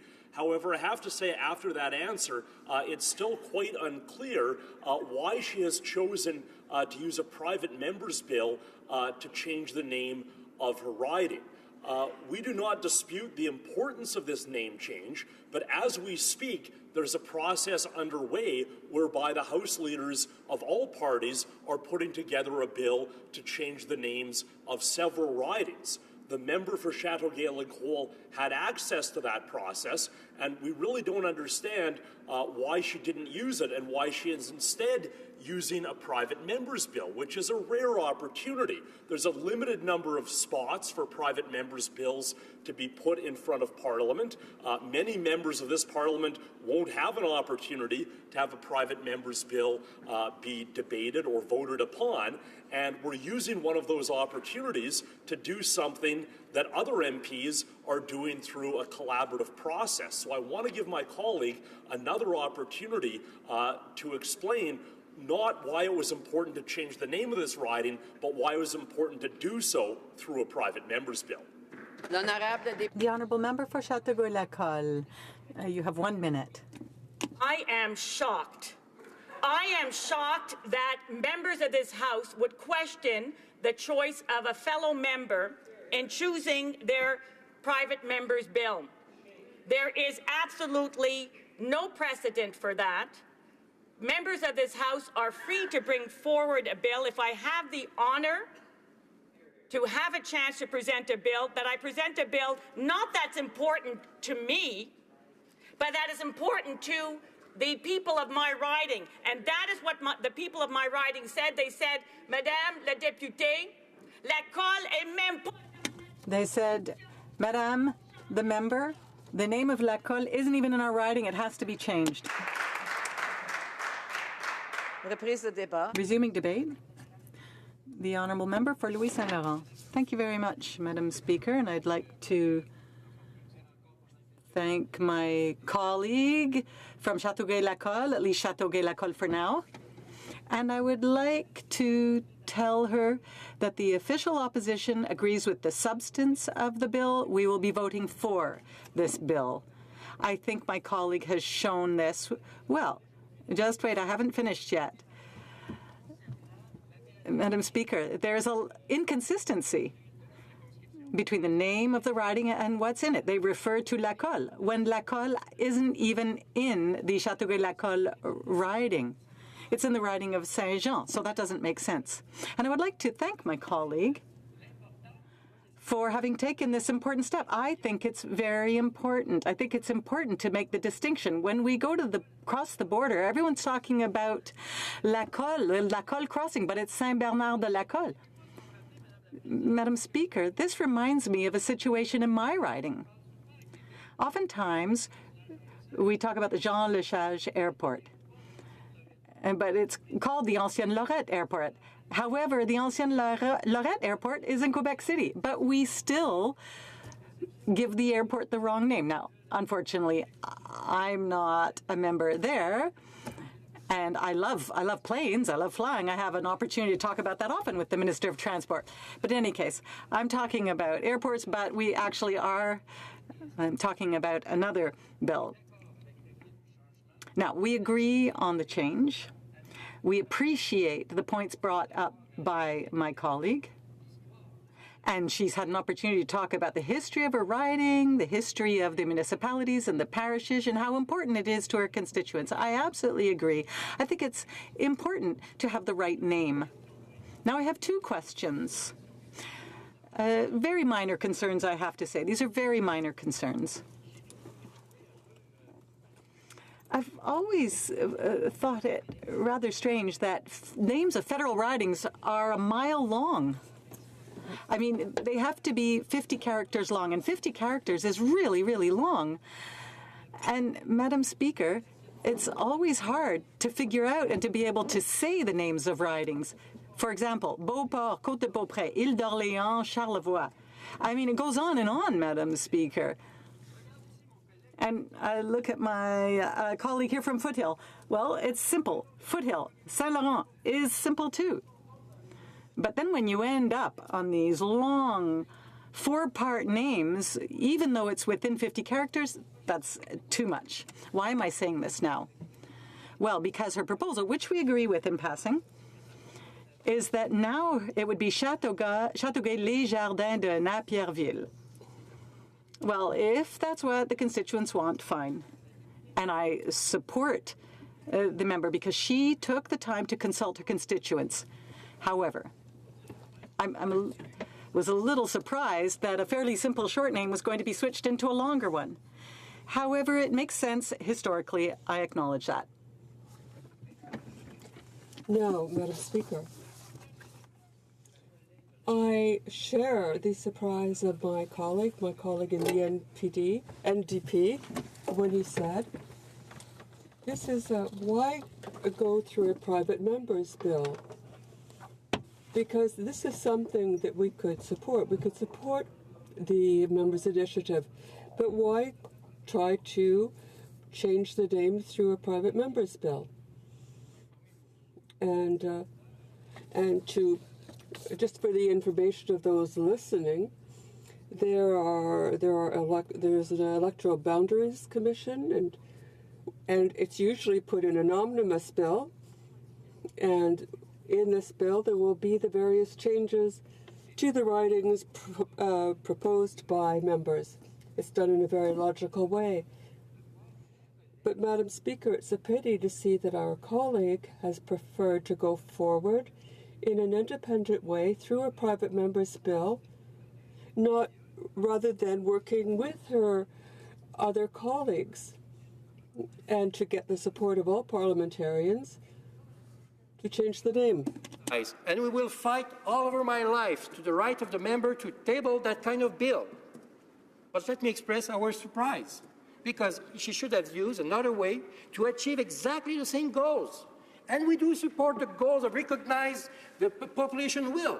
That's fantastic, and we do support it 100%. But we are a little bit surprised. Why table a private bill? Because for us, Madam Speaker, private bill is an important bill. Private bill is a front door bill. Do you know why I say that, Madam Speaker? Because just less than 2 years ago, and my colleague from Foothill will quite remember, less than 2 years ago, in this House, we have a strong debate about Bill C-4.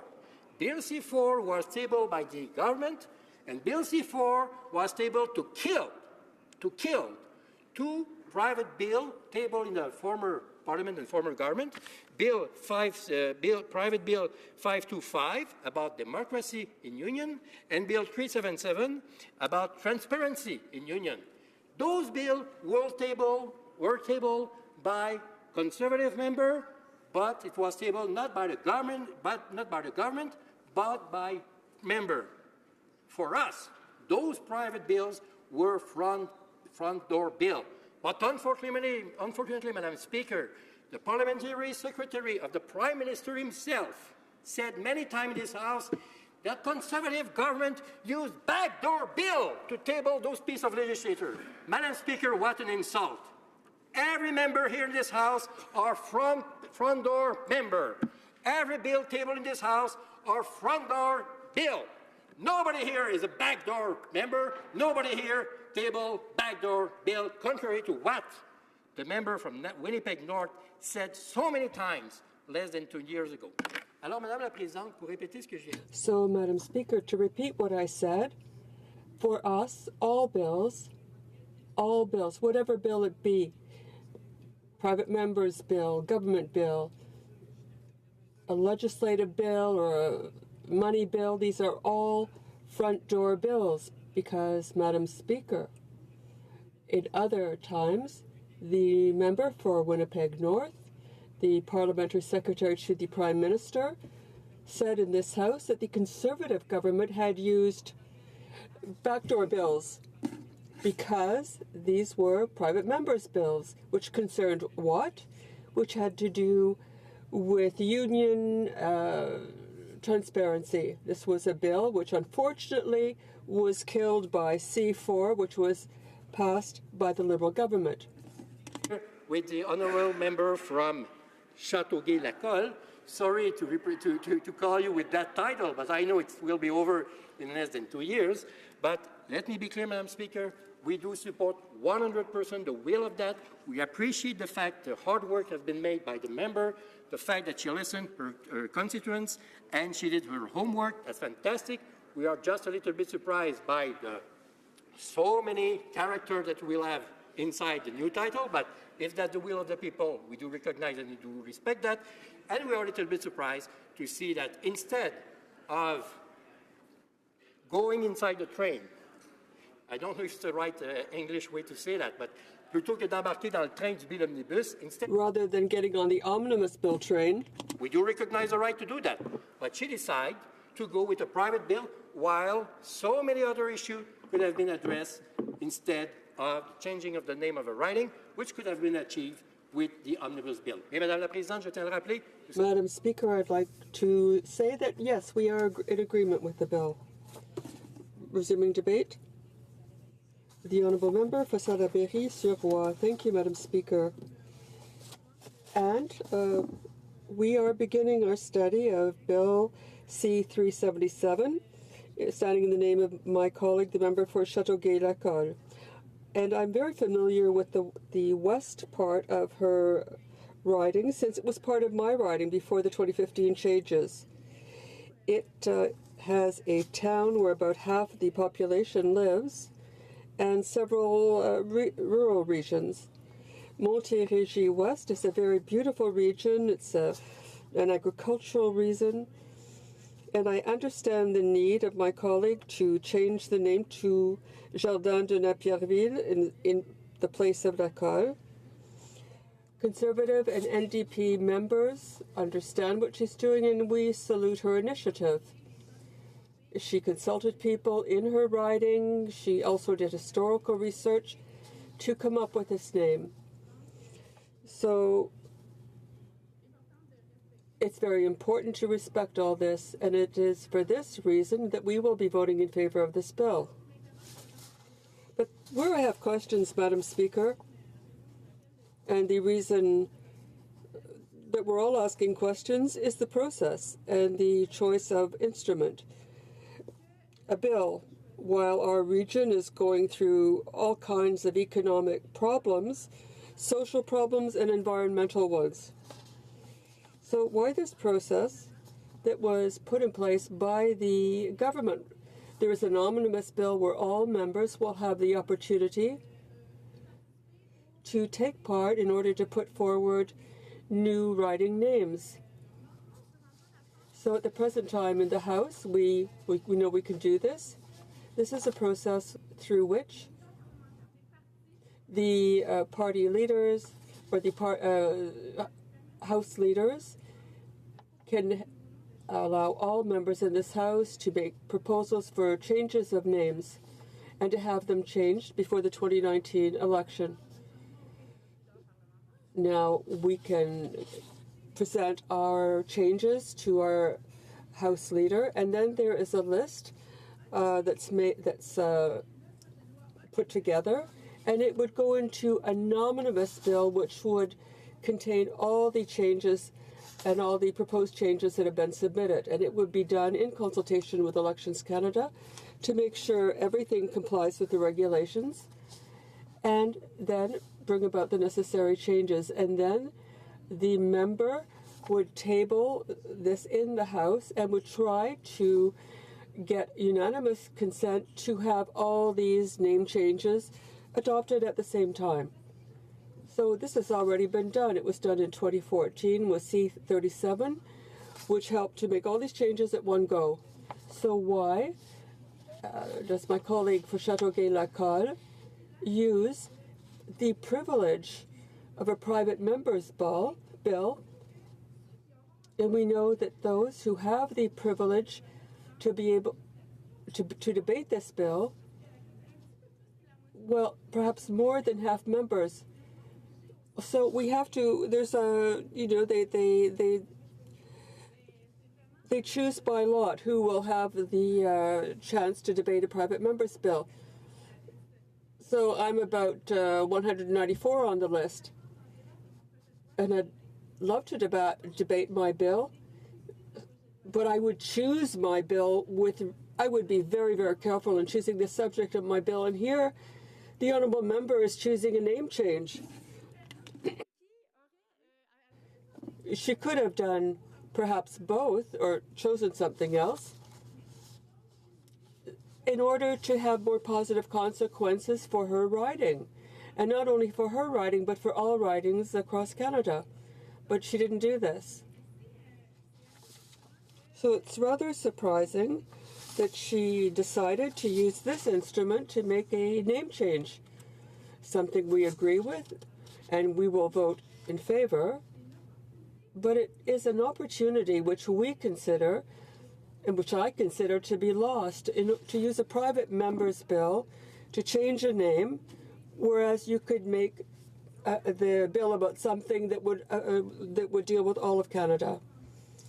Now, there are several issues that she might feel could be the object of a private member's bills to bring about economic, environmental, social change, etc.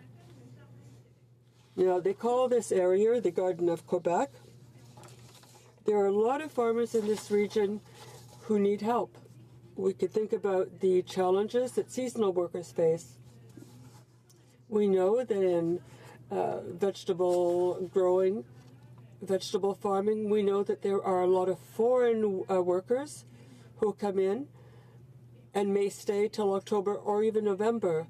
We'd like to see protection for these workers. And we'd like to see the government also try to protect workers through any free trade deal. Now, we have raised this question. So why have a bill? Why not have a bill on one of these agricultural issues? Because she knows that 1 in 8 people works in the agri-food business in Canada. Our region needs to be more attractive to small business. Now, another problem in our regions is that we don't have high-speed internet in many areas. We'd like also to help ensure the continued thriving of businesses that are already there. Now, couldn't she work on a bill to improve the internet situation for schools, hospitals, and workers? And for students, of course. So there could be an economic bill, private member's bill. And I think that there might be a way to work with this bill, to work in favor of this bill. And another extremely important issue is the environment. And this is very important for my colleagues' riding and for my riding and all ridings in Canada. Now, she was invited to the announcement of the dismantlement of a business that was a threat to the environmental well-being of a certain region. So she could have worked with the member for Nanaimo Ladysmith.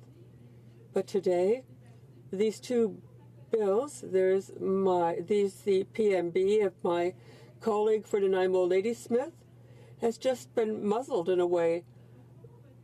We can't vote on it because the government has decided to just scratch it because the Minister of Transport has another bill which is complementary, but the 50 coastal communities that have been trying to get together to work on this bill, well, they won't even allow it to be voted on. It's dreadful. It's democracy which is being attacked.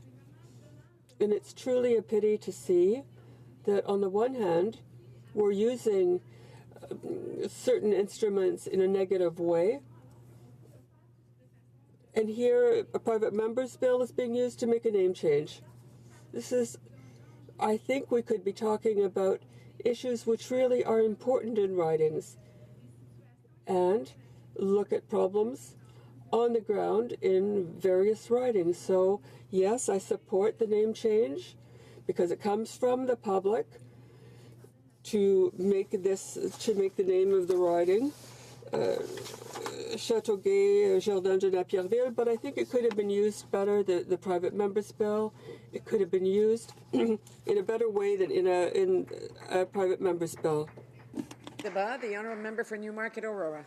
Merci, Madame la Présidente. C'est un plaisir. Thank you, Madam Speaker. It's a pleasure to stand in this House to speak to this bill. The private member's bill put forward by my colleague, the honourable member from Châteauguay-Lacolle. As we know, it proposes to change the name of her electoral district to Châteauguay-les-Jardins de Napierville. The municipality of Lacolle, which is currently included in the name of my colleague's electoral district, is actually located in the neighboring riding of Saint-Jean. This is confusing, as we've heard, for residents in both ridings.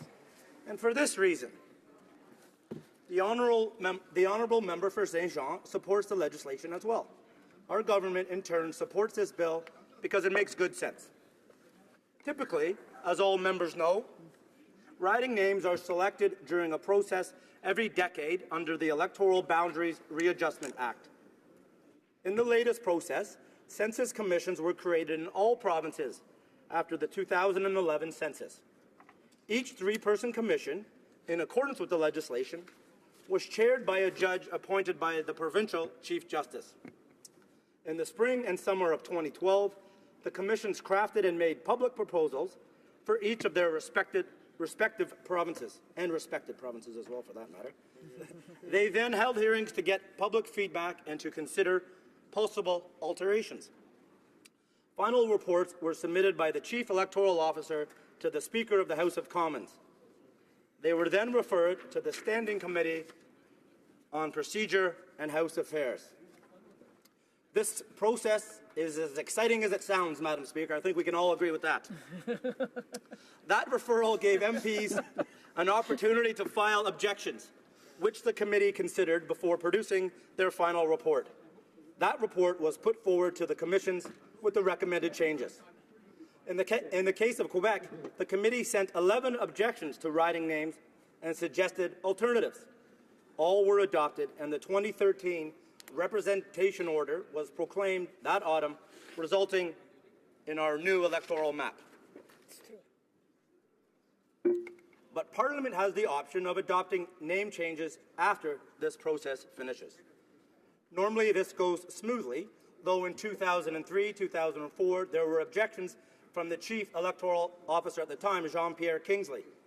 Mr. Kingsley pointed out that there was an excessive administrative burden imposed because it took place so close to the 2004 election. He also voiced concern that the change could lead to public confusion and additional costs, because electoral materials would have to be reprinted and software reconfigured. But there haven't been any significant issues identified when name changes are proposed well in advance of elections. In the case of the bill we are considering now, there is no indication the name change will cause any technical problems. Elections Canada has asked that no name exceed 50 characters, including hyphens and dashes. This proposed new name is well below that threshold. I'm sure the member from Louis Saint Laurent would agree with that. Elections Canada has also asked that name change bills receive royal assent no later than January of 2019. Plenty of time, Madam Speaker. In addition to this kind of legislation, our government, and indeed all members of this chamber, must do everything in our power to encourage Canadians to participate in our democracy. Madam Speaker, confusing Canadians, confusing voters, does not foster participation in our democracy.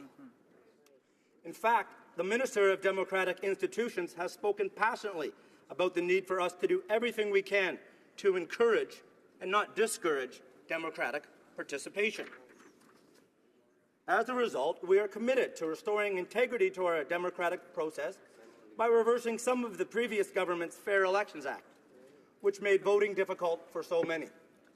We are accomplishing this with Bill C-33, which was introduced last year, as all members of this House know. This legislation, if passed, will make it easier for Canadians to vote. It will get more Canadians involved in voting and build confidence and integrity in our voting system. That's, Madam Speaker, I think, at the essence, what this private member's bill is all about. It's about empowering Canadians. It's about empowering constituents to feel they are part of the process. I do find it a little surprising that some members opposite are quarreling with the process, although supportive in the substance. Madam Speaker, there are many ways to get to the same objective. For instance, some people wear belts. Some wear suspenders. Neither is right, neither is wrong. They both get to the goal that is established at the outset, in this case, holding up one's pants. You cannot. Does it really matter what process is used if you support the goal? It's a fair and open process. My friend, my colleague from Châteauguay-Lacolle, as it is now, surely we can all agree in this place, she knows her constituents better than any of us. She knows, Madam Speaker, what their concerns are. She's heard from them. We heard her say there's a petition in the riding saying, please, Madame la députée, changez le nom de la circonscription. Change the name of the riding. Madame Speaker, Madame la Présidente, the member for Châteauguay would ignore that at her peril. How can she go back home and say, I got your petition, your thousands of names, but I decided to ignore that because the opposition wants me to do something else for you instead? Wouldn't they say, aren't you there working for us? Of course she is, Madam Speaker. Of course she is. As we all are working for our constituents very hard throughout this country, Madam Speaker. And to suggest that there's some flaw in her conclusion that this is what is important, if this is what's important to her constituents, there isn't, Madam Speaker. I believe, honestly, as I think we all do, this private member's bill. For one moment, I just want to remind the members, you know, the sound's getting quite high here, and it's getting hard to hear what the member is saying. So I would just ask members if they want to hold conversations, they should hold it outside. The honourable member for Newmarket Aurora. First budget speech, I think I was well on my way to coming to my point, which was, Madam Speaker, that nobody, I think nobody in this House, is calling into question the good faith of the member of Châteauguay-Lacolle. I think we all know she's coming to this private member's bill from an honest place, from a true place, and from a place that her constituents can respect, Madam Speaker. And that, as we all agree, is our primary role, to represent your constituents in Ottawa, Madam Speaker, and then to have the member do so on her private member's bill, to have that called into question, I think, is a little surprising, Madam Speaker, especially when the substance of the bill, as we heard, is supported by, I think, every member in this House. It's shameful. But in addition, Madam Speaker, Châteauguay-Lacolle, we've heard the reasons. I haven't had the pleasure of being to that part of the La Belle Provence yet, but I hope to one day get there. And I don't, you know, when I'm in Châteauguay-Lacolle, as it is now, I don't want to be confused that I might be in the wrong riding. So it affects all of us, not just her constituents. And we have two great members, both the member from Saint-Jean and the member from Châteauguay-Lacolle. Neither, I can assure you, Madam Speaker, are easily confused. But, Madam Speaker, Canadians are busy people. When they want to reach out to their MP's office, they need to know which MP to call. It's as simple as that. I know there's a border crossing near her town. Could you imagine forgetting your passport and getting to the border crossing, needing urgent help, and you're calling the wrong riding? And so the MP, I'm sure, would be very helpful, regardless if you live in the riding or not. But I live in Lacolle. This must be my riding, Madam Speaker. Of course, we don't want this confusion. We don't want people to be misled. We want Canadians to feel to be participants in their democracy and to have a riding name to reflect their community. Madam Speaker, the member has heard her riding. She's echoing their voice here in this chamber. And I, for one, am glad to see democracy at the grassroots level in action here in the chamber, as we all are. And I know every member will support this bill, regardless of my urging. But I urge you to do so anyway. Thank you, Madam Speaker. Hey.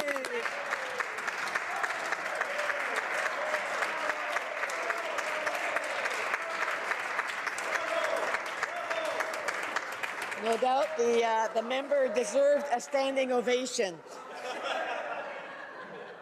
He might as well take it because it doesn't happen often. Resuming debate, reprise de débat, the honourable member for Edmonton Riverbend.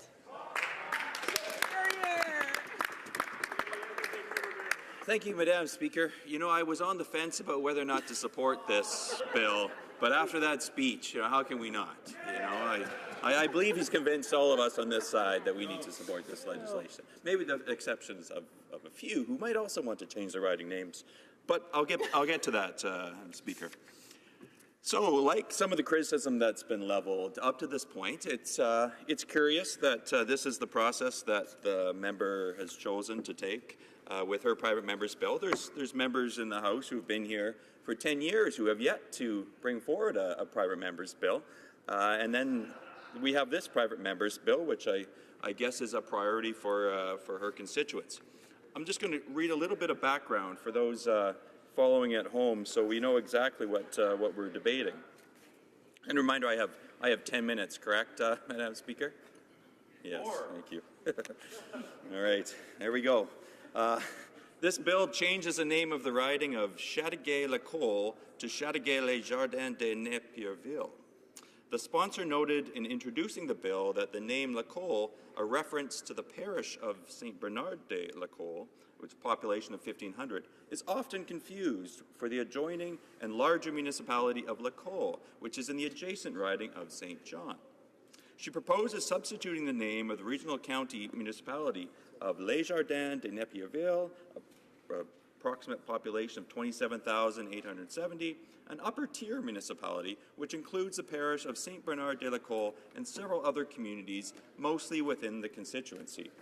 And she was kind enough to provide a map, which she referenced in her speech. I also have not been to her riding, but in looking at the map, it looks like a beautiful part of the country.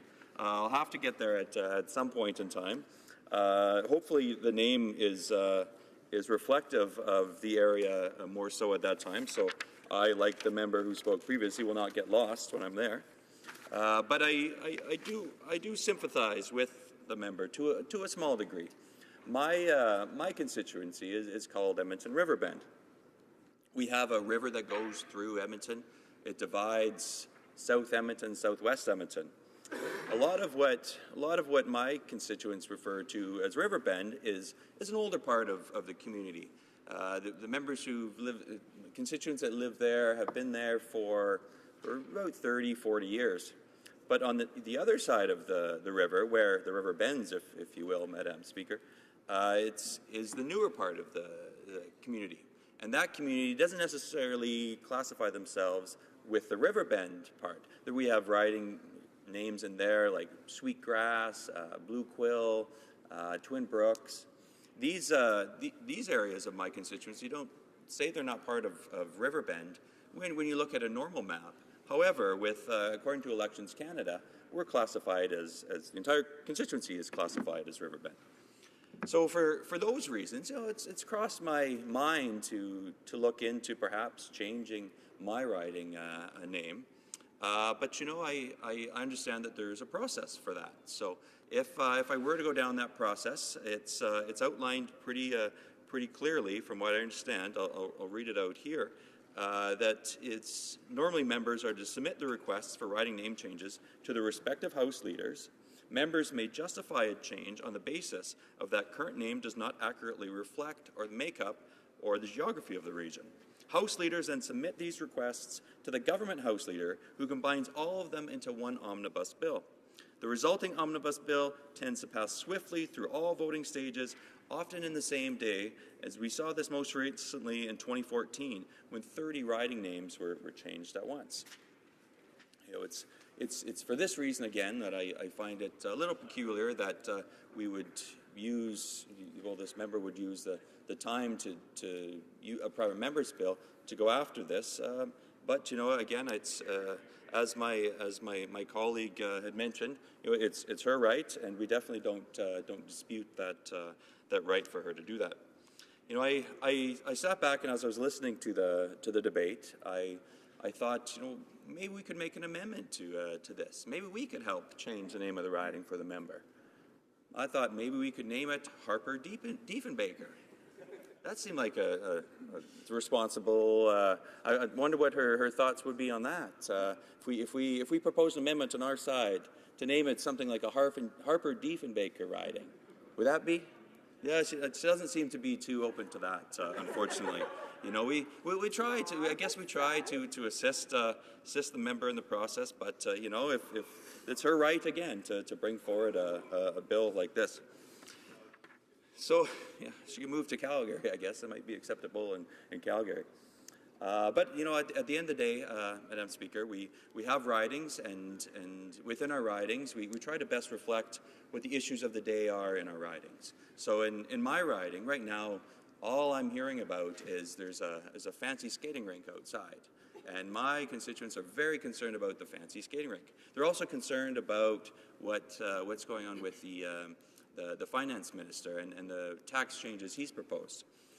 With these two issues, I would say I'm in here advocating my constituents because those are the most pressing issues of the day. It's impacting their pocketbooks. It's impacting the taxpayer balancing of a budget. However, you know, those are the things I would start to propose in terms of private members' bills. This is apparently the most pressing issue in Chateauguay-Lacour, soon to be known as Chateauguay-les-Jardins de Napierville. So it's within her right to bring this forward. Personally, I intend to support the private members bill because, you know, she has the right to bring this forward. However, I would think that you know, a more useful private members bill would be something that, you know, we had a private members bill that I remember I served provincially in the Alberta legislature, and we had a private members bill that came forward there. It was compassionate care leave. There was a very smart member brought that bill forward, and he pitched that as well. We'll get to who that was, but he pitched that. He pitched that as something that he had heard from his constituents, that he had heard from stakeholders from across the province. This was something that was important to provincial, not just to his riding, but, you know, to the entire province. So he pitched this bill, and it was extremely successful. People drove all around the province to come and meet him and talk to him about this bill. It ended up passing, but there was a process to go through. He went and he talked to stakeholders. He talked to the opposition. He talked to all other parties about passing this bill. Had the Compassionate Care Leave group on side, the Canadian Cancer Society on side, had a number of not-for-profits on side. Some might say the opposition was on side. Some might say it was the most successful advocacy project in the history of the Alberta legislature. It was, and, you know, and then this bill passed, and the pride that was felt amongst all these stakeholder groups was unanimous, and we all were proud of this member for doing this work. And then it was a unanimous vote in the House, and it became law in Alberta. You know, perhaps we should leave him unnamed. Just because I think it'll speak volumes. Something like a compassionate care leave, it maybe doesn't need to be named a member. No, I don't think so. Yeah. Anyway, that was successful advocacy for a private member's legislation. It was legislation that changed the province. It changed people's lives. It really had an impact on the ground to a number of stakeholder groups. But, you know, again, this member has chosen the opportunity to, instead of going through a process that's already been outlined, this member has chosen to go and change the name of her riding. You know, at the end of the day, it's her prerogative. I tried to make a little bit of a friendly amendment here on the floor. She didn't seem to take to that, so I guess you know, at the end of the day, Madam Speaker, well, it's a little odd that she brings this forward, but nonetheless, I'm prepared to support this bill, and I guess look forward to voting on it when we do. Thank you, Madam Speaker.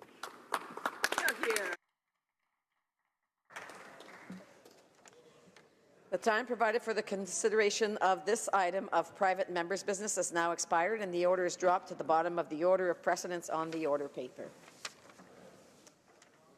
Alors, à ce moment-ci, conformément. Order, please. Pursuant to Standing Order 38, a motion to adjourn the House is deemed to have been moved and seconded at this time. Therefore, the question is that this House do now adjourn. For Chilliwack Hope. Thank you, Madam Speaker. It's always a pleasure to speak in the House, and tonight is no exception. I'm following up on a question that I asked the Minister of Finance regarding a member of the business community in my riding who owns a heating and air conditioning business in Chilliwack. And I explained to the Minister that this member of my community, he owns a small business, he works hard, he puts food on the table for his family, and he employs other hardworking members of the Chilliwack community as well. And he was saying that the Liberal small business tax changes, the attack on small local businesses, would cause him to reevaluate his ability not only to save for his retirement, but to keep his business running. And I asked the Finance Minister why his financial interests, why his family fortune was not impacted at all by the proposed Liberal attack on small business.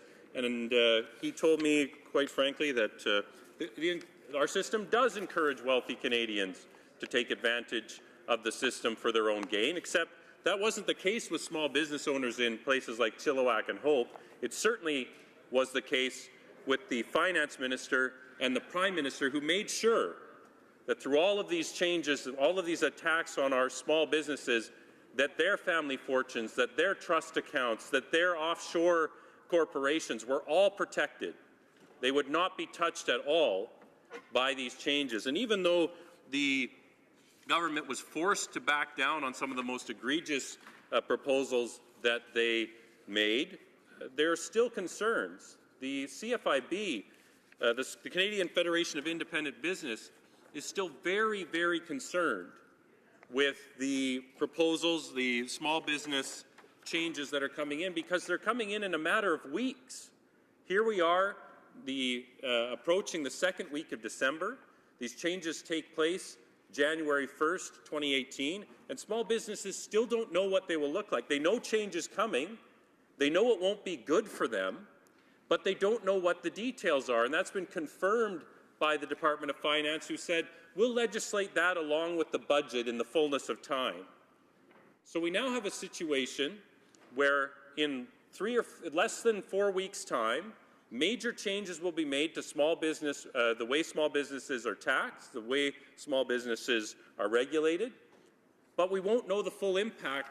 The government won't reveal to them the full impact prior to that. They'll say retroactively, a few months later, here's the full details of the impact on your business. How do they expect a small business in my riding to be able to operate when they don't even know what the rules of the game will be? They know they're changing, they know they will be detrimental to them, but they don't know what they will look like. This is unbelievable that the government, first of all, would have ever proposed these changes to attack small businesses in my riding and right across the country, that when those changes were rejected wholeheartedly by a whole range of small business advocates, small business groups who came together to fight this attack on their way of life, on entrepreneurship, on business creation, on job creation, I should say.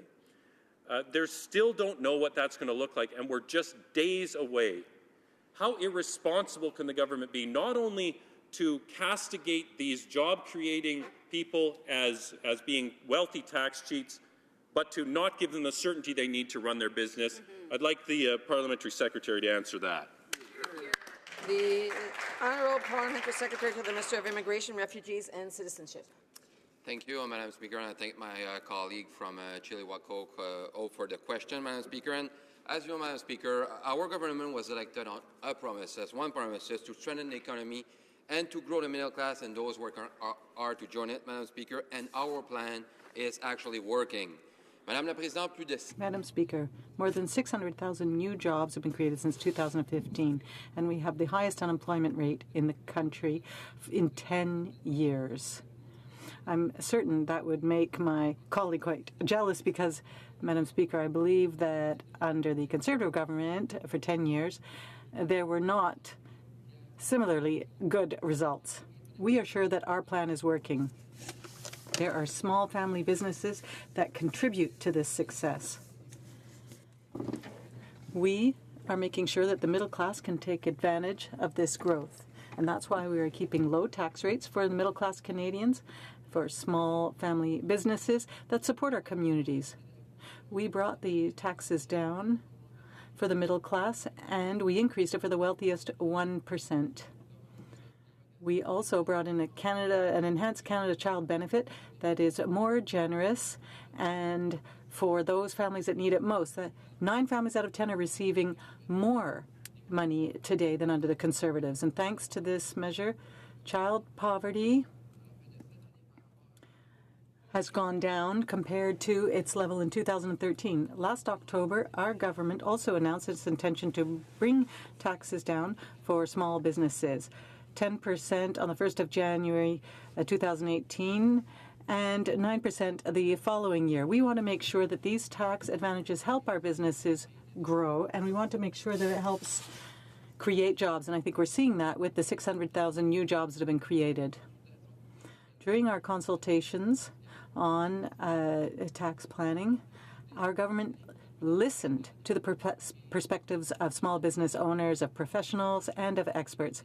And we are committing to avoiding any unintended consequences of these tax measures. To advance measures to limit tax deferral opportunities related to passive investment on a go-forward basis.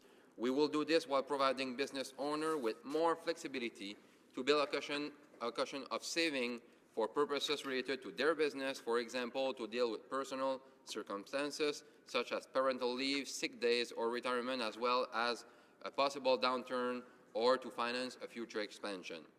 Madam Speaker, we'll make sure that as we move forward to lower the small business tax rate, this lower rate is effective in encouraging businesses to grow by buying new equipment and hire more workers, supporting the middle class and those working hard to join it.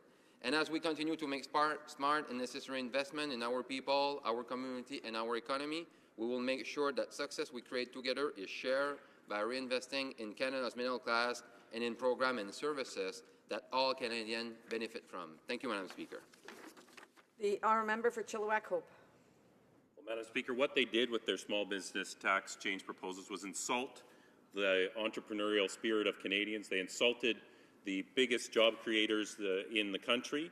And I would challenge that member to show me one small business person who said, please change the way that I run my business, but don't tell me what it's going to look like with 3 weeks left before the deadline. January 1st, there will be major changes to the way small businesses are asked to operate. Why hasn't the government yet told them the details of those changes? The Honourable Parliamentary Secretary. Madam Speaker, as I said in my response to the member, we are committed to avoiding any unintended consequences. And I'd like to remind the member of this. I think this is what's frustrating for the opposition. We have 600,000 new jobs. That proves that this is working. We have decreased taxes for the small and medium-sized businesses. We've enhanced the CCB. We've brought taxes down for the middle class. We take very seriously small businesses. We're investing in them. We are committed to them being able to continue to grow and create more jobs. Again, 600,000 new jobs have been created. And small businesses have created a good share of those jobs. That's why we are happy to work with those businesses. The honourable member for Vancouver East. Thank you, Madam Speaker. It is with a renewed sense of urgency that I speak today about the irregular border crossings and asylum claims. This week, the U.S. Supreme Court gave the approval for the Trump administration to fully enforce its third version of their discriminatory travel ban. There was also a November announcement that roughly 59,000 Haitians in the U.S. could face removal within 18 months. As we have seen throughout this year, Trump's xenophobic rhetoric and actions have direct impacts on our system.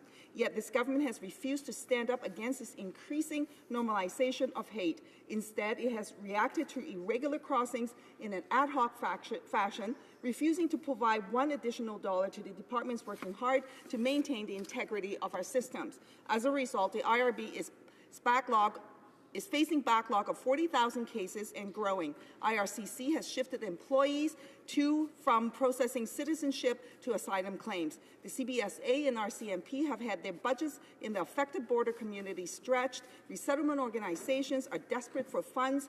And I was so shocked to read that the Prime Minister has now borrowed the anti-refugee rhetoric prevalent during the height of the Syrian refugee crisis.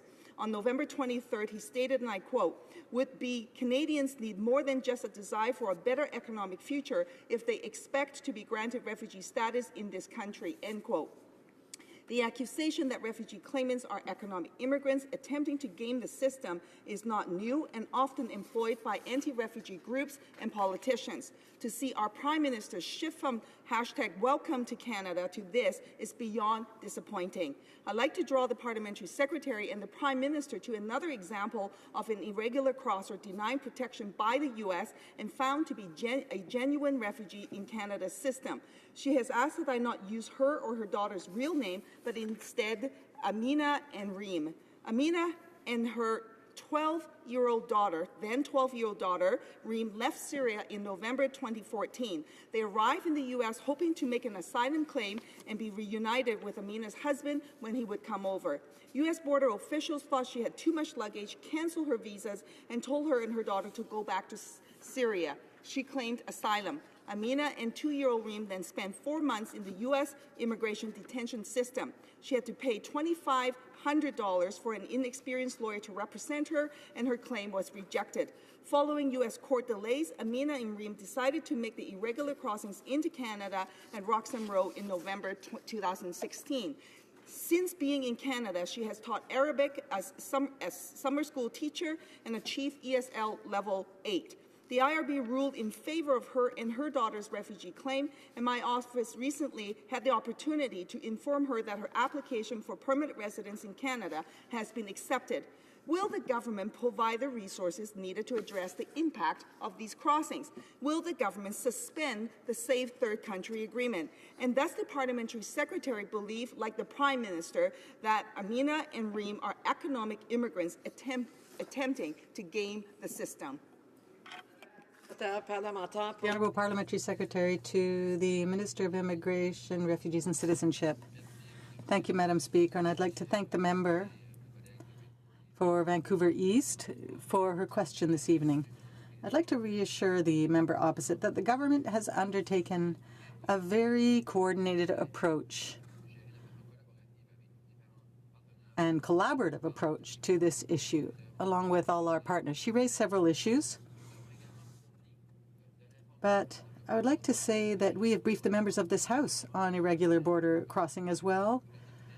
We have provided information in committees through the Minister of Immigration, for example, who appeared before a committee, and the Minister of Public Safety. They both went to committee to provide information on these irregular crossings and on our government's approach to irregular crossings.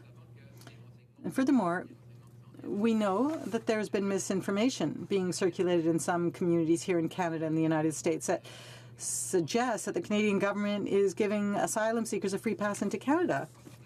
That's why some members of this House have visited communities to address some of the myths being spread through social media and to make sure that people actually have accurate information. Also, through the ad hoc intergovernmental task force on irregular migration, we are working very closely with other levels of government and agencies to ensure that needed supports are provided as efficiently as possible to ensure the safety of Canada. The government is also working to ensure that we not only have the proper supports in place for asylum seekers, but also that our officials have the right tools. The government has also worked with many other levels of government in order to make sure that these supports are provided as effectively as possible. We take these actions very seriously. We want to ease pressure on the social assistance budgets of provincial governments. We're fast-tracking work permit applications, and we have a commitment to a 30-day service standard.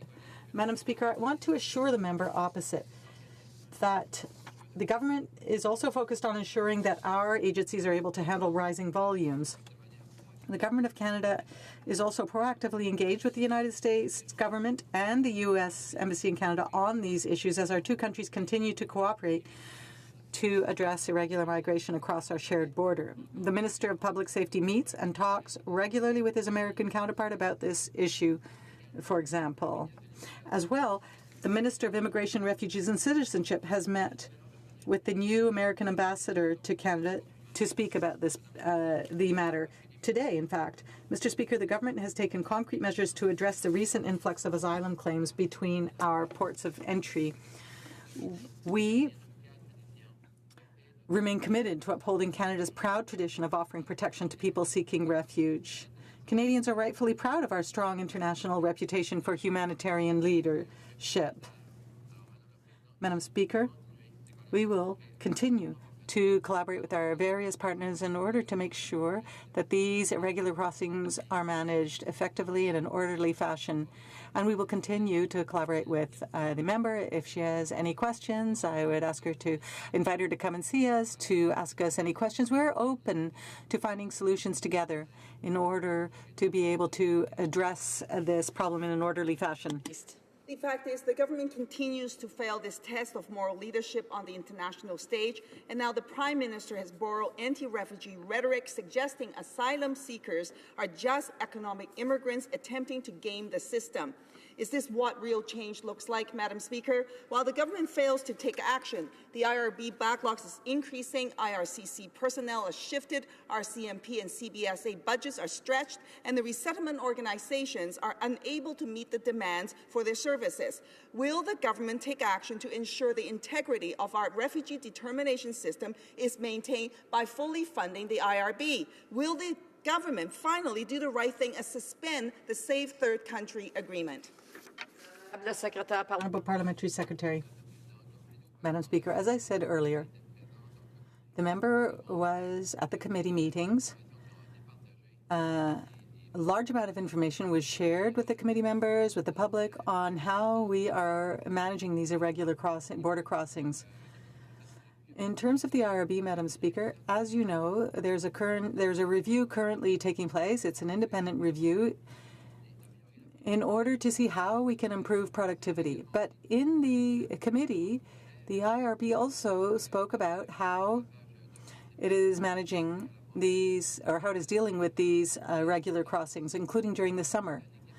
We have established a full team to ensure that those people who want to come to Canada are fully aware of the legislation here before they do the trip here. We've had awareness campaigns on social media, for example, and I think we're on the right path because we are seeing the numbers going down in irregular crossings. Thank you, Madam Speaker. Member for Nanaimo, Ladysmith.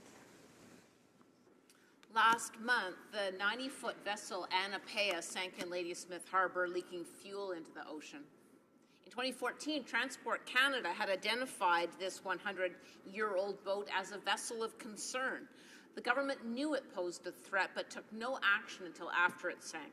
Now, we're grateful for the Coast Guard's swift action, but this is yet another example of the failed liberal boat-by-boat approach to abandoned vessels. For too long, jurisdictional gaps have left coastal communities with nowhere to turn when an abandoned vessel presents an emergency situation in their communities. Oil spill and marine debris from thousands of abandoned vessels across the country pollute our waterways and put local fishing and tourism jobs at risk. And we've raised this in Parliament, I think now 86 times since the 2015 election. I built 15 years of coastal community solutions into my legislation, Bill C-352, to fix vessel registration, to pilot a vessel turn-in program, to support good green jobs and vessel recycling, and to end the runaround by making Coast Guard the first responder and the receiver of wrecks. The kind of one-stop shopping for coastal communities. Now, over 50 coastal organizations across the country supported my bill, from Tofino, BC, to Fogo Island in Newfoundland, Labrador. Union of BC Municipalities, City of Victoria, Town of Ladysmith, BC Ferry Marine Workers Union, so much support from all sectors. But on November 9th, the Liberal majority on PROC blocked my bill, an unprecedented interference. The government's new legislation, Bill C-64, tabled on October 30th, complemented my bill. But I don't believe that Transport Minister's bill will succeed without the elements of mine. For example, how can you impose a penalty on an abandoned vessel owner, as the minister proposes in his legislation, without being able to find the owner? And that's where the element of my bill to fix vessel registration was so vital. Neither does the Transport Minister's bill deal with the backlog or specifically support vessel recycling. Now, with MP's help, both bills could have proceeded. No one had used the appeal tool before that we used in this House to have a secret ballot vote on the question of simply, should my bill be votable? Should it be deemed votable or not?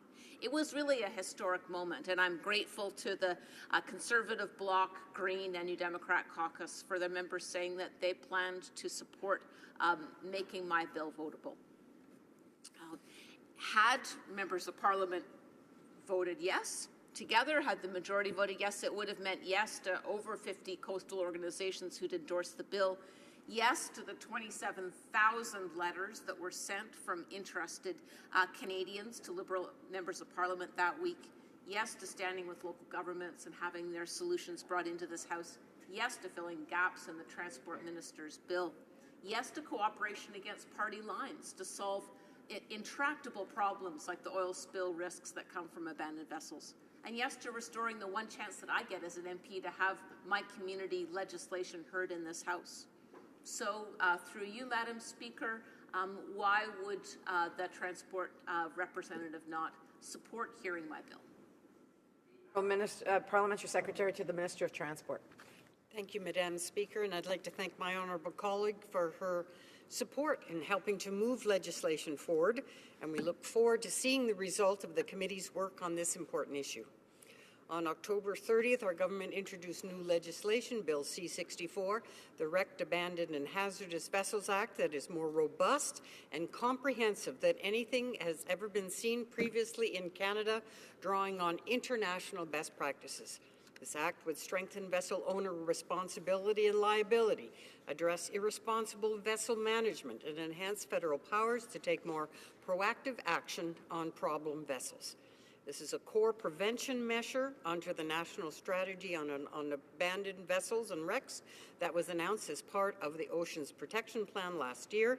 To complement the legislation, we are working with other levels of government to improve federal vessel ownership identification systems. This is needed to ensure owners can be held accountable. Madam Speaker, I want to be clear that our national strategy goes above and beyond legislation. We recognize right from the start that we cannot wait for the legislation to kick in before addressing some of the most problematic vessels that are currently affecting our communities. That's why the government launched 2 funding programs this year to support the cleanup and removal of legacy abandoned vessels and wrecks.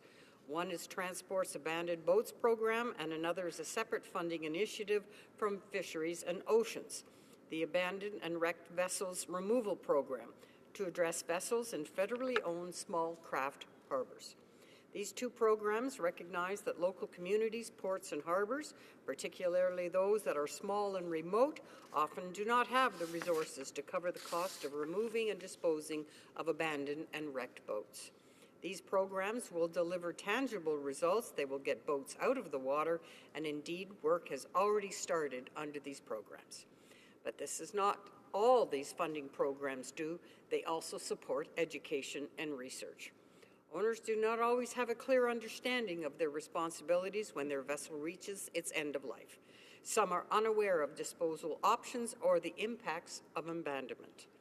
The Abandoned Boats Program will provide federal funding support to other levels of government, Indigenous groups, non-governmental organizations, and other eligible groups for activities that educate vessel owners about their responsibilities. Another challenge is that some vessels are made of materials that are difficult to dismantle and dispose of. For this reason, the Abandoned Boats program is supporting research into processes and materials that will help improve boat recycling and design. The goal is to improve recycling options for boats and prevent further unnecessary pollution. We're proud of the actions that we've taken to date to address this important issue. We'll continue to collaborate with provincial, territorial, and municipal governments, Indigenous groups, and coastal communities to implement our comprehensive national strategy on abandoned and wrecked vessels, and we look forward to all members' support of Bill C-64. The honourable member for Nanaimo, Lady Smith. Thank you, Madam Speaker. Through you, I ask the representative of Transport Canada if you are recognizing as... To address the question to the chair or the comments. Madam Speaker, through you, I ask the representative of the Transport Minister if the belief is shared with me that vessel registration needs to be repaired before the minister's legislation can be implemented. Why not include fixing vessel registration in the legislation? And also, on what earth does $260,000 for small craft harbors this year and $300,000 for the whole country even begin to deal with the backlog of thousands of vessels provided? Honourable Parliamentary Secretary of the Minister of Transport. Thank you, Madam Speaker. I'd like to assure coastal and shoreline communities across the country that we are seized with their interests related to abandoned and wrecked vessels. We're making significant investments and taking concrete steps to address this issue as part of the $1.5 billion ocean protection plan that we announced a year ago. And the actions do speak for themselves. Over the last year, we've launched 2 new funding programs to support the cleanup of small, high-priority vessels and wrecks across Canada.